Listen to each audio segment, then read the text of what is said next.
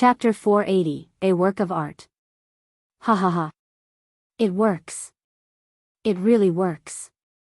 Yuan suddenly started laughing from sheer excitement when the flying daggers technique worked in the real world. Huh. Meifeng stopped cultivating when she heard his laughter and turned to look at the chair. Her eyes widened with surprise when she saw the kitchen knife she used for dinner floating above the chair, almost like a magic trick. However, unlike a magic trick, there were no invisible strings attached to the knife. Meifeng, look. It works. It's not just cultivation techniques. Even martial techniques from work in our world. Yuan said to her. Yes. I can see that. She mumbled in a dazed voice. A few moments later, the kitchen knife stopped floating and fell back onto the chair seat. Compared to, it's actually harder to control it. I should have sufficient cultivation base to use flying daggers flawlessly, but I am having difficulties controlling it, he said a moment later. However, it's not as though I don't have enough spiritual energy. Unlike using divine sense, it's not exhausting, so I think it's just a matter of inexperience. Once I practice some more, I should be able to use flying daggers more skillfully. Meifeng then said, if you can use flying daggers. I wonder if there are any other cultivators that have succeeded, or how many have succeeded. I'm sure many people have tried to use martial techniques when they realized that cultivation techniques worked in the real world, but whether you succeeded or not is a different story, he said.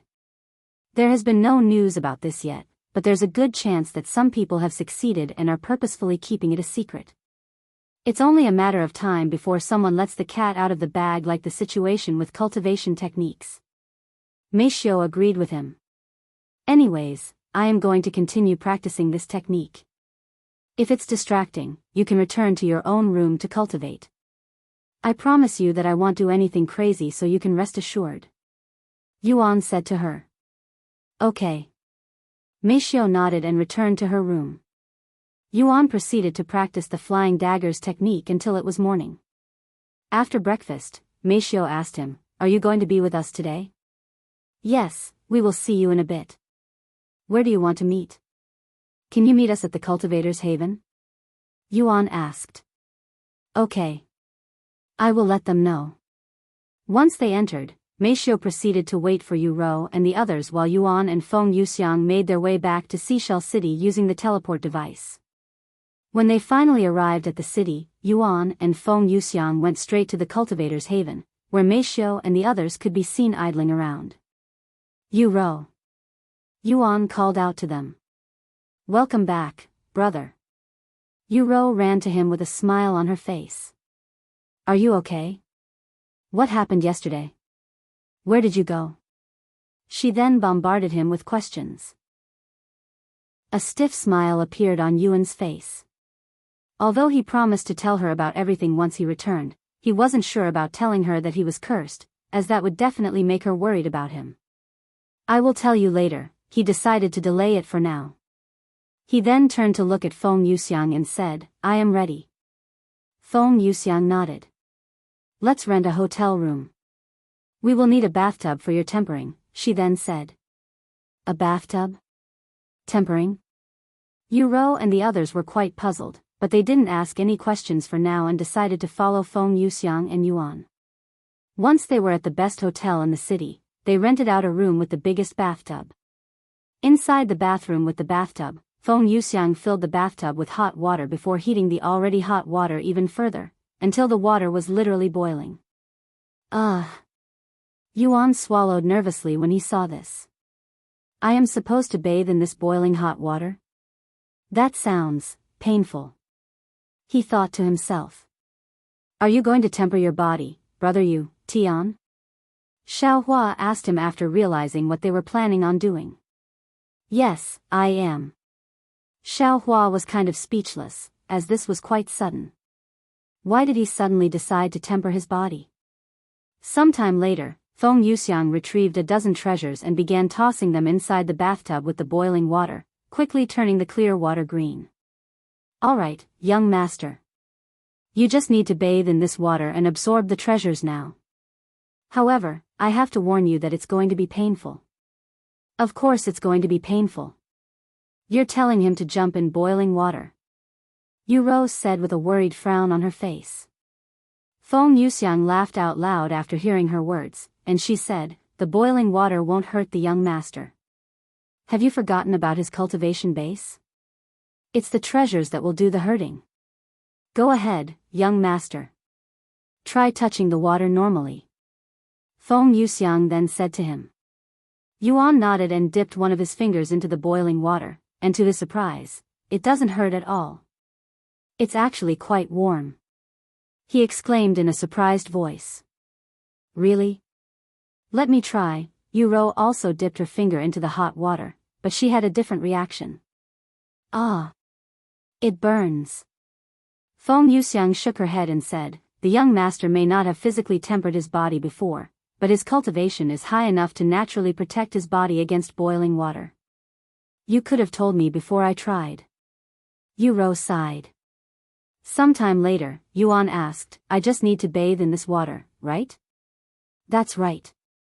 Feng Yuxiang nodded. Okay. Hearing her confirmation, Yuan started taking his clothes off in a nonchalant manner while everyone was present.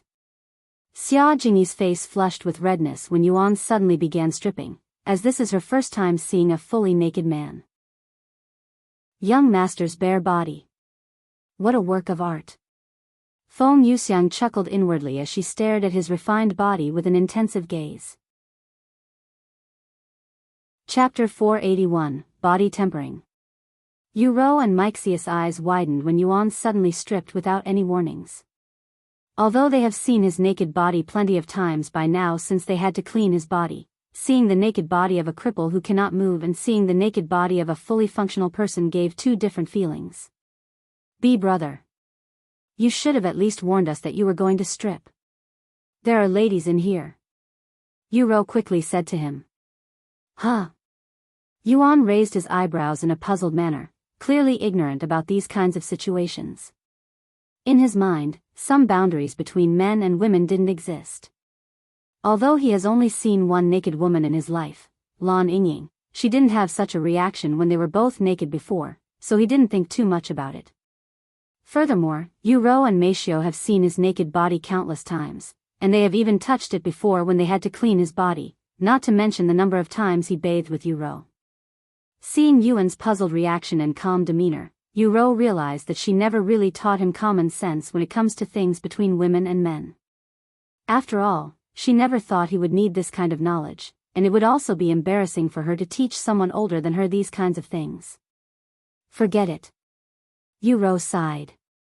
Sometime later, Yuan entered the bathtub and sat in the center in the lotus position. Despite the water still at boiling point, Yuan couldn't feel any pain, only comfort. I just need to cultivate and absorb the treasures in the water, right? Yuan asked while looking at Feng Yuxiang. Yes. Feng Yuxiang nodded. Okay. Yuan proceeded to take a deep breath before clearing his mind. He then started cultivating. However, the instant he started absorbing the treasure, he felt sharp pain all over his body, almost like there were swords and daggers poking his pores. Ah! Yuan cried out loud and immediately stopped absorbing the treasures, startling the people in there. Are you okay? Yu Rou asked him. This is painful. It's like I am being pricked by needles all over my body. He exclaimed. Feng Yuxiang then said in a calm voice, I warned you that it was going to be painful, young master. Body tempering isn't easy. There's a reason why there are so few body refiners in the cultivation world compared to ordinary cultivators, since many people cannot endure the pain. Are there any ways to lessen the pain at the very least? Yuan asked. Feng Yuxiang shook her head. Unfortunately, there are no easy ways out of this. You either endure it or give up. In fact, the pain will only intensify as you continue to temper your body. Yuan frowned when he heard this. However, as much as he wanted to give up, he needed to get rid of the curses. After taking a moment to calm down, Yuan tried to absorb the treasures again. The sharp pain quickly returned, and Yuan gritted his teeth to endure the pain. And just like Feng Yuxiang said, the pain only became worse the more he tried to absorb the treasures. What felt like needles poking at his body at first now felt like there were needles entering his body through every pore that was absorbing the treasures. The pain penetrated deeper and deeper in this body as time went on. Yuan had to give up a few times due to the intense pain, but he would eventually try again. Yu Rou and the others watched with nervous looks on their faces. Seeing Yuan in so much pain also made them experience imaginary pain all over their body. Feng, how long does it normally take to temper one's body? Yu Rou asked her. How long does he need to endure this? Feng Yuxiang looked at Yuan and said, since this is the young master's first time doing body tempering, I didn't use too many treasures, just enough to let him experience it. If he continues to absorb the treasures at his current rate, he should be done in a few hours. A few hours? Yu Rou was shocked. She expected this to last only a couple of minutes at most.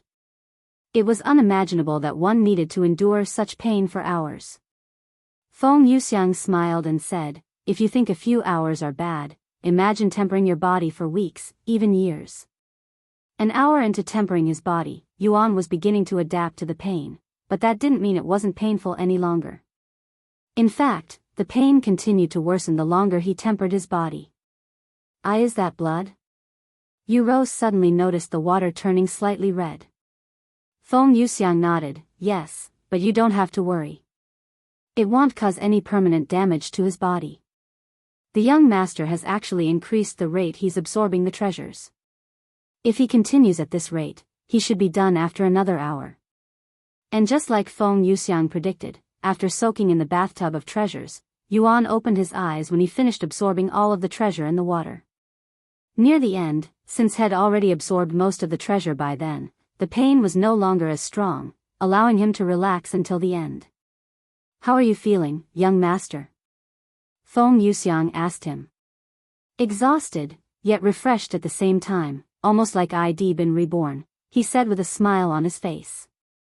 Congratulations on your first body tempering, young master, she said. Thank you. Yuan then stood up from the bathtub. However, the very next second, Xia Jingyi released a startled cry. Ah! Huh! Yuan turned to look at Xia Jingyi, whose face was fully flushed with redness, and she even had her hands covering her eyes. Yu Rou and Meixius' jaw dropped when they realized why Xia Jingyi reacted in such a manner. Be brother. Quickly, turn around. Yu Rou shouted at him in a panicked voice. What? Yuan became even more puzzled, and he turned to look at Feng Yuxiang. Young master. Feng Yuxiang cleared her throat and pointed at the area between his legs, her face slightly rosy as well. Seeing this, Yuan looked down at his body, and to his surprise, between his legs, there was something long and majestic pointing at the heavens. Chapter 482, Unable to Calm Down. What the? Yuan was surprised to see the thing between his legs suddenly grow in size and become as stiff as a rock, as this was his first time experiencing such a phenomenon. He turned to look at Feng Yuxiang and asked her in a calm voice, what's happening to my body? Is this also the effect of the treasures? I guess there was a treasure in there that improved one's stamina. Feng Yuxiang said in a stiff voice, mostly because she also didn't expect that it'd result in Yuan's precious area getting more stamina as well. Is this a bad thing or a good thing? Yuan then asked. I think it will be fine. It should calm down later. Feng Yuxiang said with a nervous look on her face, silently hoping to herself that it'd calm down by itself. Okay. Yuan believed her and got out of the bathtub. Yu Rou and Meifeng stared at Yuan's glistening body. Although they wanted to look away, they were unable to for some reason. Meifeng then noticed Xiaohua also staring at Yuan with a calm look on her face, yet there was a hint of intrigue within her innocent gaze. After drying his body, Yuan wore his clothes again, but it felt different than usual, even a little uncomfortable with the way his body is currently reacting. This is uncomfortable and is somewhat inconvenient to walk around, said Yuan with a slight frown on his face while looking at the obvious bulge between his legs. Feng Yuxiang swallowed nervously at the sight of the Yuan's bulge. Despite being over 100,000 years old, she had zero experience in these kinds of situations. You can try cultivating to calm it down. Feng Yuxiang then suggested. I will do just that. Yuan nodded, and he left the bathroom shortly after.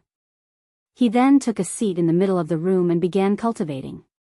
Of course, since he was sitting down, it made the bulge in his pants even more obvious. This is super awkward. Meifeng muttered in a low voice. Right? We have taken baths together for many years, so I have seen his naked body plenty of times, but I am still embarrassed by it. Yu Rou said in a somewhat bragging voice. Yu Rou suddenly turned to look at Xiao Hua, who started approaching Yuan for some reason. Once she stood in front of him, Xiao Hua squatted down and stared at the bulging area with a profound look on her face. What are you doing? Feng Yuxiang asked her in a dumbfounded voice. Xiao Hua then pointed at the bulge and said, Why is it like that? Xiao Hua has never seen anything like that before. Xiao Hua's innocent question left the others in the room speechless. Turns out there was another person that was clueless about these kinds of topics besides Yuan in their group. That is what happens when your body is overly excited. Feng Yuxiang gave her a brief explanation without going into depth. Don't worry, it will go away soon, she then added. Xiao Hua nodded and no longer paid attention to this phenomenon on Yuan's body. Sometime later, Xia Jingyi spoke in a low voice. Wow. The speed he's cultivating at is very astonishing. Is this because of his cultivation technique? I guess you can say that. Yu Rou nodded. After spending a little over an hour cultivating, Yuan suddenly stopped and opened his eyes.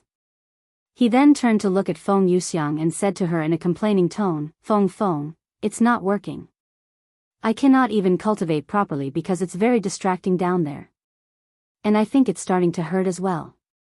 Feng Yuxiang began sweating when she heard this, and she wondered if the treasure was too powerful or if Yuan had absorbed too much of the treasure. After all, normal cultivators would only be able to absorb a portion of the treasure while letting the rest go to waste. If Yuan's godlike physique also allowed him to absorb more treasures than one normally could, it would make sense why his body hasn't calmed down yet. Feng, what exactly did you use for my brother's bathwater? Yu Rou decided to ask her. Feng Yuxiang showed a nervous smile and said, the treasure that's causing his condition is most likely the endurance yang root. It's a very popular treasure among male body refiners since it refines their muscles and boosts their endurance.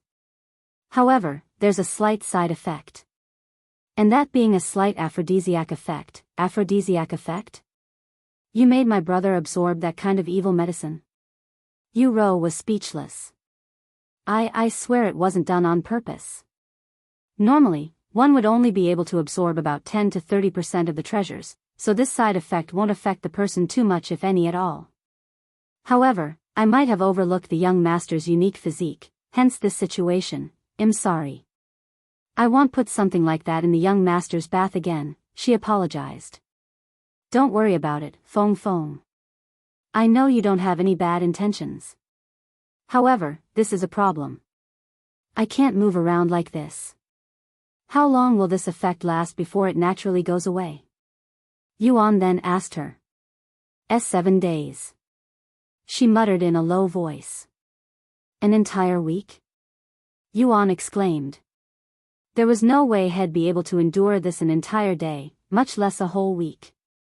Is there anything we can do to relieve it quicker? Yuan then asked. The room instantly turned silent, and the ladies turned to look at each other. Clearly, none of them wanted to be the one to tell him. After a moment of silence, Feng Yuxiang cleared her throat and spoke with her back straight, ahem. Since I am the reason the young master is in pain, I shall bear all responsibility. She then turned to look at Yuan and said with a bashful expression on her beautiful face, Please follow me to another room, young master. I will take care of it. Chapter 483, Relieving His Pain, contains mature content disclaimer, read at your discretion. You can skip this chapter without needing to worry about missing key information about the story. Wait just a minute. Yu Rou quickly stopped them. Is there something wrong? Feng Yuxiang asked her. Of course. Everything is wrong. What do you think you're going to do to my brother's pure body? Obviously, I am going to help him relieve his pain. Feng Yuxiang spoke in a calm voice and acted as though it was natural. And she continued, unless you want to help him instead. Feng Yuxiang narrowed her eyes at Yu Rou, who trembled at the thought of relieving Yuan. Nonsense. I am his sister. You're asking for the impossible. She quickly refused. Yu Rou then turned to look at Meifeng and said, Meifeng, you do it. I trust you with Brother Tian's body more than I trust Feng, after all. What? Meifeng looked at her with wide eyes and even took a step back from shock. Why you want me to? I don't think I can do something like that. Meifeng quickly shook her head and refused. Even though she had touched Yuan's divine sword before, it was necessary to clean him, and it wasn't done with any vulgar intentions. Furthermore, she was too embarrassed to do it knowing there are people waiting for her to relieve him. If she was alone with Yuan, perhaps she might reconsider. See? If nobody is willing to relieve the young master, I will have to be the one to bear this responsibility. Feng Yuxiang said with a quick shrug and a somewhat smug look on her face. Xiaohua can help Brother Tian. Xiaohua suddenly offered her assistance. The others looked at her with raised eyebrows. Regardless of her real age, letting someone like Xiaohua deal with this situation would cause outrage if known. Furthermore, Xiaohua was as innocent as Yuan herself when it came to this topic, so even if they allowed her to help him, she wouldn't know what to do. It's okay, Xiaohua. Let the adults bear this responsibility. Feng Yuxiang said to her. Meanwhile, Yuan was absolutely clueless as to why they were arguing about this, as he just wanted to relieve this pain between his legs, so he didn't care who had to do it. Let's go, young master. Feng Yuxiang said to him. Feng. Don't go overboard. Yu Rou warned her with a serious frown. Feng Yuxiang nodded before going to another room with Yuan, closing the door behind them. The place quickly turned dead silent. I can't believe this is happening. Xia Jingyi mumbled in a dazed voice after a moment of silence. I am going to go out and get some fresh air. Yu Rou said. I will come with you. Meifeng followed her outside. Xiaohua looked at them with her eyebrows slightly raised, unable to comprehend why they were unhappy about Feng Yuxiang helping Yuan relieve his pain. Meanwhile, inside the bedroom, Feng Yuxiang cleared her throat before speaking. Young master, please take off your clothes, just the lower part is fine. Yuan nodded and obediently removed his pants. Although it felt a little weird, he didn't think too much about it, since this was only to cure his condition. After taking off the lower part of his clothes, Yuan sat on the edge of the bed with his sword standing upright. Young master, I am only doing this to help your condition, so excuse me in advance for touching your body. Feng Yuxiang said as she kneeled in front of Yuan. Seeing Feng Yuxiang kneeling right in front of him, Yuan raised his eyebrows, and his heart began beating faster for some reason. After taking a deep breath, Feng Yuxiang moved her hands towards the stiff rod located directly between Yuan's legs. Yuan immediately felt a chill go down his back when he felt Feng Yuxiang's soft hands touching his thing. Feng Yuxiang's body also trembled when her hands touched Yuan's hot rod, feeling it twitching in her hands. Once she had a good grip on Yuan's rod, Feng Yuxiang began to gently move her hands in a stroking motion. Yuan was baffled by what Feng Yuxiang was doing to his body, as this was completely new to him. However, as weird as it looked, it actually felt incredibly pleasurable, so Yuan didn't stop her and allowed Feng Yuxiang to continue. How does it feel, young master? Feng Yuxiang asked him in a nervous voice a few minutes into their session. Never could she have imagined that she would one day use her hands to please a man in such a manner, a human, too. I don't know. It feels good, but it also hurts a little, mostly when you move your hands down, he gave her his honest feedback. It does look a little dry. Feng Yuxiang mumbled in a low voice. However, there was no water around her, and she didn't want to leave the room to get some water now that they were in this kind of situation. After pondering for a moment, Feng Yuxiang decided to use her saliva. Young master, I am going to use my saliva to get rid of the dryness. It'll most likely stop the pain, she then said to him. Oh okay. Yuan nodded despite the weird idea. Once she had his approval, Feng Yuxiang moved her mouth closer to his rod before spitting some of her saliva onto it. Once it was soaking wet with her saliva, Feng Yuxiang continued to massage Yuan's rod. What about now? Feng Yuxiang asked him a moment later. It feels much better. I don't feel the pain anymore, he said. Then I will move a little faster. Feng Yuxiang started stroking his rod faster. A few minutes later, Yuan felt an indescribable feeling shock his body. I need to go to the bathroom. He quickly said to Feng Yuxiang after realizing what this feeling was. However, Feng Yuxiang said, It's okay, young master. Just let it out here. I will clean it up later. Are you sure? Yuan was baffled by her answer. Yes, she confirmed. A moment later, Yuan could no longer hold this feeling back and gave up on trying. The next second, Feng Yuxiang shouted in a startled voice when a burst of white substance shot out from Yuan's rod and went straight onto the wall a few meters behind her. However, it didn't stop after the first shot, and it continued shooting out the white substance, splattering the wall with white stuff all over. Yuan's body collapsed onto the bed after releasing everything, feeling incredibly exhausted afterward. Feng Yuxiang looked at her hands that were also stained with Yuan's sticky white stuff with a dazed look on her face. She then looked at Yuan's rod, and to her surprise, it was still as stiff as a rock. Why, young master? Looks like we'll have to do this a couple more times before you release all of your excess energy. Feng Yuxiang said to him. Is this really going to help? Yuan asked her a moment later. Yes, but since the treasure you absorbed was quite powerful, it'll take some time before we can fully relieve it. Okay. Sorry for the trouble, Feng. Yuan said to her with an innocent look on his face. Seeing Yuan's innocent expression, Feng Yuxiang felt incredibly guilty for some reason even though she was trying to help him. Sometime later, Feng Yuxiang continued helping Yuan release his excess energy. As for Yuan, since he recently climaxed, his rod was more sensitive than before, allowing him to feel the pleasure from Feng Yuxiang's hands even more. Author's note: I know this novel has been pretty PG rated up to this point, and this chapter just went up a level. I have yet to decide whether I want to make this novel more mature or keep it PG, so I want some feedback. Let me know your thoughts in the comments. Even if I decide to make this novel more mature, it won't be as mature as Dual Cultivation if you have read it before. Just some flavor here and there to spice the novel up a bit, I guess. Do you want more mature scenes like this or no? Why and why not? I know the character development is slow, but Yuan will eventually grow up, and keeping him innocent forever isn't realistic even for a fictional novel. Therefore, let me know your thoughts in the comments. Cheers. Chapter 484, A Secret. Yuan laid on the bed while breathing heavily. Okay, young master. I am done. Your condition has finally been relieved. Feng Yuxiang said to him as she stood up. After spending a few hours in the bedroom, Feng Yuxiang has managed to extract a week's worth of excess energy from Yuan's body, who'd absorbed too much treasure from his body tempering.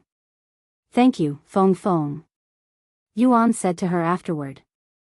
I am merely doing my job as a servant, young master.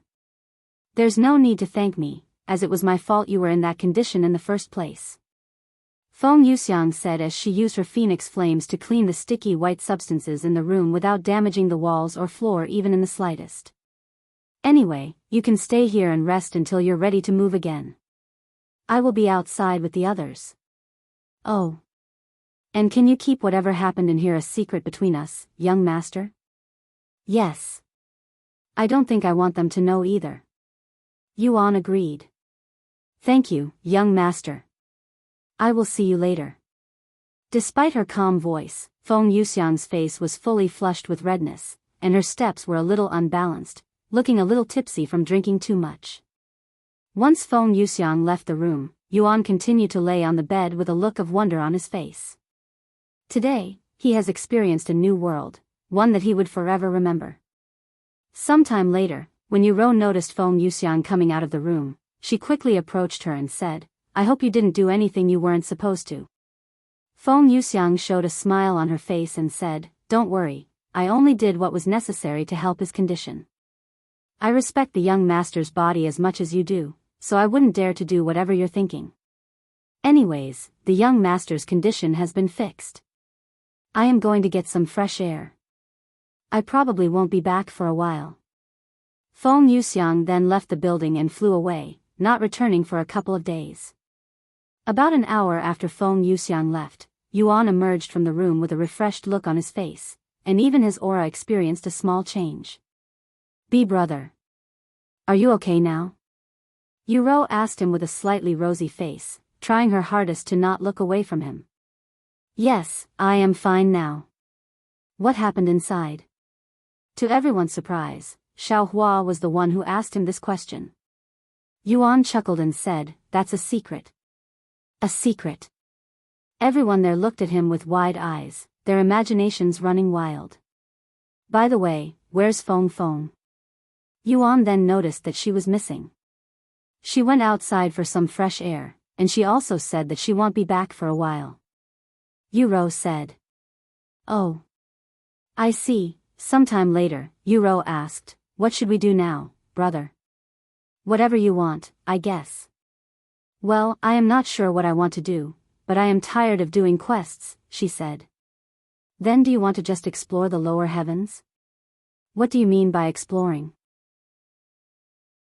"Do we just walk around?" Yuan nodded, "Yes. We don't need to do anything special, just travel around the world like we're going on a massive trip. I want to see as much of the lower heavens as I can before I move up to the next realm." "A journey around the world, huh? That does sound like a good idea." Yu Rou nodded. "What about you, Jingyi? You don't have to follow us if you don't want to." "I don't mind following along. Besides, I don't really have anyone else to play with, and I also enjoy being with you guys," she said. "Okay. Then it's decided. Let's go on a journey. Do you have any destination in mind?" Yu Rou then said to Yuan. "Not really. I was going to ask Feng Feng to see if there were any cool places we could go in the lower heavens. What about you, Xiao Hua? Do you know of any places like that?" Xiao Hua shook her head. "I can look online and see if there are any places like that," Yu Rou suddenly said. "Okay. Let's also wait for Feng Feng to return before we leave," Yuan said. They proceeded to walk around the city until it was late and had to log off for dinner. After dinner, Meifeng asked, "Yuan, do you want a shower tonight? You released a lot of sweat today." "Okay," he said. Meifeng then carried Yuan into the bathroom with the wheelchair, and just as Meifeng prepared to remove her clothes so it doesn't get wet, she remembered that Yuan could see again with his divine sense, so she restrained from going inside the bathroom naked like she normally would. After rinsing his body with some warm water, Meifeng began scrubbing his body with her soapy hands. When she reached his lower area, Meifeng paused her movements momentarily after recalling what happened today. A moment later, she started cleaning Yuan's cute thing that was a contrast to what she saw earlier today. When Yuan felt Meixia's soft hands touching this area, Yuan couldn't help but remember what Feng Yuxiang did to him, and his body naturally reacted with an erection. Meifeng swallowed nervously when she saw this, and she tried her best to clean it with a clear mind. However, Yuan suddenly asked her, "Meifeng, I thought my body only reacted like this because of the treasure, so why is it like this now? Did the treasures from the game affect my real body too?" Meifeng was left speechless by Yuan's innocent question and wasn't sure how she should respond to him. Should I just tell him? As much as she wanted to avoid this topic, Meifeng knew that it was impossible and that he would have to learn about it eventually, and keeping such important knowledge from him would only hurt him in the long run, especially since his body is recovering. Therefore, Meifeng has decided to teach Yuan what it means to be a man and why his body reacts the way it does. Chapter 485, What It Means to Be a Man. Meifeng closed her eyes and took a couple of deep breaths before opening them with a resolute expression on her beautiful face. Yuan, I know none of this is your fault because of how the Yu family raised you, but you're too innocent and ignorant for someone your age. You're already 18, an adult. You cannot continue living like this, especially since you'll eventually recover from your condition. Meifeng said to him in a sighing voice. What do you mean? Yuan asked her in a nervous voice. You have been playing instruments since the day you entered the Yu family, and that is all the Yu family has ever taught you, ignoring your common sense and other important knowledge. You were also crippled at a very young age, even going into isolation, which limited your knowledge even further. I am trying to say that you're missing a lot of common sense. After a moment of silence, Yuan spoke in a low voice. Then what am I supposed to do? Meifeng then said, you don't have to do anything, Yuan, because I will help you. I will give you the knowledge that the Yu family didn't care to give you, what it means to be a man. Meifeng then looked at his stiff rod and continued, let's start with this. Yuan's body trembled slightly when Meifeng suddenly touched his stiff area, but the way Meifeng held it felt a little different than usual. The condition you're in right now is called an erection. It happens when your body is stimulated with excitement, and most of the time, it is sexual excitement that causes it to react in such a way. Sexual excitement? What is that? Yuan asked, as he never really had the chance to experience it for himself because he would only focus on music almost all of the time. Furthermore, besides Meifeng, Yu Rou, and the servants working in the Yu family, Yuan barely had any contact with females. Sexual excitement is when you feel aroused, Meifeng explained to him. It's a natural feeling of desire you get for the opposite gender when you're interested in them, or whoever you want to embrace. I don't understand that feeling. Yuan sighed. It's okay. You don't have to understand it now. You just need to be aware of it. Meifeng said. And she continued, now, whenever one feels aroused, their body will react a certain way, and when it comes to men, the thing between their legs will react the way your body is currently reacting. Of course, there are other situations that could make your body react in such a manner, but most of the time, it's arousal. I see. Is that why my body is acting like this? Because I am aroused? Yuan asked in an innocent and calm voice. Well, only you can really tell. Meifeng said. Yuan then said, when you touched that area, my mind would remember what Feng Feng did to me to help me relieve it, and my body started to feel warmer. What Feng Feng did to you? Meifeng raised her eyebrows. Well, I cannot give you any details since I promised Feng Feng that I'd keep it a secret, but she used her hands like you. Yuan said in a slightly embarrassed voice. I see. Meifeng could imagine what had happened between Feng Yuxiang and Yuan after he just said. Although you may not understand the feeling of arousal, your body can be naturally aroused even if you don't know it yourself, and that is most likely what is happening now. Then how can I get rid of this feeling? Yuan asked. That feeling will naturally go away if you stop thinking about it, Meifeng said. The reason it didn't go away before was because of a medicine that affected your body, so it wouldn't calm down until you used the other method to calm it down. That method? Yuan mumbled. Yes, it's most likely what Feng Feng did to help you. Yuan swallowed nervously, and he asked, does it matter which method one uses? After a slight pause, Meifeng said, yes, it does. Although one can ignore their arousal and let it calm down naturally, that feeling doesn't actually go away very effectively and will eventually build up. And as it continues to build up, it could affect one's mind negatively and make them do things they normally wouldn't do, which is also called sexual frustration, so one should use the second method to relieve themselves once in a while. Meifeng then looked at Yuan's rod that was in her grasp, and she continued, now that you have learned about arousal, you'll most likely be experiencing them more often. What? Is that how it works? Yes, it is. Especially since you're at that age. I see.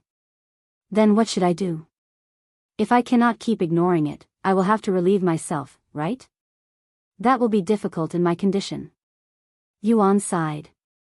Meifeng took a deep breath before speaking, don't worry, Yuan. I will do it for you. Eh? Really? Are you sure? Feng acted weird afterward when she did it for me, so I thought she didn't like it. I don't want you to do something you don't like. Feng acted weird not because she didn't like it, it was because she was embarrassed. Normally, a woman won't willingly do something like that if she didn't like the person, and nobody forced her, so she definitely didn't mind it. Meifeng said. Furthermore, I was trained to relieve you if you ever needed it. Meifeng said inwardly, as she didn't dare to tell him out loud. I see. It's relieving to know that she didn't hate it. Yuan released a sigh of relief. Seeing Yuan's good-natured character, Meifeng felt something weird in her heart. Then let me relieve you now. You have been naked long enough. If we stay like this any further, you might catch a cold.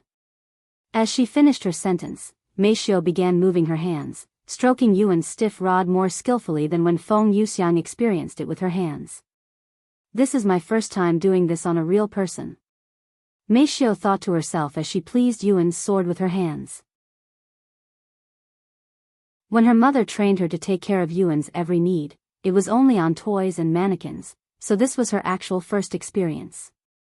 A few moments into their session, Yuan's body could already feel the difference between Meifeng and Feng Yuxiang's hand techniques, and that difference was quite vast, almost like heaven and hell.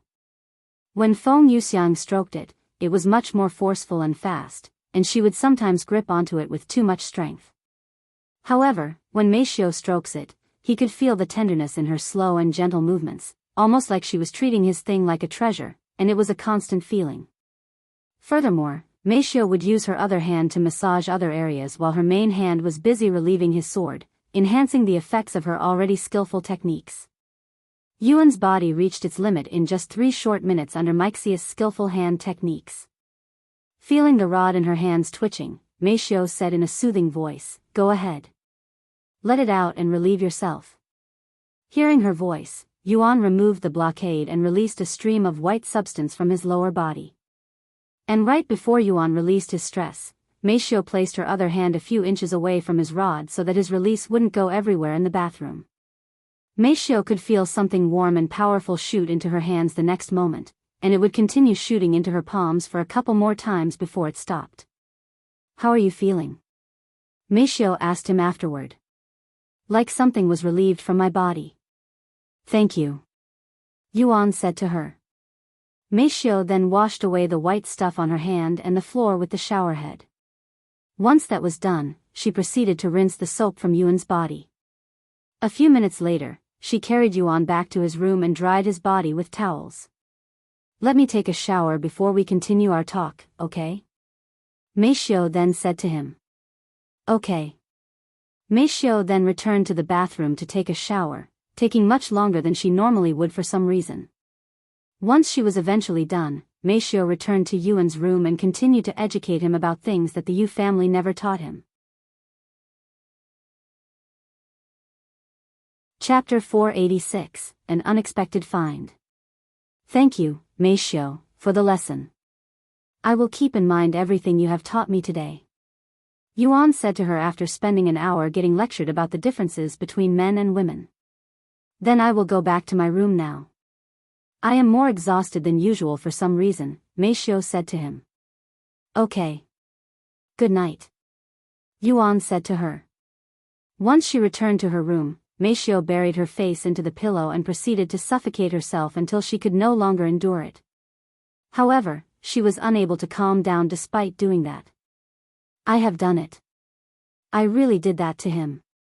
Meifeng cried inwardly, recalling what she'd done to Yuan inside the bathroom. Although she'd expected to do such things and even more before for Yuan when she was being trained by her mother, that was years ago, and they were no longer in the Yu family.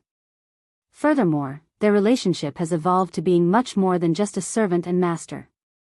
Meifeng would proceed to spend the entire night thinking about how she should act when around Yuan.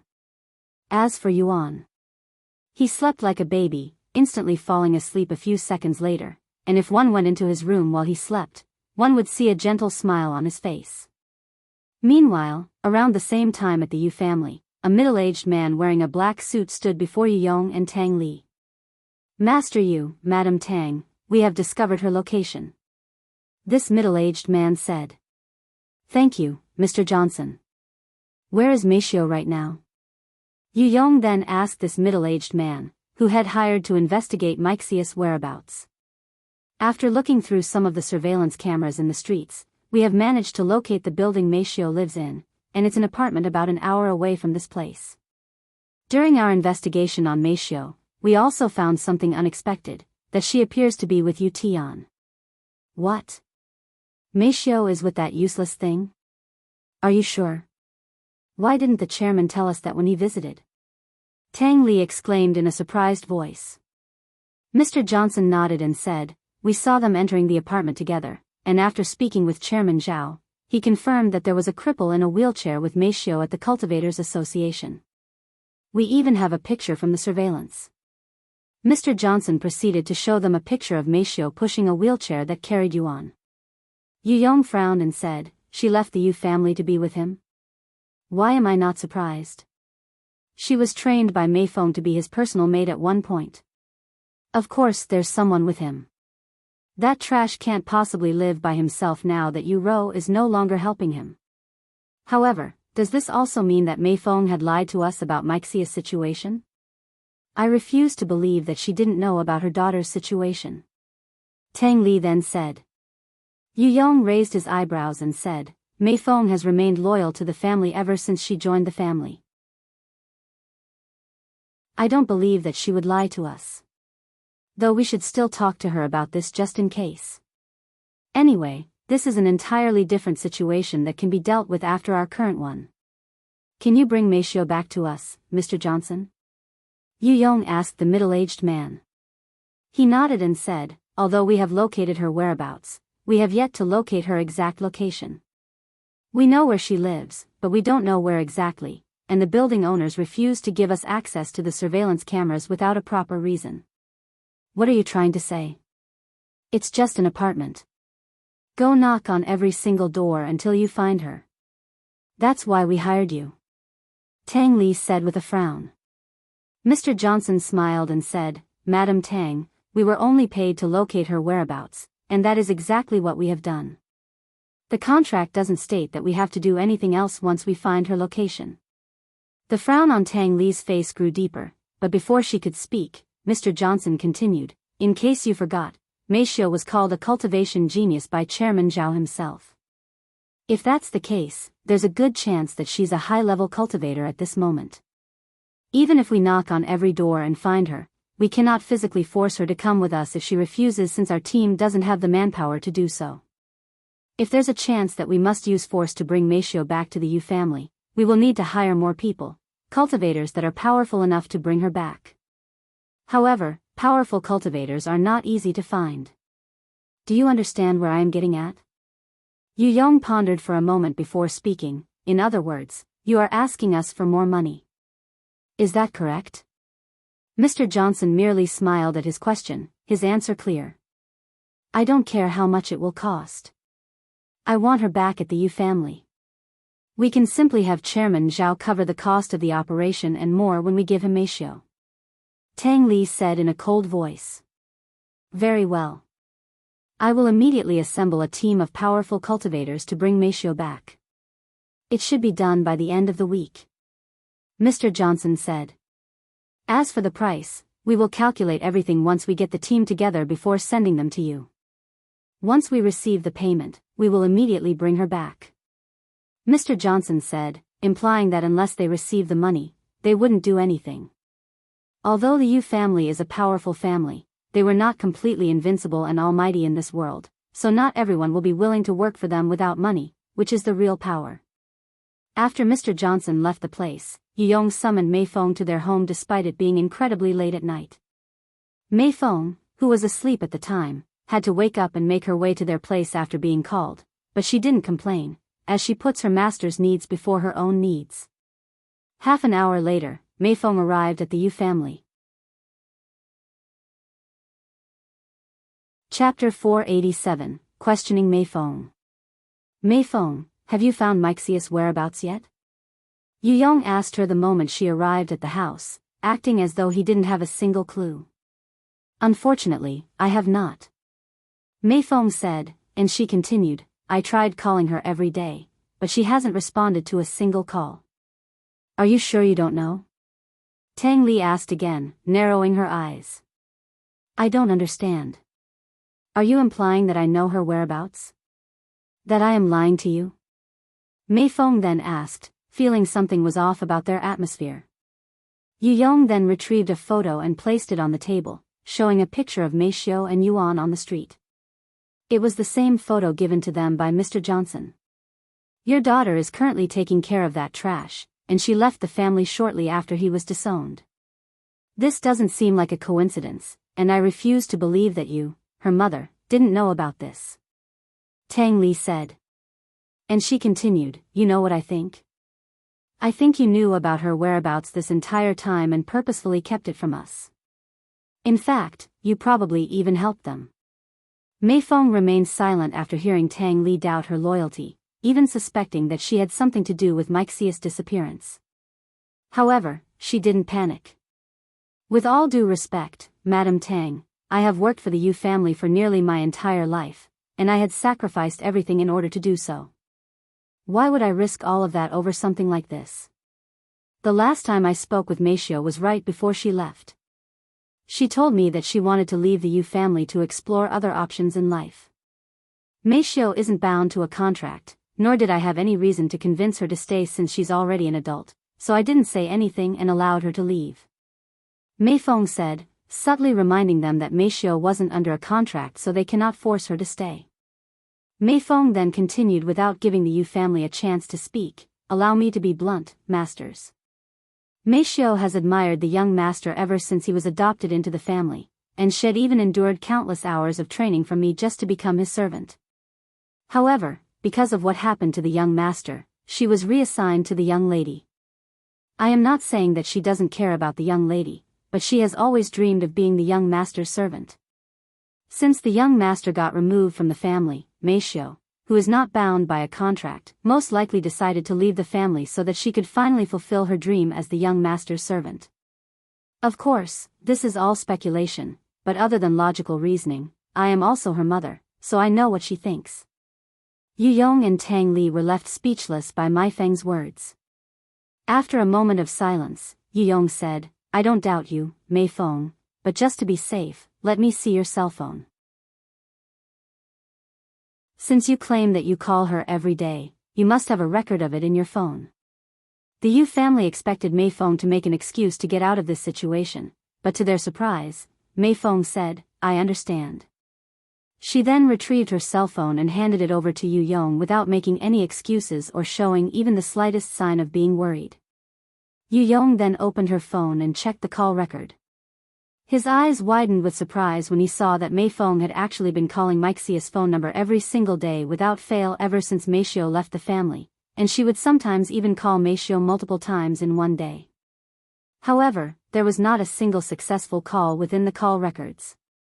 I apologize for doubting you, Meifeng. Really? If what offended you, please forgive us. Yu Yong immediately apologized to her. Yu Yong valued Meifeng's loyalty and presence in the Yu family very highly, probably only second to his own wife. This is mostly because of Meifeng's contribution to the Yu family throughout the years. It could be said that without Meifeng assisting them, their family wouldn't have survived for this long. While Yuan have boosted their wealth to a significant amount, they have always been rich. However, Meifeng had helped them stabilize their position within the entertainment industry and much more, hence why Yu Yong couldn't afford to anger or offend Meifeng. Even though Meifeng was under a contract with their Yu family, she could actually leave the family if she truly tried, and Yu Yong couldn't afford to lose someone like her, especially not when the entire world was changing at a rapid pace because of the cultivation craze. I am neither mad nor offended, just slightly disappointed that I don't have all of your trust just yet, Meifeng said. Don't worry. You have my complete trust starting now. Yu Yong reassured her.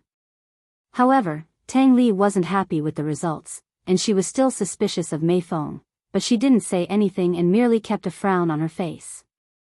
Meifeng then asked, if you don't mind me asking, why are you so fixated on finding Meishio? Yu Yong sighed and decided to tell Meifeng everything. To tell you the truth, we're not really the ones who are looking for her, it's Chairman Zhao, the current chairman of the Cultivators Association.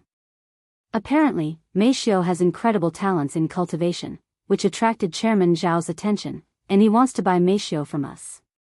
What? Meifeng's eyes widened upon learning the truth, showing a little surprise for the first time.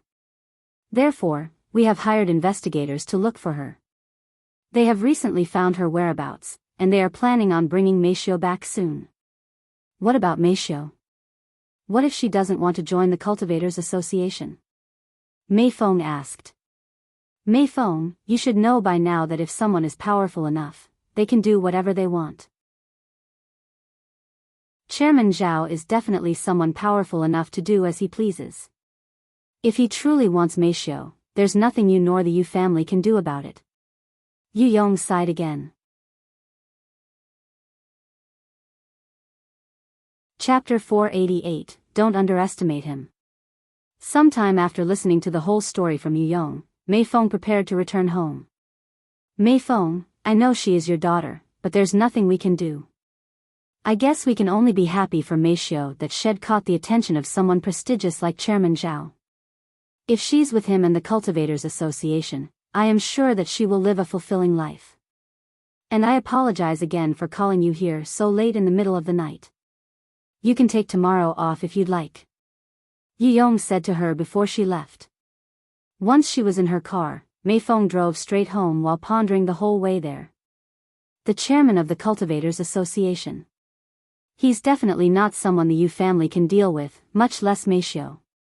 This is troublesome. After returning home, Meifeng went straight to the locked drawer beside her bed.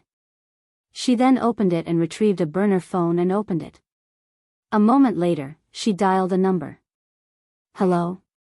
Meifeng answered the phone call quicker than Meifeng had expected since it was way past midnight. Why are you up so late at night? Meifeng asked her. I can ask you the same. Why are you calling me so late at night, mother? You've gotten a lot more courageous since you left the Yu family, to the point where you even dare to talk back to me, Meifeng said. Anyways, let me get straight to the topic. Are you aware how much trouble you're in right now? Trouble? What are you talking about? Meixia's puzzled voice resounded. Do you remember when I told you that Chairman Zhao from the Cultivators Association had contacted the Yu family? Well, the Yu family has hired investigators to find out your whereabouts, and they have learned about the apartment. However, that's not even the worst part. They know about the young master as well. What? Meifeng exclaimed in a surprised voice. The Yu family went out of their way to hire investigators to look for her? Just how desperate are they trying to recruit her to the Cultivators Association? Even if they know about our location. Does it really matter? I am no longer with the Yu family, nor do I want to join the Cultivators Association. It's not like they can force me either. Meifeng said. Meifeng sighed. You are underestimating the world of adults and how influential some people are, Meifeng. There are some people out there who are so powerful that you have no choice but to agree. As for the Yu family, they will make you return to the family whether you like it or not, and they will sell you to the Cultivators Association. In fact, the investigators are already preparing a team of cultivators to force you to return to the family. What? What should I do? I cannot leave Tian's side now. Meifeng said. You can move out of that apartment before they get you, but that will only delay them since they will eventually find you again, and it won't be easy moving in the street without being seen when you have to travel with the young master in his condition. Therefore, you can only confront this matter from the front.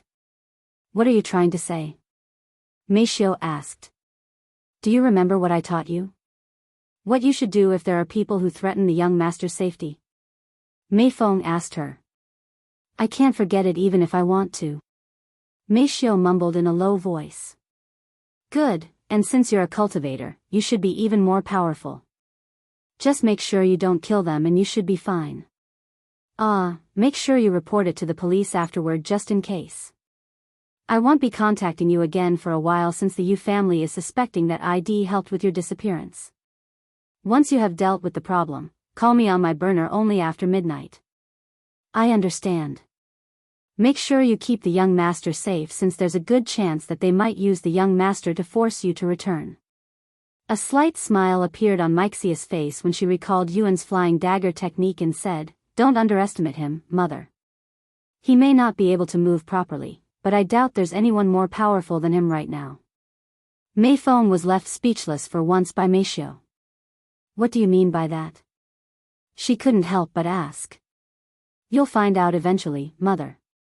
Anyway, I am going to get some sleep. You should too. Good night." Meishio closed the connection before Meifeng could even respond.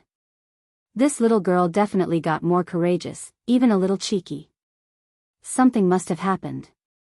Meifeng mumbled to herself before lying on her bed and falling asleep. Meanwhile, Meishio laid on the bed and stared at the ceiling with a dazed look on her face.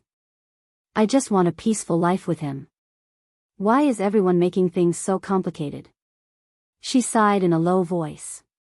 After a moment of silence, she muttered in a cold voice, "I won't let anyone take him away from me now, no matter who they are." Meishio then fell asleep for 2 short hours before waking up to prepare breakfast. "Good morning, Meishio." You look tired. Did you not get enough sleep yesterday?" Yuan greeted her while using his divine sense. "Yuan, I have some bad news," she said. "What happened?" Meishio sighed and said, "It's the Yu family. They hired investigators to find me, and they now know about our location. Including the fact that you're with me."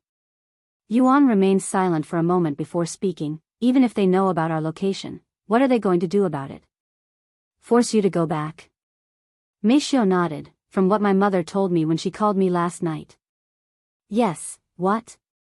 How is that even legal?" Yuan exclaimed. "Well, it's not, but when you're powerful and influential like the Yu family and the fact that they're supported by the chairman of the Cultivators Association, there's really pretty much nothing they cannot get away with as long as it isn't mass murder." Meishio sighed. Chapter 489, More Kitchen Knives. "That's unfair. If they don't need to follow the rules because they are powerful, then this is no different than the cultivation world." Well, if you really think about it, the cultivation world and this world are pretty similar in some aspects, especially if you're rich and powerful. Meishio said. Yuan sighed. "What should we do then? Move?" he asked a moment later. "I asked the same, but my mother said there's no point since they will find us again sooner or later." Miss Meifeng? Then what did she suggest? "She told us to confront them." "Confront them? How?" "By chasing them away, I guess." "What? She wants us to chase them away? Is that even possible?" "I will try." "Don't tell me you're going to fight them?" After a moment of silence, Meishio said, "If it gets to that point, but you don't have to worry about me because I can protect myself just fine. I am more worried about you since you are vulnerable in that condition." "Even if you say that, anyway, even if they are targeting me, it is my job to take care of you, and I won't be able to do that if they take me away from you." Yuan sighed. "Looks like we won't be able to play with Yu Rou and the others until this is all over." "I will have to apologize to her later," he said a moment later. "I will stay out here just in case they knock on the door." "Okay." After breakfast, Yuan entered. "Morning, brother." "Where's Meishio?" Yu Rou and Xia Jingyi greeted him. "She won't be on today. Actually, we won't be able to play for the next few days." "What? Why? Did something happen?" Yu Rou frowned. Yuan nodded and said, "The Yu family hired investigators to find us, and they are now planning on forcing Meishio back so that she could join the Cultivators Association." Yuan explained the situation to them.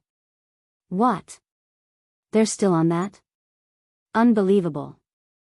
How can they treat Meishio like that? I am going to speak with my parents later." Yu Rou exclaimed in an angry voice. Xia Jingyi was shocked. This was her first time hearing about their situation, too. "Do you want me to talk to my parents about this? We can probably do something about them entering the apartment." Xia Jingyi said. Yuan shook his head and said, "It's okay, I am sure we will be fine, and I don't want to drag your family into our trouble." "Okay, but give me a call if you ever change your mind."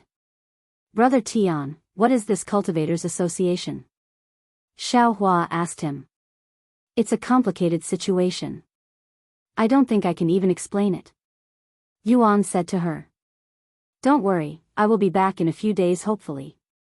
Until then, you guys can play without us. I don't think we can play in peace knowing that you're in trouble." Yu Rou sighed. "Stay safe. I will still let my parents know so that they can keep watch, but they won't intervene unless absolutely necessary," Xia Jingyi said. "Thank you." Yuan nodded. "What are you going to do in the meantime?" Yu Rou then asked. "Well, we're going to see what they're going to actually do. Until then, I really cannot say." "Okay. Keep us updated," Yu Rou said. Sometime later, Yuan logged off the game. Yu Rou and Xia Jingyi also logged off shortly after since they were no longer in the mood to play. "I have told Yu Rou and Xia Jingyi about the situation," Yuan said to Meishio afterward. "Now we just wait, huh?" Meishio sighed.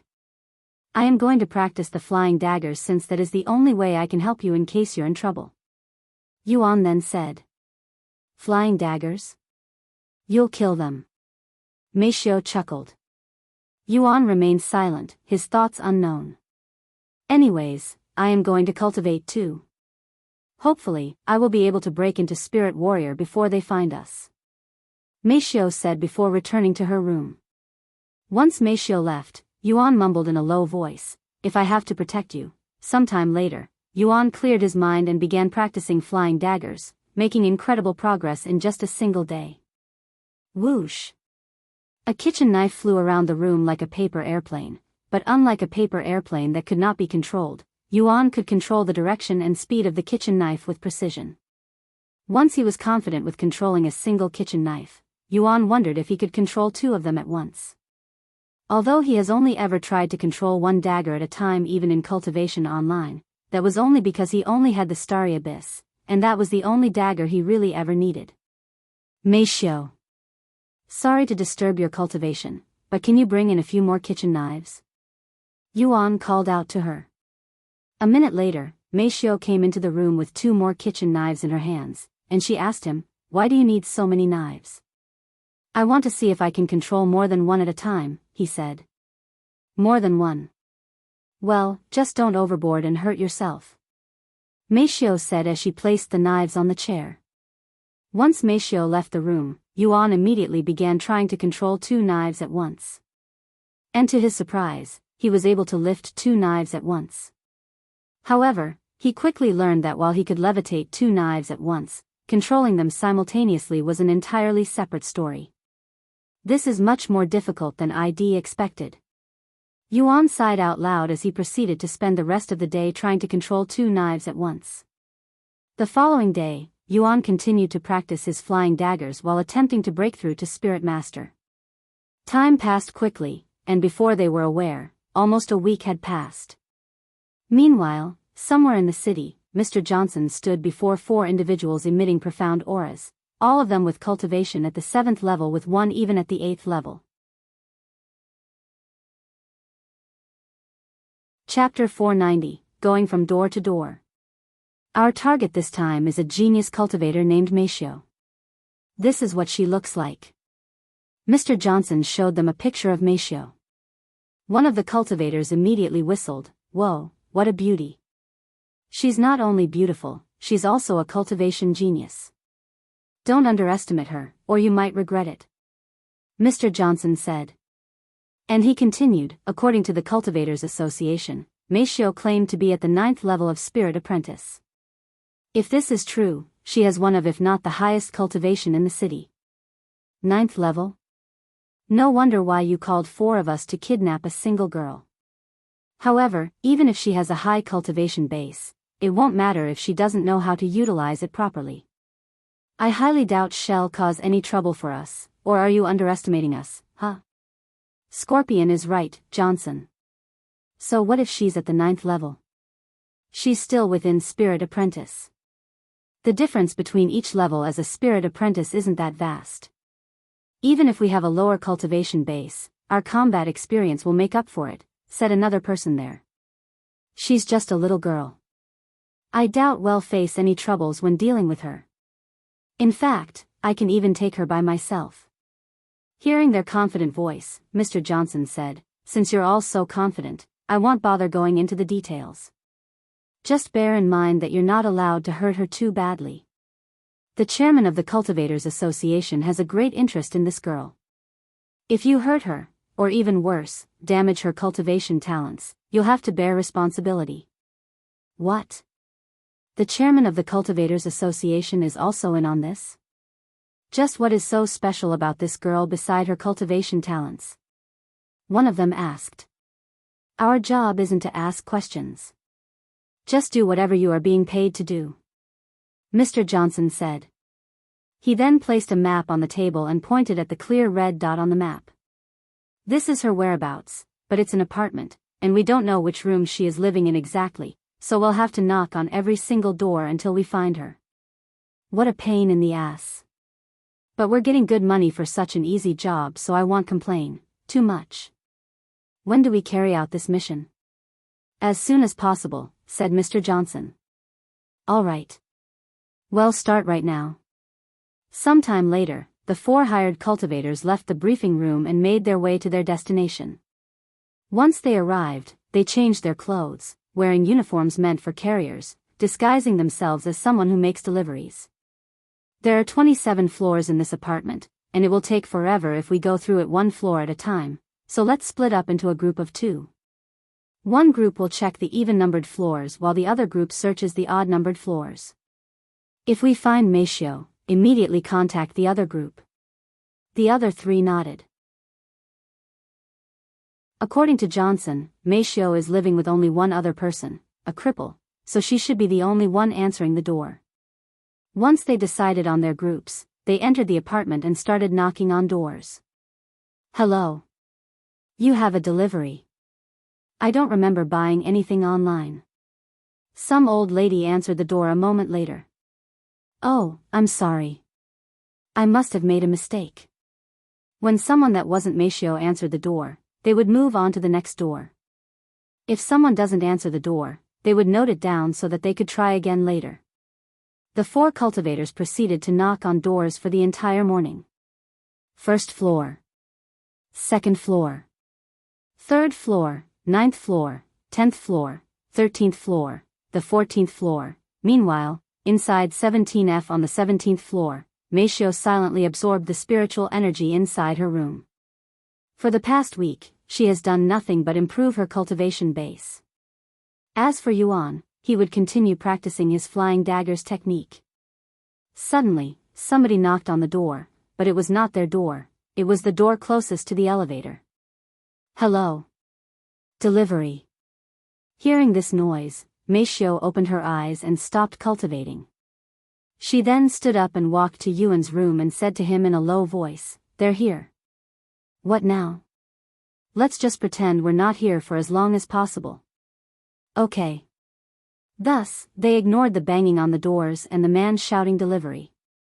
The knocking on the door continued for another minute until it stopped. However, the knocking returned a few moments later, but it was still not their door. This continued until the knocking eventually reached their door. Hello. Delivery. A minute later, the knocking stopped.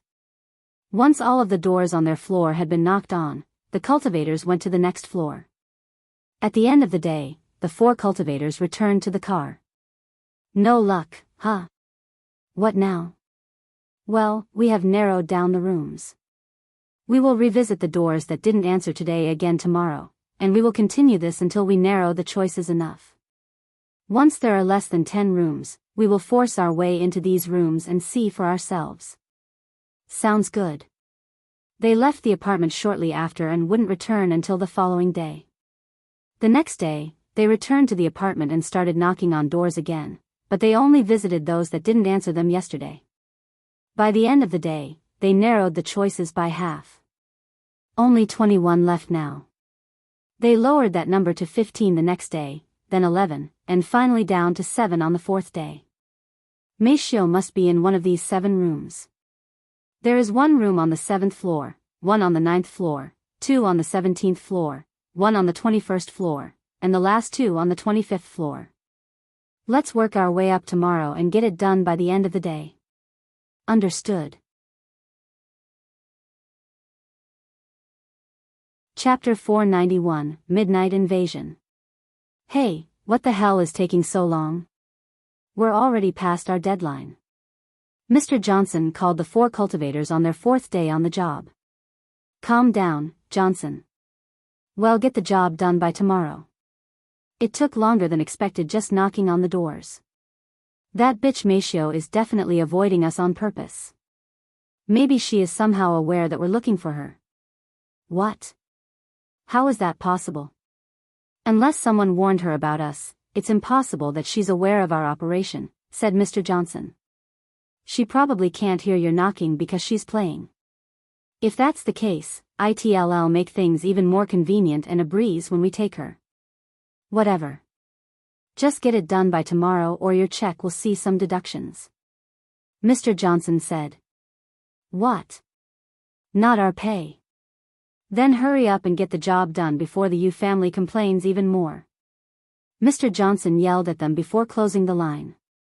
You heard him. We better finish tomorrow or our salary will suffer. If that's the case, why don't we do it tonight? It'll be much easier to kidnap someone at night. You're right. Let's just finish it tonight. Once everyone agreed on finishing the job tonight, they went to prepare for it.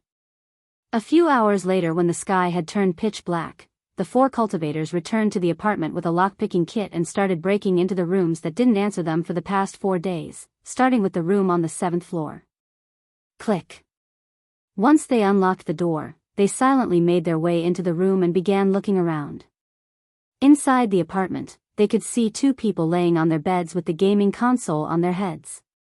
Seeing this, they approached them to take a look at their faces. Once they confirmed that neither of them was Meifeng, they silently left the place, leaving the 2 people completely unaware that they'd just experienced a breaking and entering. Next was the 9th floor, and just like the previous apartment, everyone living inside was fully immersed within, completely unaware that they had 4 intruders inside their home right now. After leaving the 9th floor, they made their way to the 17th floor and immediately began working on the door that was closest to the elevator. Luckily for Yuan and Meifeng, their door was the furthest away from the elevator. Inside the first room on the 17th floor, they could see a family of 4 currently sleeping. The moment the cultivators saw 4 people, they turned around and left the room, as they were only expecting 2 people at most. Once they left that room, they began working on the second door on the 17th floor. Meifeng, who had been cultivating in her room, suddenly opened her eyes when she could hear subtle noises coming from the door. They're breaking in? Meifeng quickly realized what was going on and immediately stopped cultivating. She then took a deep breath and silently left her room to wait for them to enter their house without notifying Yuan about the invasion, as there was a good chance that they'd break into their home before she could warn him, and it would be smarter to keep the noises to a minimum. Click. The lock to their door suddenly became unlocked, and the door slowly began opening the next moment. Meifeng could see a shadowy figure enter the house a few seconds later. However, before he could take 2 steps inside their peaceful sanctuary, Meifeng, who had been hiding right beside the door, suddenly threw a quick but powerful jab at the unsuspecting invader's lower jaw. Crack. The sound of bones cracking resounded, startling the other 3. They quickly realized what was going on when the man that entered the room first suddenly fell onto the floor with his neck bent at a weird angle. Shit. Scorpion is down. Is he even still alive? The other 3 immediately got into position and prepared themselves. Show yourself, Meifeng. We're here to bring you back to the Yu family. Let's not make things difficult. One of them said to her from outside their home. Meifeng appeared before them a moment later with the moonlight shining on her beautiful figure, and on her face was a cold expression that complemented the atmosphere quite well. I won't go back to the Yu family. If you want me to go back, you'll have to force me. We don't want to hurt you. If you agree to follow us quietly, we will promise to leave that cripple inside alone. Meifeng frowned when they pulled Yuan into the topic, even threatening her with him. You may have taken out one of us by surprise, but now that you've lost your advantage, you won't be able to take on the three of us by yourself. All of us have over 10 years of experience in the military while you're just some little girl with slightly higher cultivation than us. Give up and you won't get hurt. I don't like to repeat myself. If you want me to return to the Yu family, you will have to force me. Meifeng said. Then don't blame us if you get hurt. Get her. The man in the front immediately stepped forward to try and grab Meifeng while the other two followed behind, but since the door only had enough room for one person to enter at a time, Meifeng didn't have to worry about fighting all three at once. She casually took a step back, forcing them to enter the door one by one. Once the first person entered the apartment, Meifeng immediately propelled herself forward so that the person could not move forward, blocking the other two from entering. You're overestimating yourself. The man went to grab Meifeng again, even utilizing a grappling technique he'd learned from the military. However, to the man's surprise, Meifeng avoided his grappling technique perfectly, almost as though she knew about the technique and its flaws. What? Before the man could react, Meifeng suddenly extended her arm and grabbed the man's neck with a claw-like hand. The man's eyes widened with surprise, but he subconsciously reacted and used both his arms to grab Meifeng's slender arm to try and pull it away from his neck. However, he quickly realized that even with two hands, he was unable to remove Meifeng's arm that was clutching onto his neck, almost like it was made of steel and permanently attached to his neck. W8. Let's talk. A cracking noise resounded midway through the man's sentence, silencing him. The man's body immediately limped afterward. Why you killed him? The remaining two invaders standing outside the door were in disbelief when they saw Meifeng's merciless action. How could someone so beautiful and seemingly so innocent take another life so casually? Meifeng released her clutch on the man's neck, dropping his lifeless body on the floor. So what if I killed him? It's self-defense. Meifeng then spoke in a cold voice that sent chills down their spine. Why, you're fucking crazy. You won't get away with murder even if you use self-defense to justify it. And you killed two people. And there will be two more corpses if you don't leave us alone, Meifeng said. Fuck. I am outta here. I am not getting paid enough to risk my life with this psycho. One of them suddenly turned around and ran towards the emergency staircase, not even bothering to take the elevator. Seeing his comrade leave, the remaining person there also decided to leave, as there was no chance that he was going to fight Meifeng alone. You better enjoy your last moments here since you'll be going behind bars soon. The man said to her before disappearing from the scene. Once the invaders left, Meifeng released a sigh of relief. She then retrieved her phone and dialed a number. A moment later, Meifeng's voice resounded. What happened? They broke into our apartment, said Meifeng. After a moment of silence, Meifeng finally responded, since you are able to call me, I will assume that you've taken care of it. Yes, I took care of it.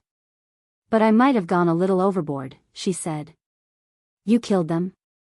Meifeng asked in a solemn voice. No.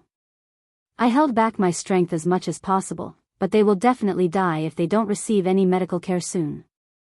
Hiya. Meifeng sighed out loud. Then she said, call the police. I will be there soon. Okay.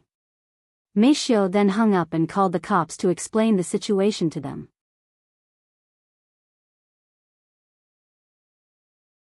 Chapter 492, The Police Arrives.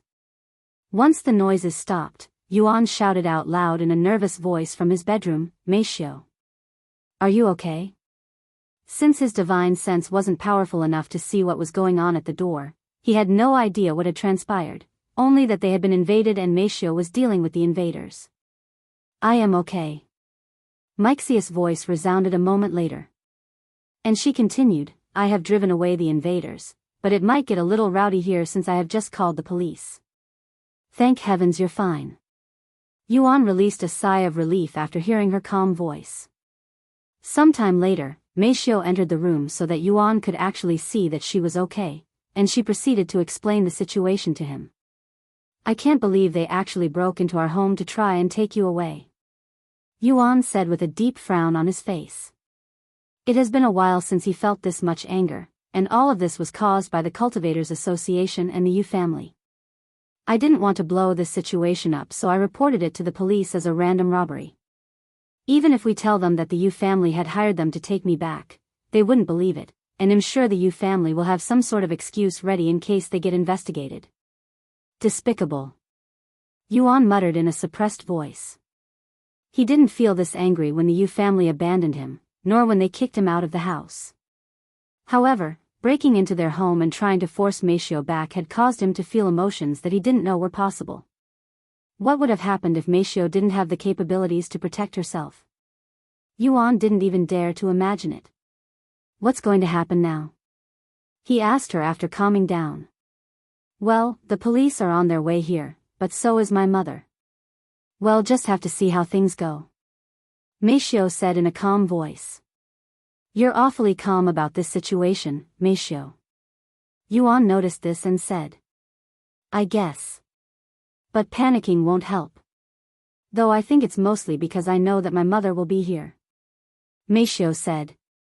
Sometime later, the police arrived at their apartment along with some ambulances to take care of the 2 unconscious men that were on the verge of dying. Can you tell me what happened? The police officer asked Meifeng with his notepad and pen in his hands. Meifeng nodded and proceeded to recall the situation. I was in my bedroom trying to sleep, but then I heard some weird noises coming from the door, so I decided to investigate. However, right as I reached the door, I suddenly heard the door unlocking by itself. It was at this moment that I knew someone had broken into our home, so I prepared myself for the worst. The invaders entered through the door the next moment, and I unconsciously punched the first person who entered, taking him by surprise. Then I proceeded to fight the second person. When I defeated him as well, the last 2 invaders ran away, and that's when I called the police. The police were left dumbfounded by Wuxia's story. How can a single girl with a delicate appearance like Meifeng fight off 4 adult men by herself? Are you by any chance a cultivator? One of them asked her. Yes, I am. She nodded. I am also not used to my new strength, so when I fought back, I might have used a little too much strength, Meifeng said. Why yeah. We can see that from their injuries. According to the medics, one of the men had a broken jaw while the other had his neck crushed. It's a miracle that the latter one is still alive. What about you, young man? Can we hear your side of the story? The police then asked Yuan, who was sitting in the wheelchair. I don't know. I only heard the commotion when Meifeng fought the invaders. Okay. Anyway, please sit tight while we speak with your neighbors to see if they have anything else to say. The police then went to knock on their neighbor's door. However, all of them were either asleep or playing cultivation online, and the commotion wasn't loud enough to wake them up. Shortly after the police spoke with their neighbors, Meifeng showed up to the scene with a cold expression on her face. Excuse me, who are you? One of the policemen stopped her. I am her mother. Meifeng pointed at Meifeng, and she continued, I rushed here after receiving news of what had occurred. I see, the police allowed her to enter the place after confirming her identity. What's going to happen now? Meifeng asked the police. We can't really say anything until those 2 unconscious men wake up and we get their side of the story, not to mention the other 2 who ran away. However, if this is really a robbery, then we'll make sure justice is served. As for their injuries caused by the young lady, it'll be considered self-defense. They might try to sue her later for the damages since their injuries are quite severe, but that will be up to the court. I understand. Thank you, Meifeng said to them. We will contact you again later. After taking down Meifeng and Meifeng's contact information, the police left the scene. Once they were gone, Meifeng sat down in the living room with Meifeng and Yuan. Alright, tell me the whole story. Meifeng nodded and recalled everything that had happened without skipping any details this time. They sent 4 cultivators with military experiences, huh? You dealt with them much easier than I'd expected. What's your cultivation? Meifeng then asked her. First level spirit warrior. I had a breakthrough recently, too. Meishio responded in a low voice. Meifeng's eyes widened with surprise.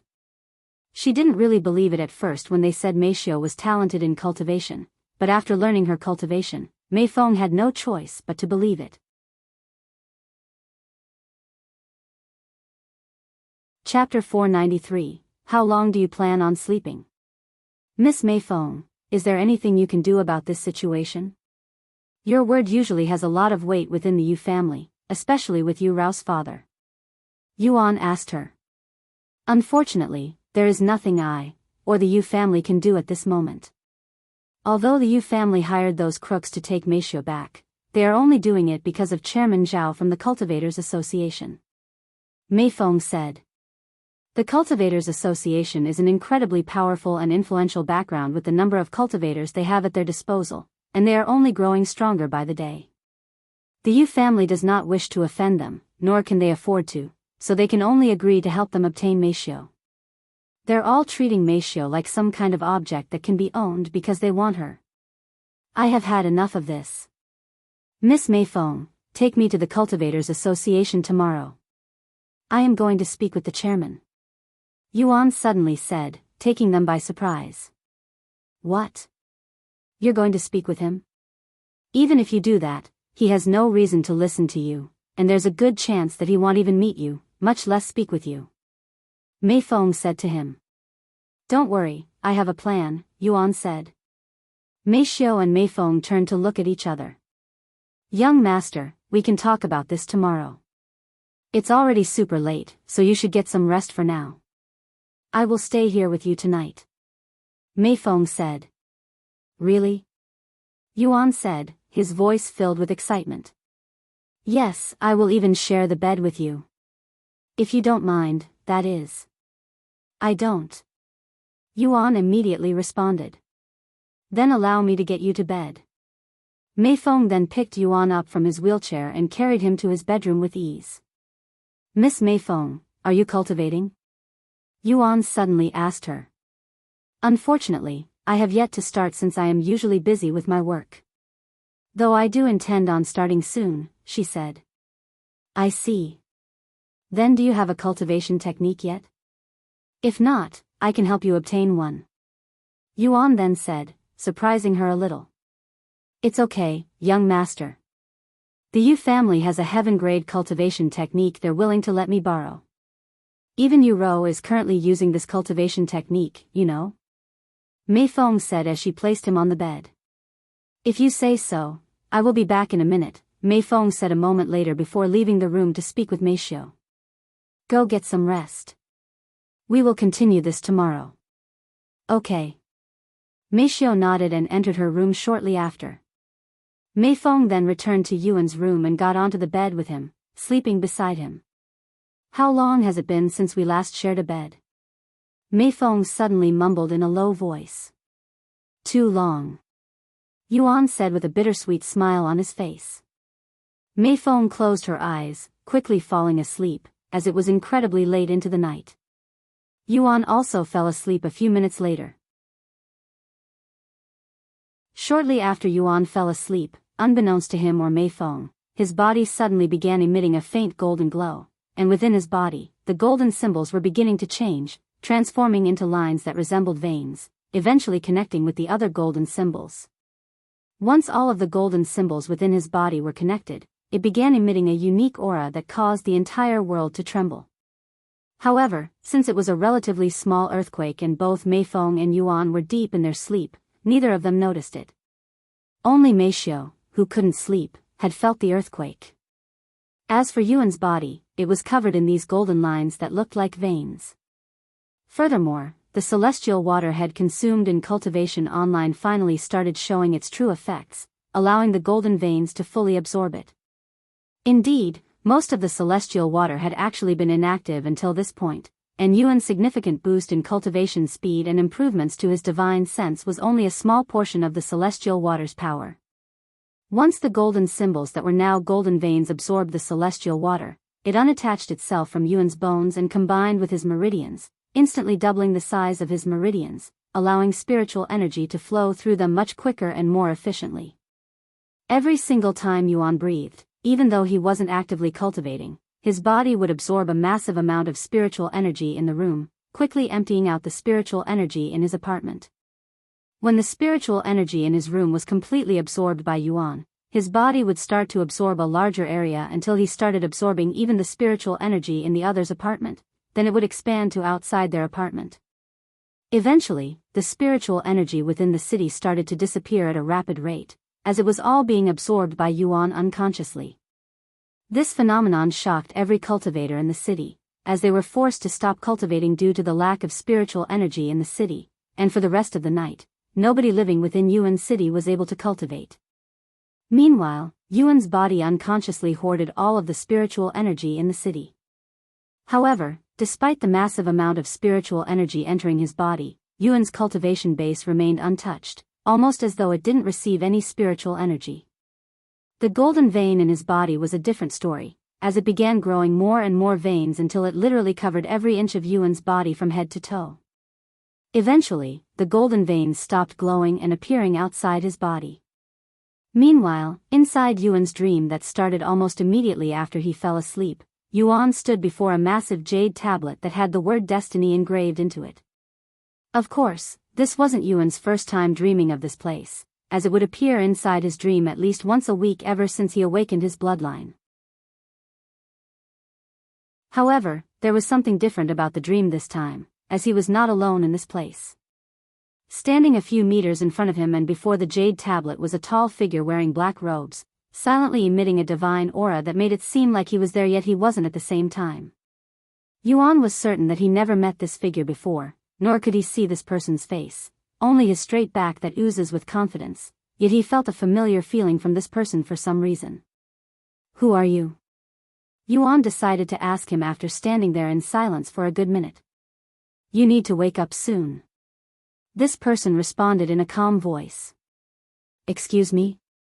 The man turned around, showing his handsome face that somewhat resembled Yuan's face, but it was much more mature and handsome. "How long do you plan on sleeping? If you sleep any longer, all of our effort will be in vain." The handsome man said. And he continued, "Your woman is in danger, yet the only thing you can do is lay there and wait for her to be taken away from you. How pathetic. If it were me, I'd take my sword and slay everyone involved." Yuan was speechless. Just who is this man and what is he talking about? And most importantly, why is he having this dream?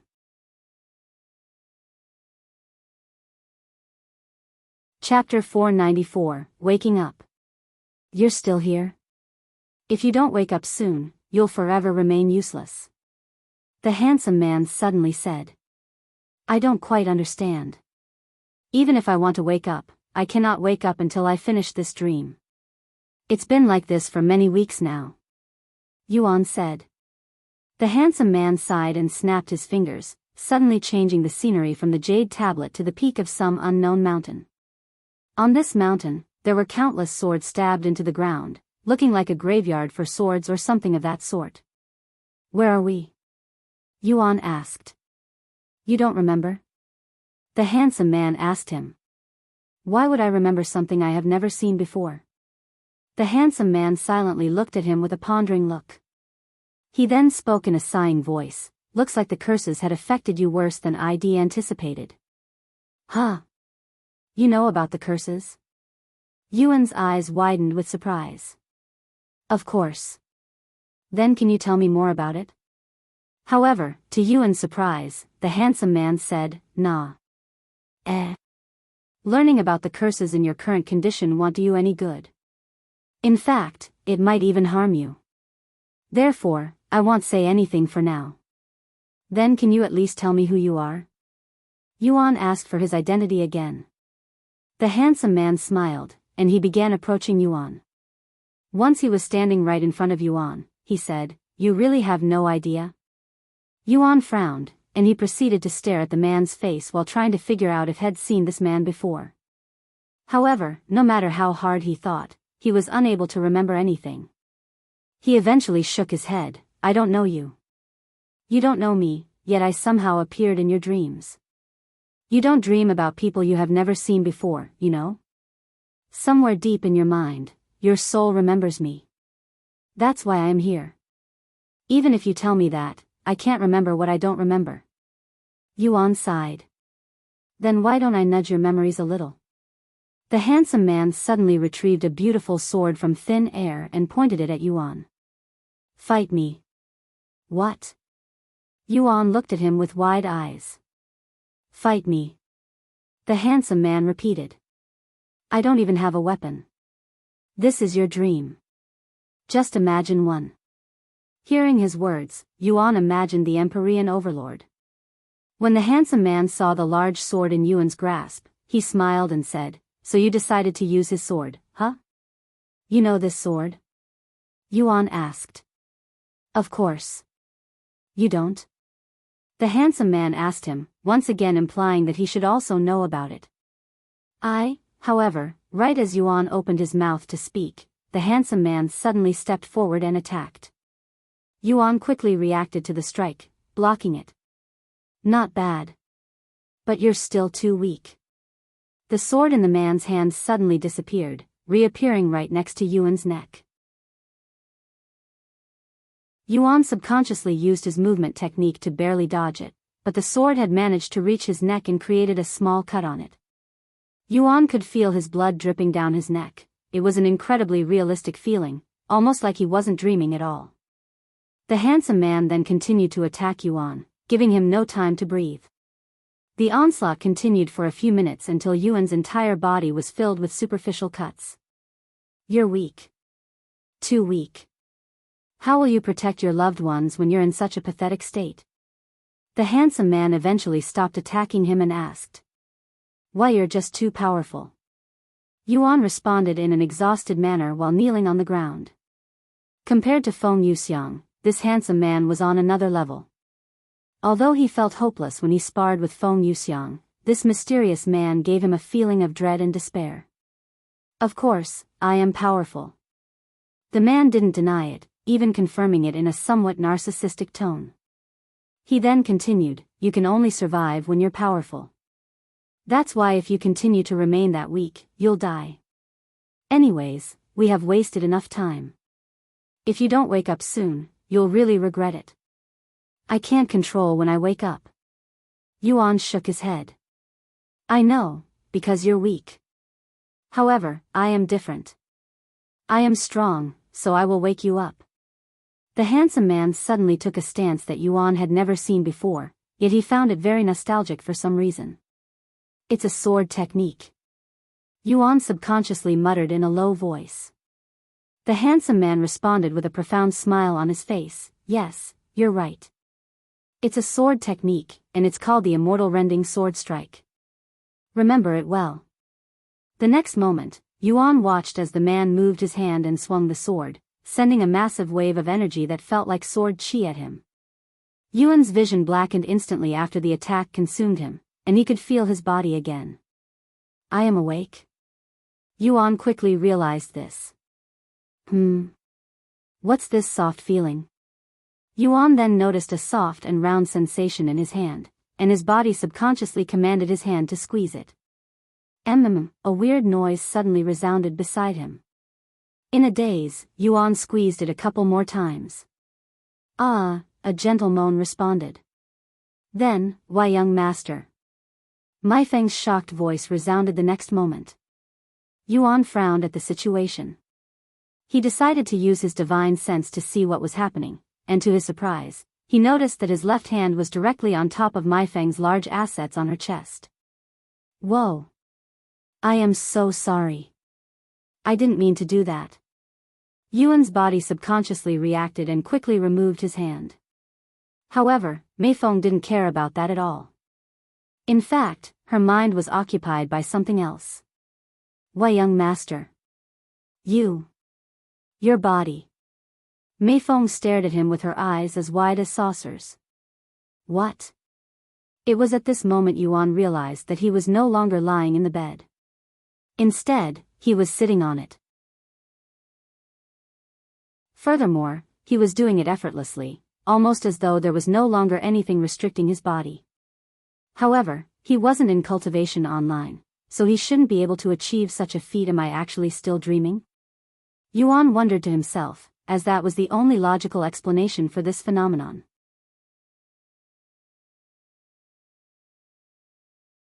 Chapter 495, Standing on His Own.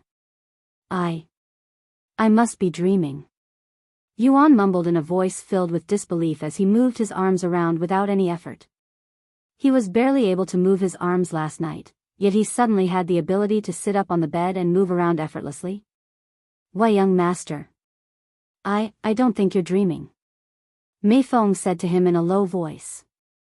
Yuan subconsciously turned his head to look in Meifeng's direction, but he was still blind. However, that didn't matter to him. Even if he remains blind for the rest of his life, as long as he can move his body properly, he will be satisfied. What happened, young master? Why can you suddenly move? Meifeng asked him, silently wondering to herself if she was actually the one dreaming.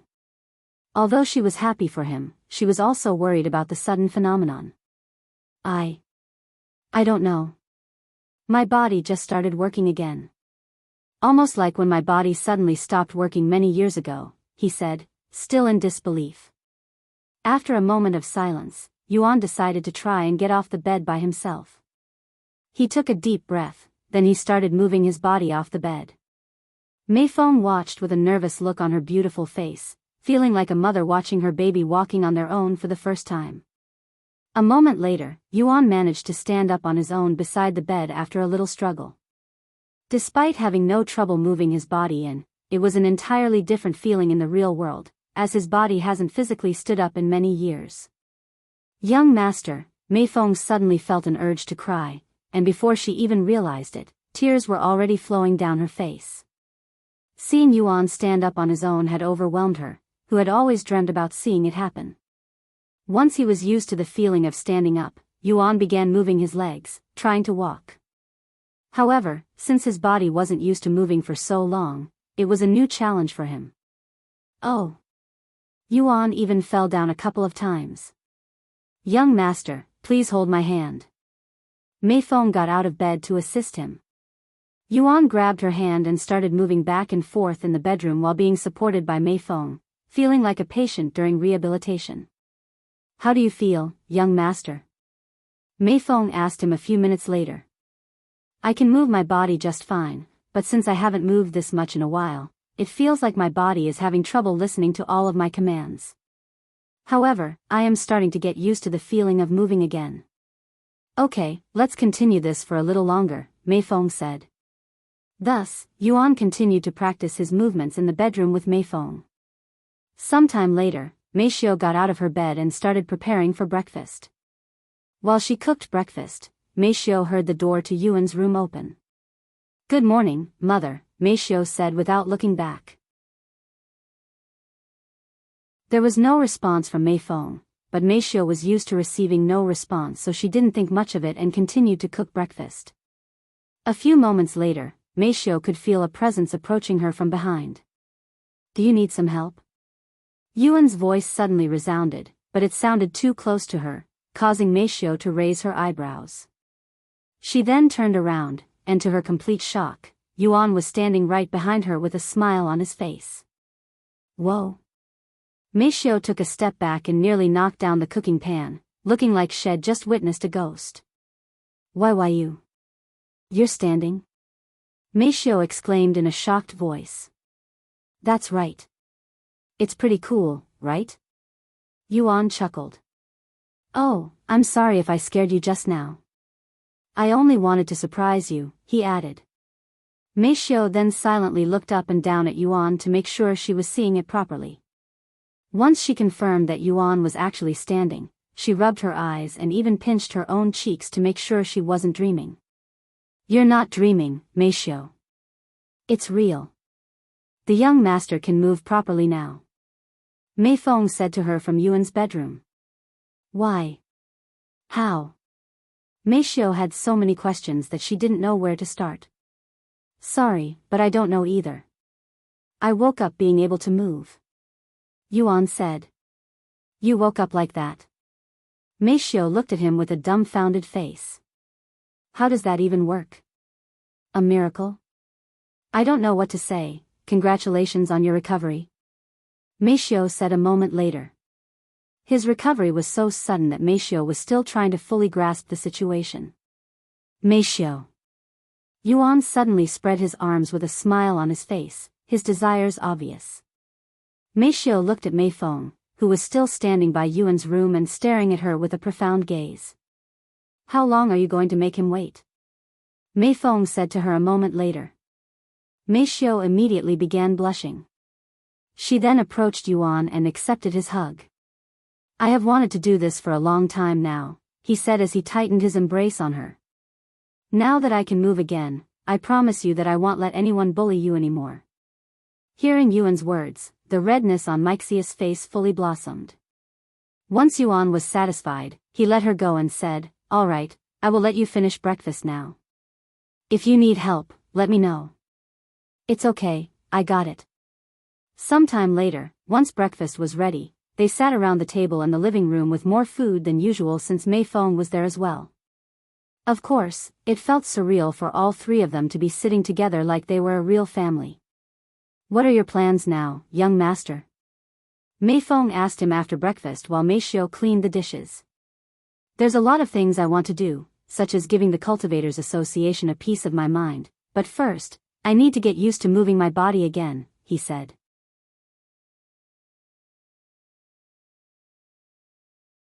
Chapter 496, $50 billion. Although you can move again, I suggest you let Dr. Wang take a look at your body just in case, Meifeng said. You're right. I will call him now. Can I borrow your phone? Yuan asked Meifeng. Once he had Meixia's phone, Yuan personally called Dr. Wang. Now that he could finally move properly, he wanted to do everything for himself no matter how little the thing is. Good morning, Meifeng. Dr. Wang's voice resounded a moment later. Hello, Dr. Wang. This voice. The young master? Yes. I am wondering when will you be free? I'd like you to come and take a look at my condition. Oh, can you bring Wang Xiuying here as well if possible? You need the both of us there to check your condition. That doesn't sound good. Did something happen? Dr. Wang asked in a worried voice. Yes, something insane happened. Can you explain it to me through the phone? I could, but I think it would be better for you to see it for yourselves, said Yuan with a smile on his face. Though you don't have to rush here. Take your time. Hearing this, Dr. Wang thought to himself that if the situation wasn't urgent enough to rush them, it probably isn't that bad. However, he didn't want to take any chances. I understand. I will try to show up as soon as possible, and I will also let Wang Xiuying know. Thank you, Dr. Wang. I will see you later. After Yuan hung up, Meifeng asked him, Young master, I must ask you this now that you're able to move again. Do you intend on playing the instrument again? Playing the instrument, huh? Yuan pondered for a moment before speaking. After playing the zither I have realized that I don't hate playing music or instruments. Instead, it was the Yu family that made everything feel like a chore.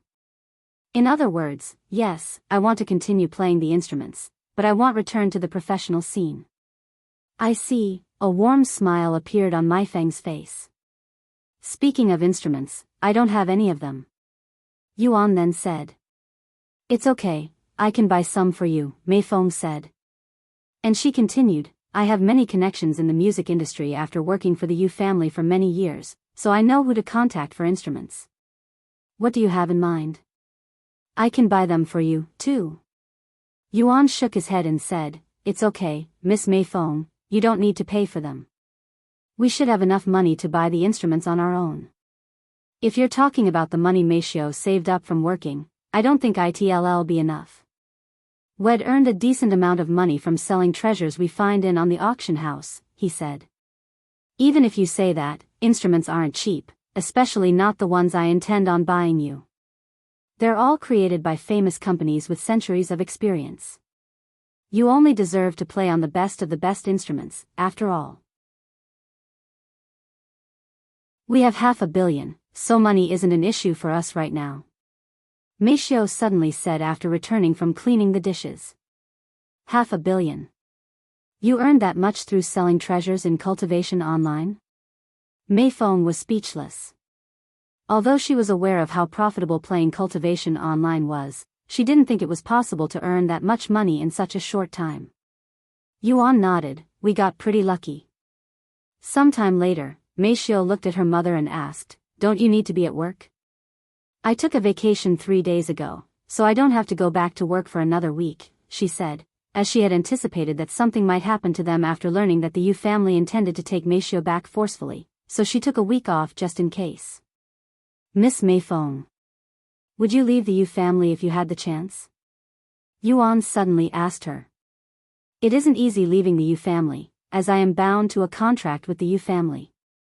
If I want to leave before my contract is finished, I must pay an exorbitant amount of money, and the Yu family must also agree to let me go, which is highly unlikely. Meifeng said. When will the contract end? Yuan then asked. 50 years. 50 years? Yuan was shocked to hear this. The contract started out as 5 years, but they continued to increase the duration until it reached 50 years. I didn't mind it either since I got paid a lot of money and I had no reason to refuse. Out of curiosity. How much do you have to pay if you want to leave the Yu family? Yuan asked her. $50 billion, $1 billion for every year on the contract. 50 billion. Yuan repeated in a low voice. Unless Meifeng borrowed money from others, there was simply no way that she'd be able to pay such an exorbitant amount. Anyways, I don't really have any reasons to leave the Yu family right now. Despite their recent actions against Meifeng, it was mostly due to the influence of the Cultivators Association, and they don't treat me badly either. While I have a lot of work to do, I am already used to it by now, and I am compensated for it with generous pay. After a slight pause, Meifeng continued, however. If the young master asks me to leave the Yu family to work for him, I will have a good reason to leave. You can stay at the Yu family. I can take care of him by myself just fine. Meifeng suddenly said while staring at Meifeng with an ambitious look on her face. Meifeng smiled inwardly at Meixia's words. Don't worry, I won't steal the young master from you. With that being said, I will stay here until my vacation is over, as the incident from last night hasn't concluded just yet. Meifeng said a moment later, reminding them that they might still be in danger.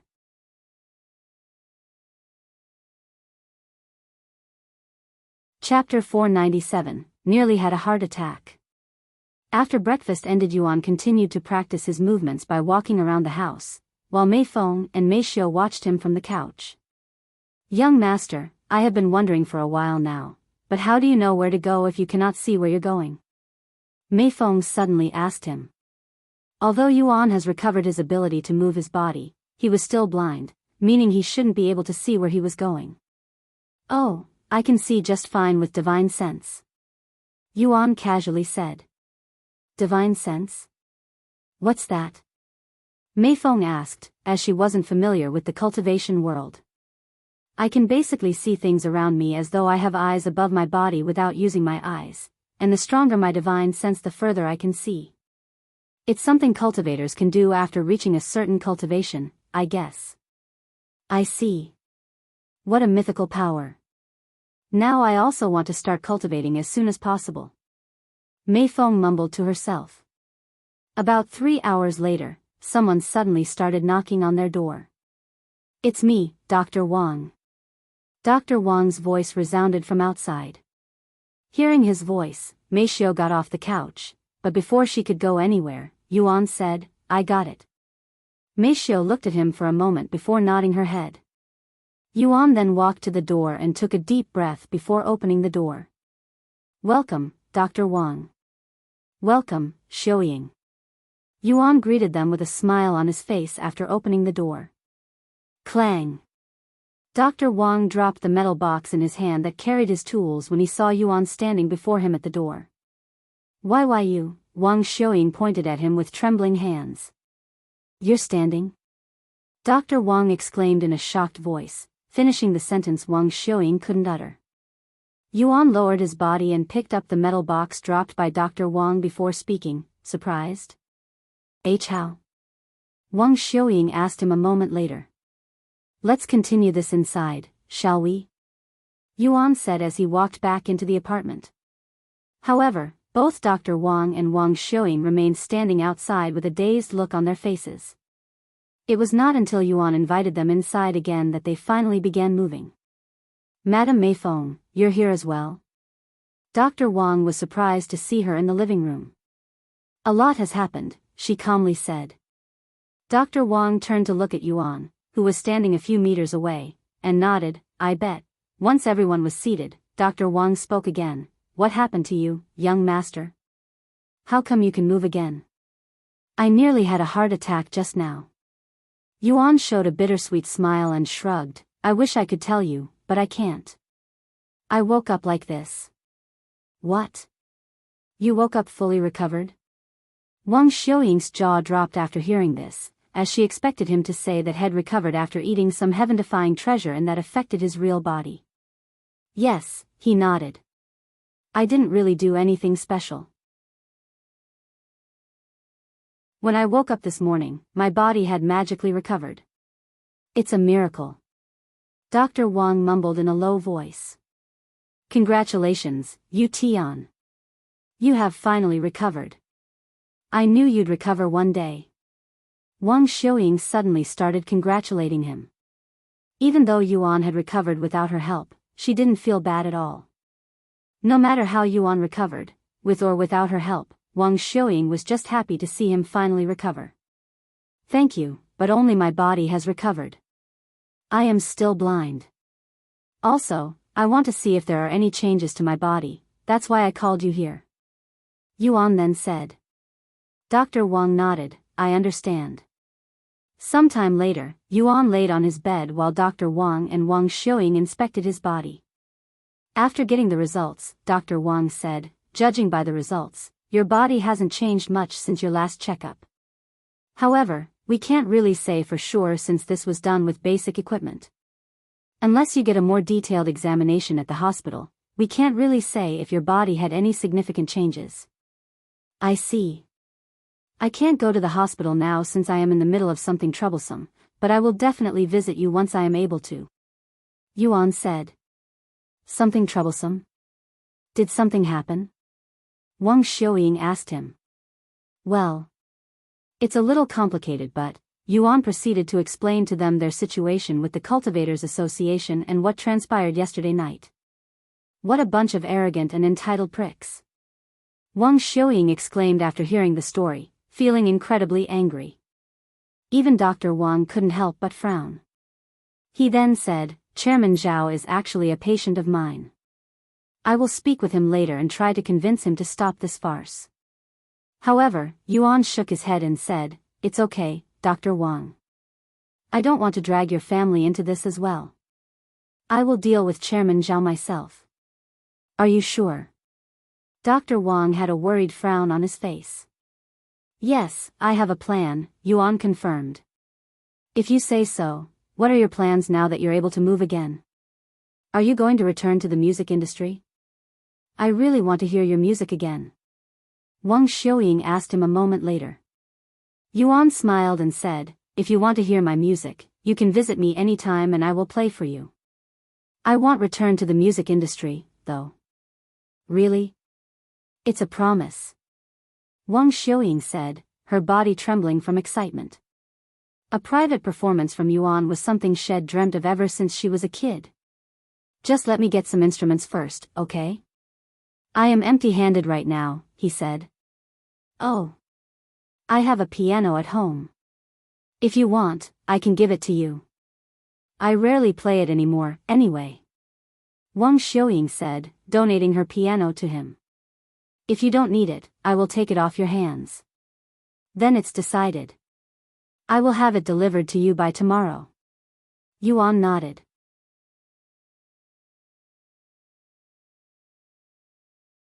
Chapter 498, Grow Up.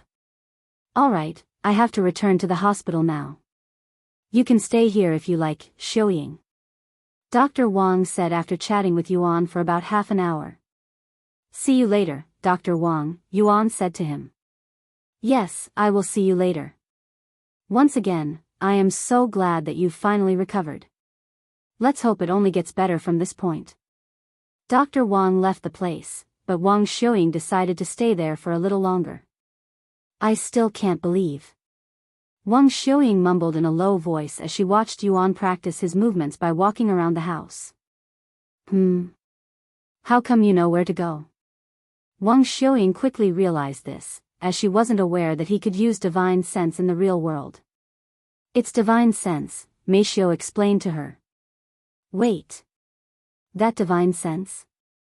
Wang Xiuying's eyes widened with shock. Although Meifeng didn't know the significance behind divine sense, Wang Xiuying did. Yes. Meifeng nodded. Unbelievable. Once Yuan was comfortable with his movements, he started doing exercises such as sit-ups and push-ups. Since he was a peak spirit warrior, strength and endurance weren't an issue for Yuan. It was only a matter of his form. 10 push-ups, 20, 30, 50, 100. Yuan managed to achieve 100 push-ups and sit-ups without any breaks and still had plenty of energy left by the end of it.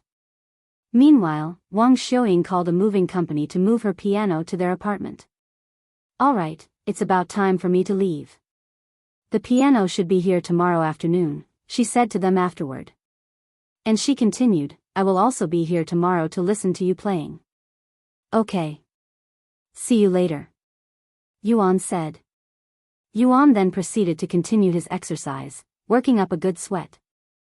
I am going to take a shower, Yuan said to them. Do you need help? Meifeng subconsciously asked him since she was used to it. It's okay, I got it, Yuan said before entering the bathroom. Once Yuan entered the bathroom, Meifeng looked at Meifeng with a mocking smile. Looks like you're no longer needed now that he's recovered. Nonsense. Meifeng quickly responded. Oh.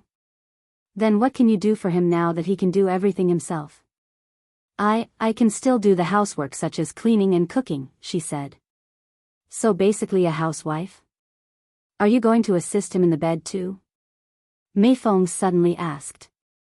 Meifeng immediately recalled their last shower together and blushed. Of course, Meifeng was unaware of this, and she continued, you know it's going to happen sooner or later. The young master may still be an innocent child now, but he will eventually mature and experience actual puberty. Once that happens, he will need a real woman to look after him. If you're not going to stand up for that position, someone will take him away from you, and you will truly no longer be needed at that time. I hope you still remember what I taught you. Meifeng stared at Meifeng with a deep frown. As much as she wanted to refute Meifeng's claims, she knew that everything her mother said was the truth. You're already an adult, yet you haven't matured yet. Grow up, Meifeng. You have the perfect opportunity to establish your position right now. If you let this chance get away, you'll regret it when the young master returns to his ordinary life and becomes surrounded by even more women. If I were in your shoes, I would already be pregnant by now. Meifeng was left speechless by her mother's last sentence. Meanwhile, somewhere in the city, Mr. Johnson stood before the two cultivators that had abandoned their mission with a deep frown on his face. For grown men with over 10 years of military experience, yet you somehow lost to a little girl half your age, even running away with your tails tucked between your legs. Do you understand the word shame? This is what you get for underestimating Meifeng when I specifically warned you to not underestimate her. Hearing Mr. Johnson's lecture, the two cultivators didn't dare to utter a single word. Johnson. That bitch killed Scorpion and Hawk. Is there anything we can do to avenge them? Mr. Johnson remained silent for a moment before speaking. How can you be so sure that they're dead? We watched that bitch snap Hawk's neck without mercy. There's no way he's still alive after that brutal strike. Even Scorpion had his neck twisted in a weird angle by a single punch. Mr. Johnson then said, they are still alive. What? Really? How do you know that? You think I don't have friends in the police force? They told me about the incident that had been marked as a robbery. Scorpion and Hawk had been taken to the hospital. They were on the verge of death when they arrived at the hospital, but they're not dead. The other two released a sigh of relief after hearing that their comrades were still alive. I wouldn't relax now if I were you. They may be alive, but they're currently in custody. I will have to speak with my buddies if they don't want to go to jail. Mr. Johnson said. What about the mission? One of them asked. The mission is a failure. Now that you've caused a commotion, we can no longer continue, or we will risk being investigated. I'm not particularly worried about being investigated, but our clients, the Yu family, definitely won't be happy if they're investigated, so we can only wait until things calm down for now. What about our pay? Mr. Johnson sneered and said, You still have the guts to ask for money after your embarrassing failure? I wouldn't be surprised if the Yu family asks for compensation for this failure. If that happens, it's coming out of your accounts. What? No way. After dealing with the two idiots, Mr. Johnson had to call the Yu family to let them know the result of the mission, which was a complete failure. Obviously, the Yu family wasn't happy when they heard this news, and they immediately demanded a full refund.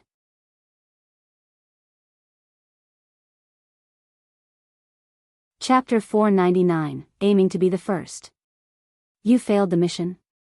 Don't give me this bullshit. I paid millions so you could do your damn job.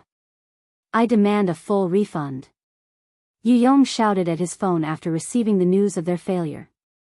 Unfortunately, we have a no-refund policy, and you have agreed to this term before hiring us. If you want us to try again, we can do so at a discounted price, but your family will be at risk of getting investigated. If you accept this risk, we will go back and get Meifeng one more time after receiving more payment. Meifeng was stronger than any of us could have anticipated, so we will need more resources to take her back. I hope you understand. Yu Yong didn't immediately respond. Although he didn't mind an investigation since he has plenty of lawyers and friends with power, it wouldn't look good for his company if news spread that had hired merchants to kidnap a girl. However, as long as the news didn't spread, everything would be fine, and he had plenty of resources available to keep that from happening. How much? Yu Yong asked after a moment of silence. 10 million. Mr. Johnson quickly responded. 10 million? That's more than double what I paid you last time. And you consider that as a discount? This is clearly a scam. Yu Yong exclaimed. Yes, it's the discounted price. If not for the discount, I would have asked for 15 million. Since 4 cultivators between the 7th and 8th level weren't enough to bring Meifeng back, we will have to increase our forces. I intend on bringing experts from around the world this time, so it will cost much more than usual. Yu Yong coldly sneered, using this many resources just to bring back a little girl. Aren't you ashamed of yourselves? After a moment of silence, Mr. Johnson said, with all due respect, if you think you have what it takes to make her return, go ahead. I will send you their location in a moment since we were paid to do so. If you want to continue working with us, send the money by next week. If not, then this is the end of our cooperation. Once again, I apologize for the inconveniences. Yu Yong hung up the phone after that and tossed it at the wall. A bunch of useless bastards. Seeing his reaction, Tang Li said, at least we have their location. We can have Yu Rou try to convince Meifeng to return. Yu Yong looked at her with a pondering look. Why didn't we think of that sooner? We could have saved millions. If it's Yu Rou, I'm sure that she'll convince Meifeng to return. Call her here. An hour later, Yu Rou arrived at their main location after being summoned by her parents. Yu Rou, we have a job for you. Yu Yong said to her with a solemn look on his face. Yu Rou could already guess what they wanted from her, but she acted ignorantly and asked, What is it, father? Yu Yong then handed her a piece of paper and said, Meifeng is living here right now, and I want you to convince her to come back. Yu Rou then said, Why do you want Meifeng back? She left on her own accord, so I don't think she will return even if I ask her. That isn't for you to worry about. Tang Li said, and she continued, just bring Meifeng back at all cost. Yu Yong then added, if you successfully bring Meifeng back, I can consider lifting your restriction and allow you to meet with Tian again. After all, he's with Meifeng right now. Really?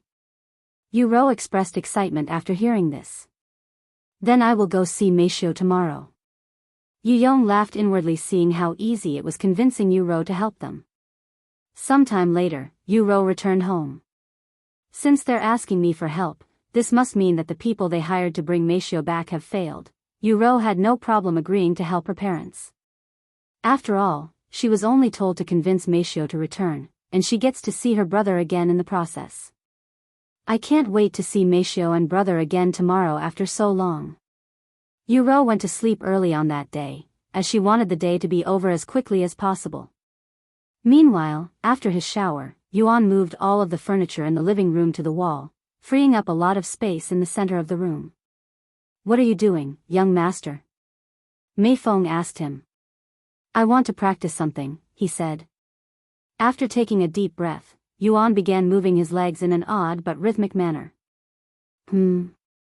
That's... Meifeng quickly recognized what Yuan was trying to do. Ah. Yuan tripped on himself a couple of seconds into his weird movements. I don't understand. Meifeng shook her head. It's a movement technique, he said. Huh. A movement technique I learned in Cultivation Online. I want to try practicing it in the real world as well. Indeed, Yuan was trying to learn the movement technique Vermilion Phoenix dominating the heavens. Since he could use flying daggers, it obviously meant that he could learn other techniques as well. And what better technique than a movement technique that will help him improve his overall movement? A movement technique? Good luck, young master. There are a lot of people trying to do the same. Meifeng mumbled in a low voice. Yuan raised his eyebrows. Meifeng then said, since we can use cultivation techniques from Cultivation Online, it only makes sense that other techniques could also be learned. Although nobody has managed to do so yet, there are plenty of people out there trying to become the first person to learn a technique that's not a cultivation technique. Is that so? Of course, there's a good chance that someone out there has already succeeded but decided to keep it a secret. Most likely, Yuan said with a smile on his face.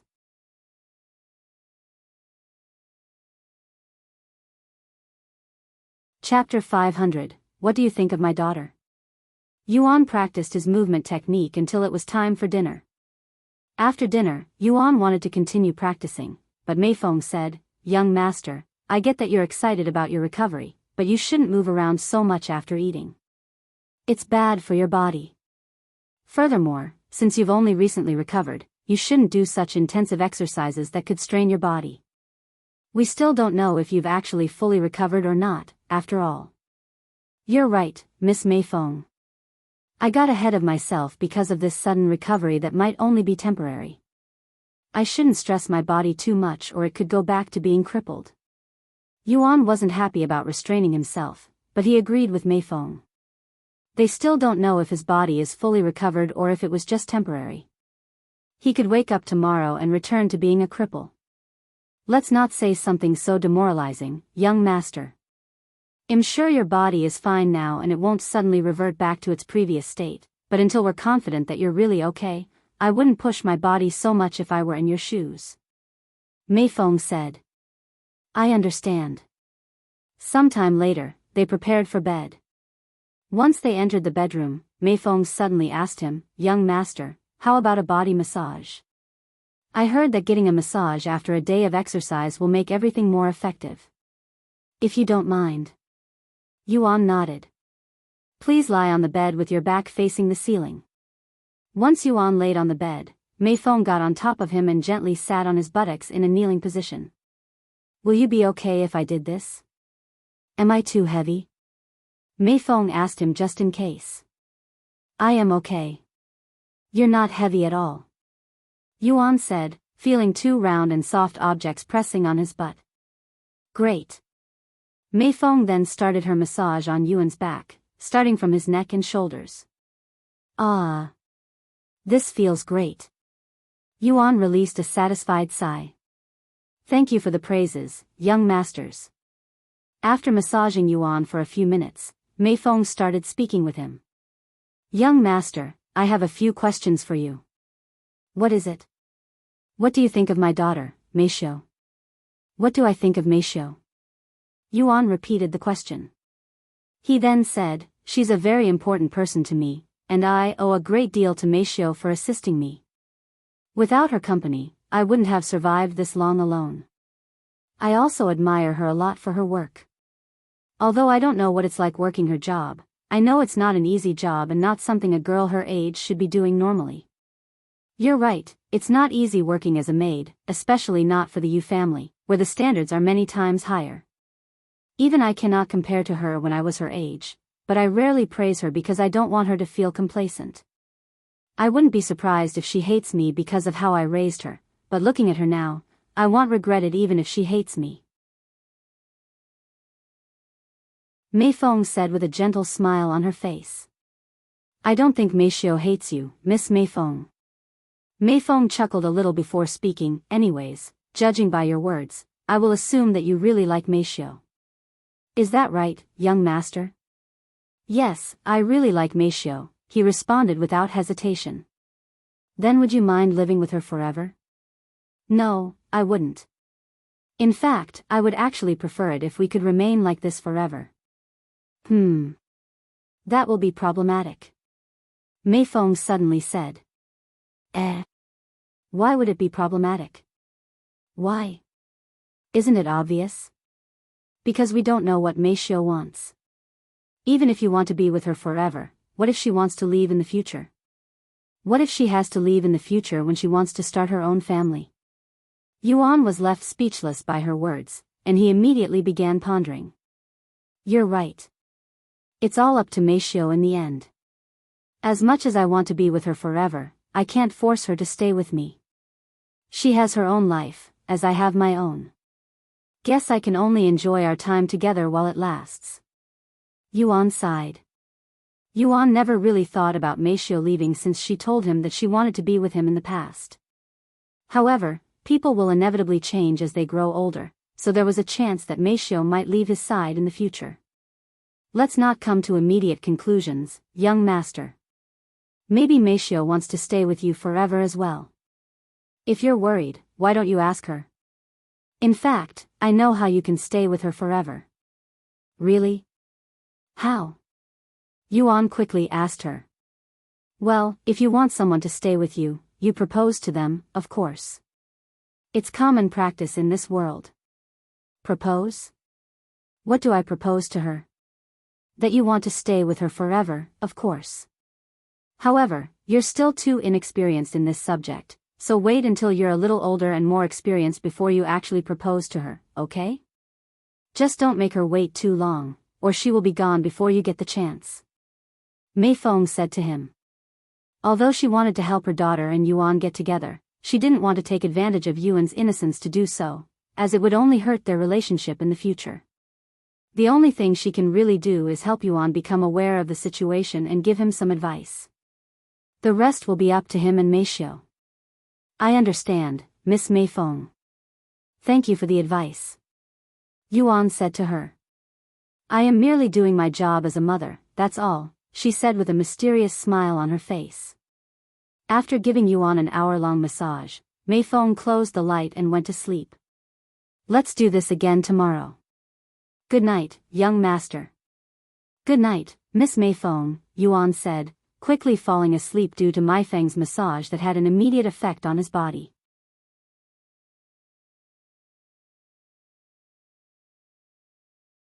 Chapter 501, Temporary. After falling asleep, Yuan returned to the realm of dreams once again, and the first thing he noticed was the handsome man from before, but he was sitting on a large boulder with a lonely expression on his face as he gazed at the drifting clouds. When Yuan saw his expression, all thoughts of trying to disturb his peace disappeared, and Yuan patiently stood there. It feels great to finally start moving again, huh? The handsome man suddenly spoke, his gaze still at the sky. Are you responsible for my sudden recovery? Yuan asked him. The handsome man turned to look at him and said, Me? I am merely an imagination in your dreams. How could I possibly do that? Even though you're strong? Yuan said. The handsome man laughed a little before speaking. There are things even the strongest beings in the universe cannot achieve. If you're not responsible for my recovery, then who, or what is? Who knows? Maybe you did it yourself by instinct. A cultivator is much more profound than you imagine. However, you shouldn't celebrate so early, as your body isn't completely healed. What? What do you mean? How do you know that? Yuan had kind of expected this outcome when he heard Meifeng say the same thing, but this handsome man appeared confident that he hasn't fully recovered yet. Because your body is still restricted by the curses. Your current freedom is merely temporary. If you don't continue to increase your cultivation, you will eventually return to your previous state. The handsome man said, leaving Yuan speechless. A moment of silence later, Yuan said, I want to increase my cultivation, but I am currently experiencing a bottleneck. I cannot break through to Spirit Master no matter what. I think it's because there isn't enough spiritual energy in my place. Blaming on your environment for your lack of experience and failures? How typical of a weakling. The handsome man said with a cold smile on his face. There is sufficient spiritual energy in your world for you to break through to Spirit Master. You just can't do it because you aren't capable. Then do you have any advice for me? The strong should help the weak out, right? The handsome man burst out laughing and said, the strong should help the weak? Where did you hear that nonsense? In the cultivation world, you only have yourself. If someone decides to help you, it's mostly for their own benefit, or they have some other ulterior motives. You not only lack strength but you also lack common sense. Did the curses really screw with you that much? This is going to be troublesome. The man shook his head in a regretful manner. Forget it. Since you finally remember me, I will help you a little bit. Yuan raised his eyebrows. But I don't remember you. The fact that I am in your dream means you're starting to remember. The handsome man then suddenly snapped his fingers, changing the scenery. Where am I? Yuan looked around his new environment that looked very familiar for some reason, and the handsome man had disappeared. Hey, it's that trash who can't break through to Spirit Master while everyone else has long achieved it, asterisk. And at #carrot. You dare come out again after what happened last week? Are you looking for another beating, asterisk? And at #carrot? Someone suddenly shouted, causing Yuan to turn around and look in that direction. A few meters away, Yuan could see a group of young people wearing uniforms that looked very much like disciple uniforms. This looks like a sect. So this is the cultivation world? Why is he showing me this? Yuan wondered to himself. Then he noticed the young man that was standing not far away from this group of disciples. Yuan's eyes widened with surprise when he saw this young man, as this young man had facial features that looked very much like him, and it made Yuan feel like he was watching himself. However, this young man had a cold expression on his face that sent shivers down Yuan's back. Look! He's angry. Ha ha ha. What are you going to do, asterisk? And at #carrot? Beat us up? Ha ha ha. The group of disciples began laughing. These people were clearly bullies, and that young man whose name he couldn't hear for some reason was their victim. I have had enough of your bullshits. Every time we fight, you all gang up on me. Let's fight one-on-one if you dare. The young man suddenly said in a cold voice. The group stopped laughing after hearing his words, and they exchanged glances with each other before nodding. Good. Then let's fight. However, I will only fight if it's in the life or death arena. One of the disciples stepped forward and spoke with an arrogant look on his face. Life or death? The young man frowned. What? Are you chickening out now? What happened to your brave words a moment ago? The young man sneered coldly and said, Fine. If you want a life or death fight, then you got it. After the young man finished his sentence, the scenery changed again, and Yuan was standing before a large stage that was surrounded by disciples. On the stage was the young man and the disciple that challenged him. both of them with weapons in their hands. Once the match began, they both released their cultivation base. The young man's cultivation was the peak of the spirit warrior, but his opponent was one level above him at the first level spirit master.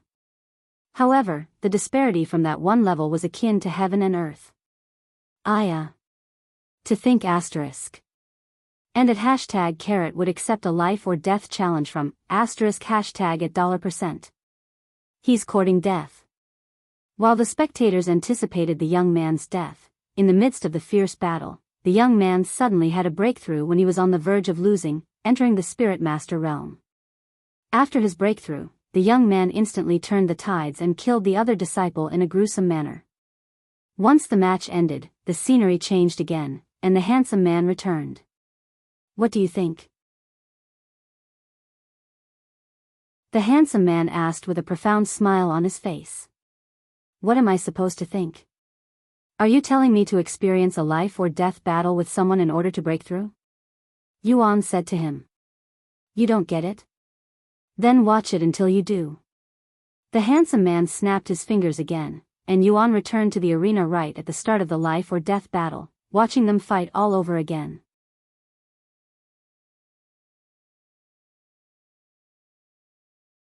Chapter 502, Desperation. Once, twice, 10 times, Yuan watched the life or death fight between the young man and his opponent countless times. Just what am I looking for? Although Yuan didn't know what he was supposed to be looking at, he eventually just started focusing on the young man that had similar facial features as him. After watching the young man countless times, Yuan noticed something hidden deep within the young man's eyes. There was a certain light, a feeling of desperation, and this feeling only grew stronger the longer he was on the stage. The desperation reached its peak when he was about to be killed. That was when the young man suddenly experienced his breakthrough into Spirit Master. Are you telling me that I am not desperate enough? Yuan spoke out loud. Whoosh. The handsome man returned with a smile on his face. That's precisely why. You are not desperate. If not for your condition, you would have not made it to Spirit Warrior, much less Spirit Master. Your world is quite peaceful compared to the cultivation world. Although there are some conflicts within the world, it usually doesn't affect you. Yuan frowned and said, even if you say that, how am I supposed to become desperate? I can't feel what I don't feel. Then perhaps this will help you. The handsome man waved his sleeves, giving him another scenario. However, it wasn't of the life or death battle. Instead, it was the scene of a family being slaughtered in broad daylight. Yuan's eyes widened with shock as he witnessed a mother and her daughter, alongside thousands of pedestrians getting slaughtered mercilessly in the streets. Although Yuan didn't recognize any of these people, tears began flowing from his eyes when he saw the woman and her daughter getting killed. Mother. Sister. A familiar voice suddenly resounded, causing Yuan to turn around. Standing behind him was the same young man from the life or death battle, but he looked much younger, and weaker. This young man was crying just like he was, but there was nothing he could do as he watched the murderer slaughter everyone there until a cultivator finally intervened to stop the madness. Once the killer was apprehended, the young man walked to the corpses of the woman and the little girl. He knelt on the ground with tears still flowing down his face and hugged their lifeless bodies until he was forced to let them go because the people had to clean the bodies off the streets. Once their corpses were taken away, the young man stood up and turned to look at Yuan with a profound feeling of desperation in his gaze. This is my first experience with desperation. When will you experience your first? When your family dies before your eyes? When your loved ones are taken right before your very eyes? Or when you're betrayed by someone you trusted with your life? Yuan frowned and said, I don't want to experience any of that. Of course you don't. Who would want to experience such misfortune? However, you don't get to choose. The weak don't have any choice but to accept their fate. I can see pain in your eyes, but it's not desperation, so I will let you experience some more. The young man turned around and walked away, and the scenery changed once again. This time, the young man had his lover taken right in front of him, but he was too powerless to stop it. Once that scene was over, another scene appeared, then another, and another, Yuan experienced many different situations in his dream, all of them resulting in some sort of misfortune for the young man that increased his desperation for strength. Eventually, the young man was no longer a weak young man but a handsome man with a formidable aura that stood at the peak of the cultivation world. Do you believe in reincarnation? The handsome man suddenly asked Yuan as they returned to the sword graveyard. Reincarnation? As in rebirth? Yuan asked, as he wasn't familiar with this term. Yes.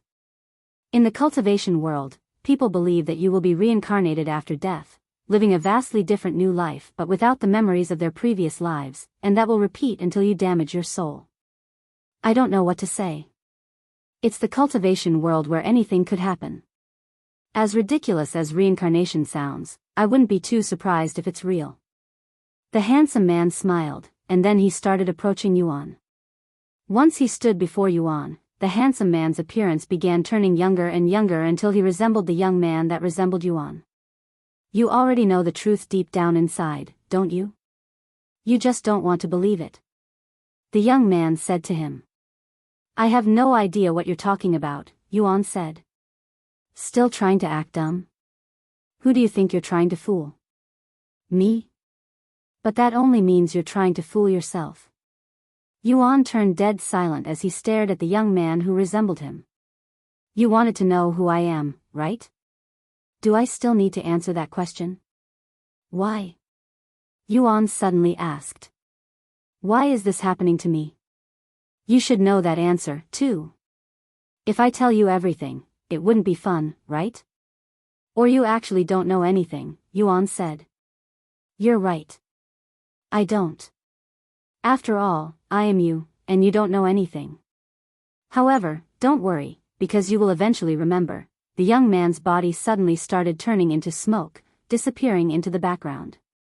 It was at this moment Yuan woke up from his dream, and he could immediately feel 2 streams of tears flowing down his face and the sensation of a wet pillow. Why, young master? Are you okay? Meifeng, who woke up just a second ago, asked him in a worried voice after seeing his tears. Yes. I am fine. I just had a somewhat bad dream, he said with a bittersweet smile on his face. A nightmare, huh? Meifeng then wiped his tears with her hands.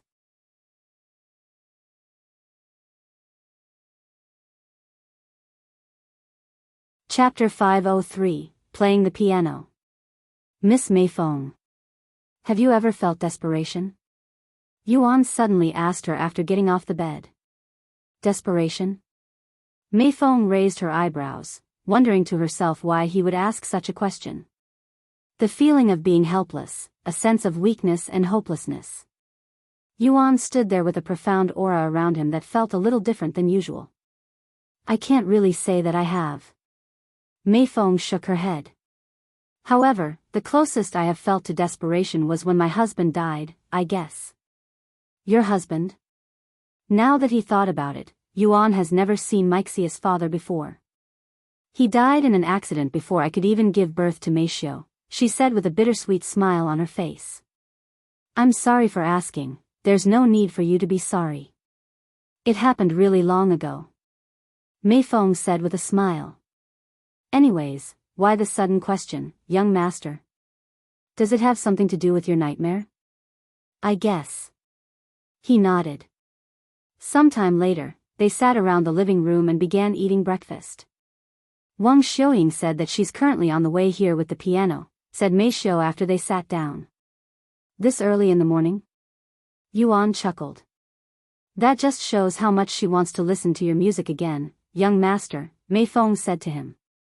Even if you say that, it's been years since I last touched an instrument. Not counting, of course. I probably won't even be able to play it properly. You're underestimating yourself, young master. Even if you haven't touched any instruments in years, you'll quickly familiarize yourself with them once you start playing again. I hope so, he nodded. After breakfast, while Meishio cleaned the dishes and Yuan practiced his movement technique, Wang Xiuying arrived at their apartment door with her piano. Where should I put this? Wang Xiuying asked. We have made some space in the living room. You can put it there. Meifeng said to her. Okay. The delivery company she hired to deliver the piano then placed the piano at the corner of the living room.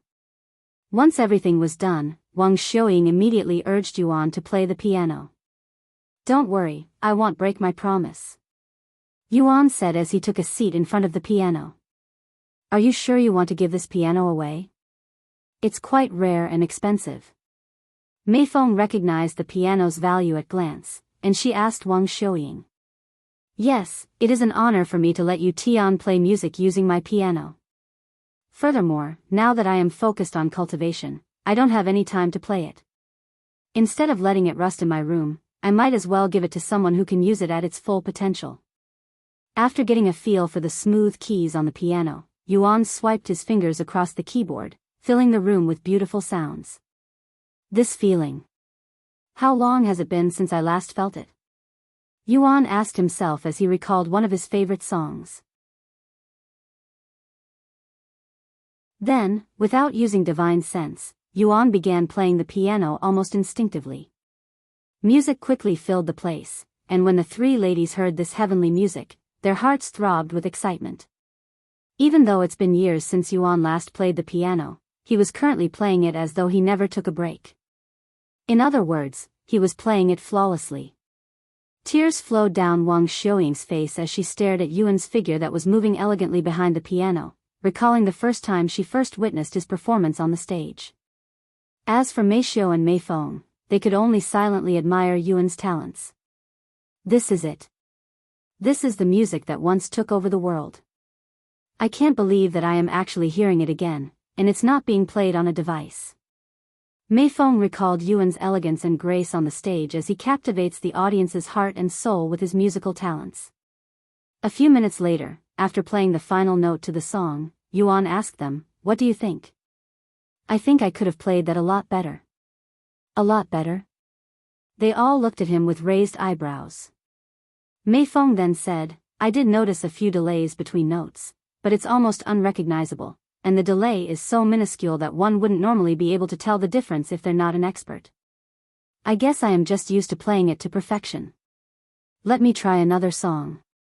Yuan then began playing a new song, and it somehow sounded even better than the last, something Wang Xiuying didn't think was possible until it happened.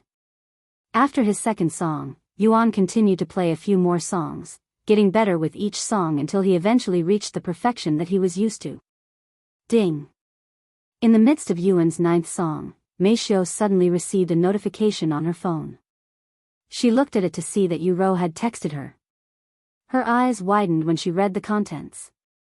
"Why, Yu Rou is coming here right now," Meishou said to them. Yuan immediately stopped playing the piano and said, "Yu Rou is coming here? Why?" "She said that she needed to talk to me. Also, she said that she received her parents' permission."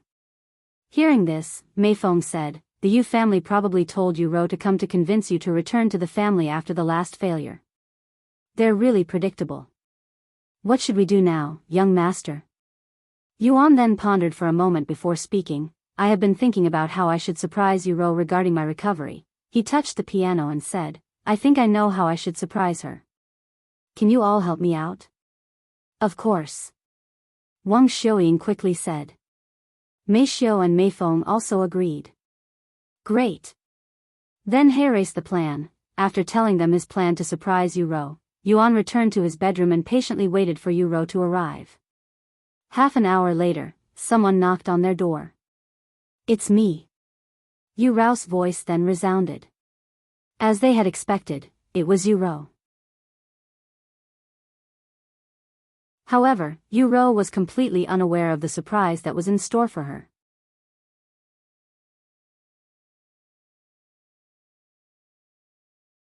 Chapter 504, Surprising Yu Rou. "Good morning, Meishou." Yu Rou greeted when she opened the door.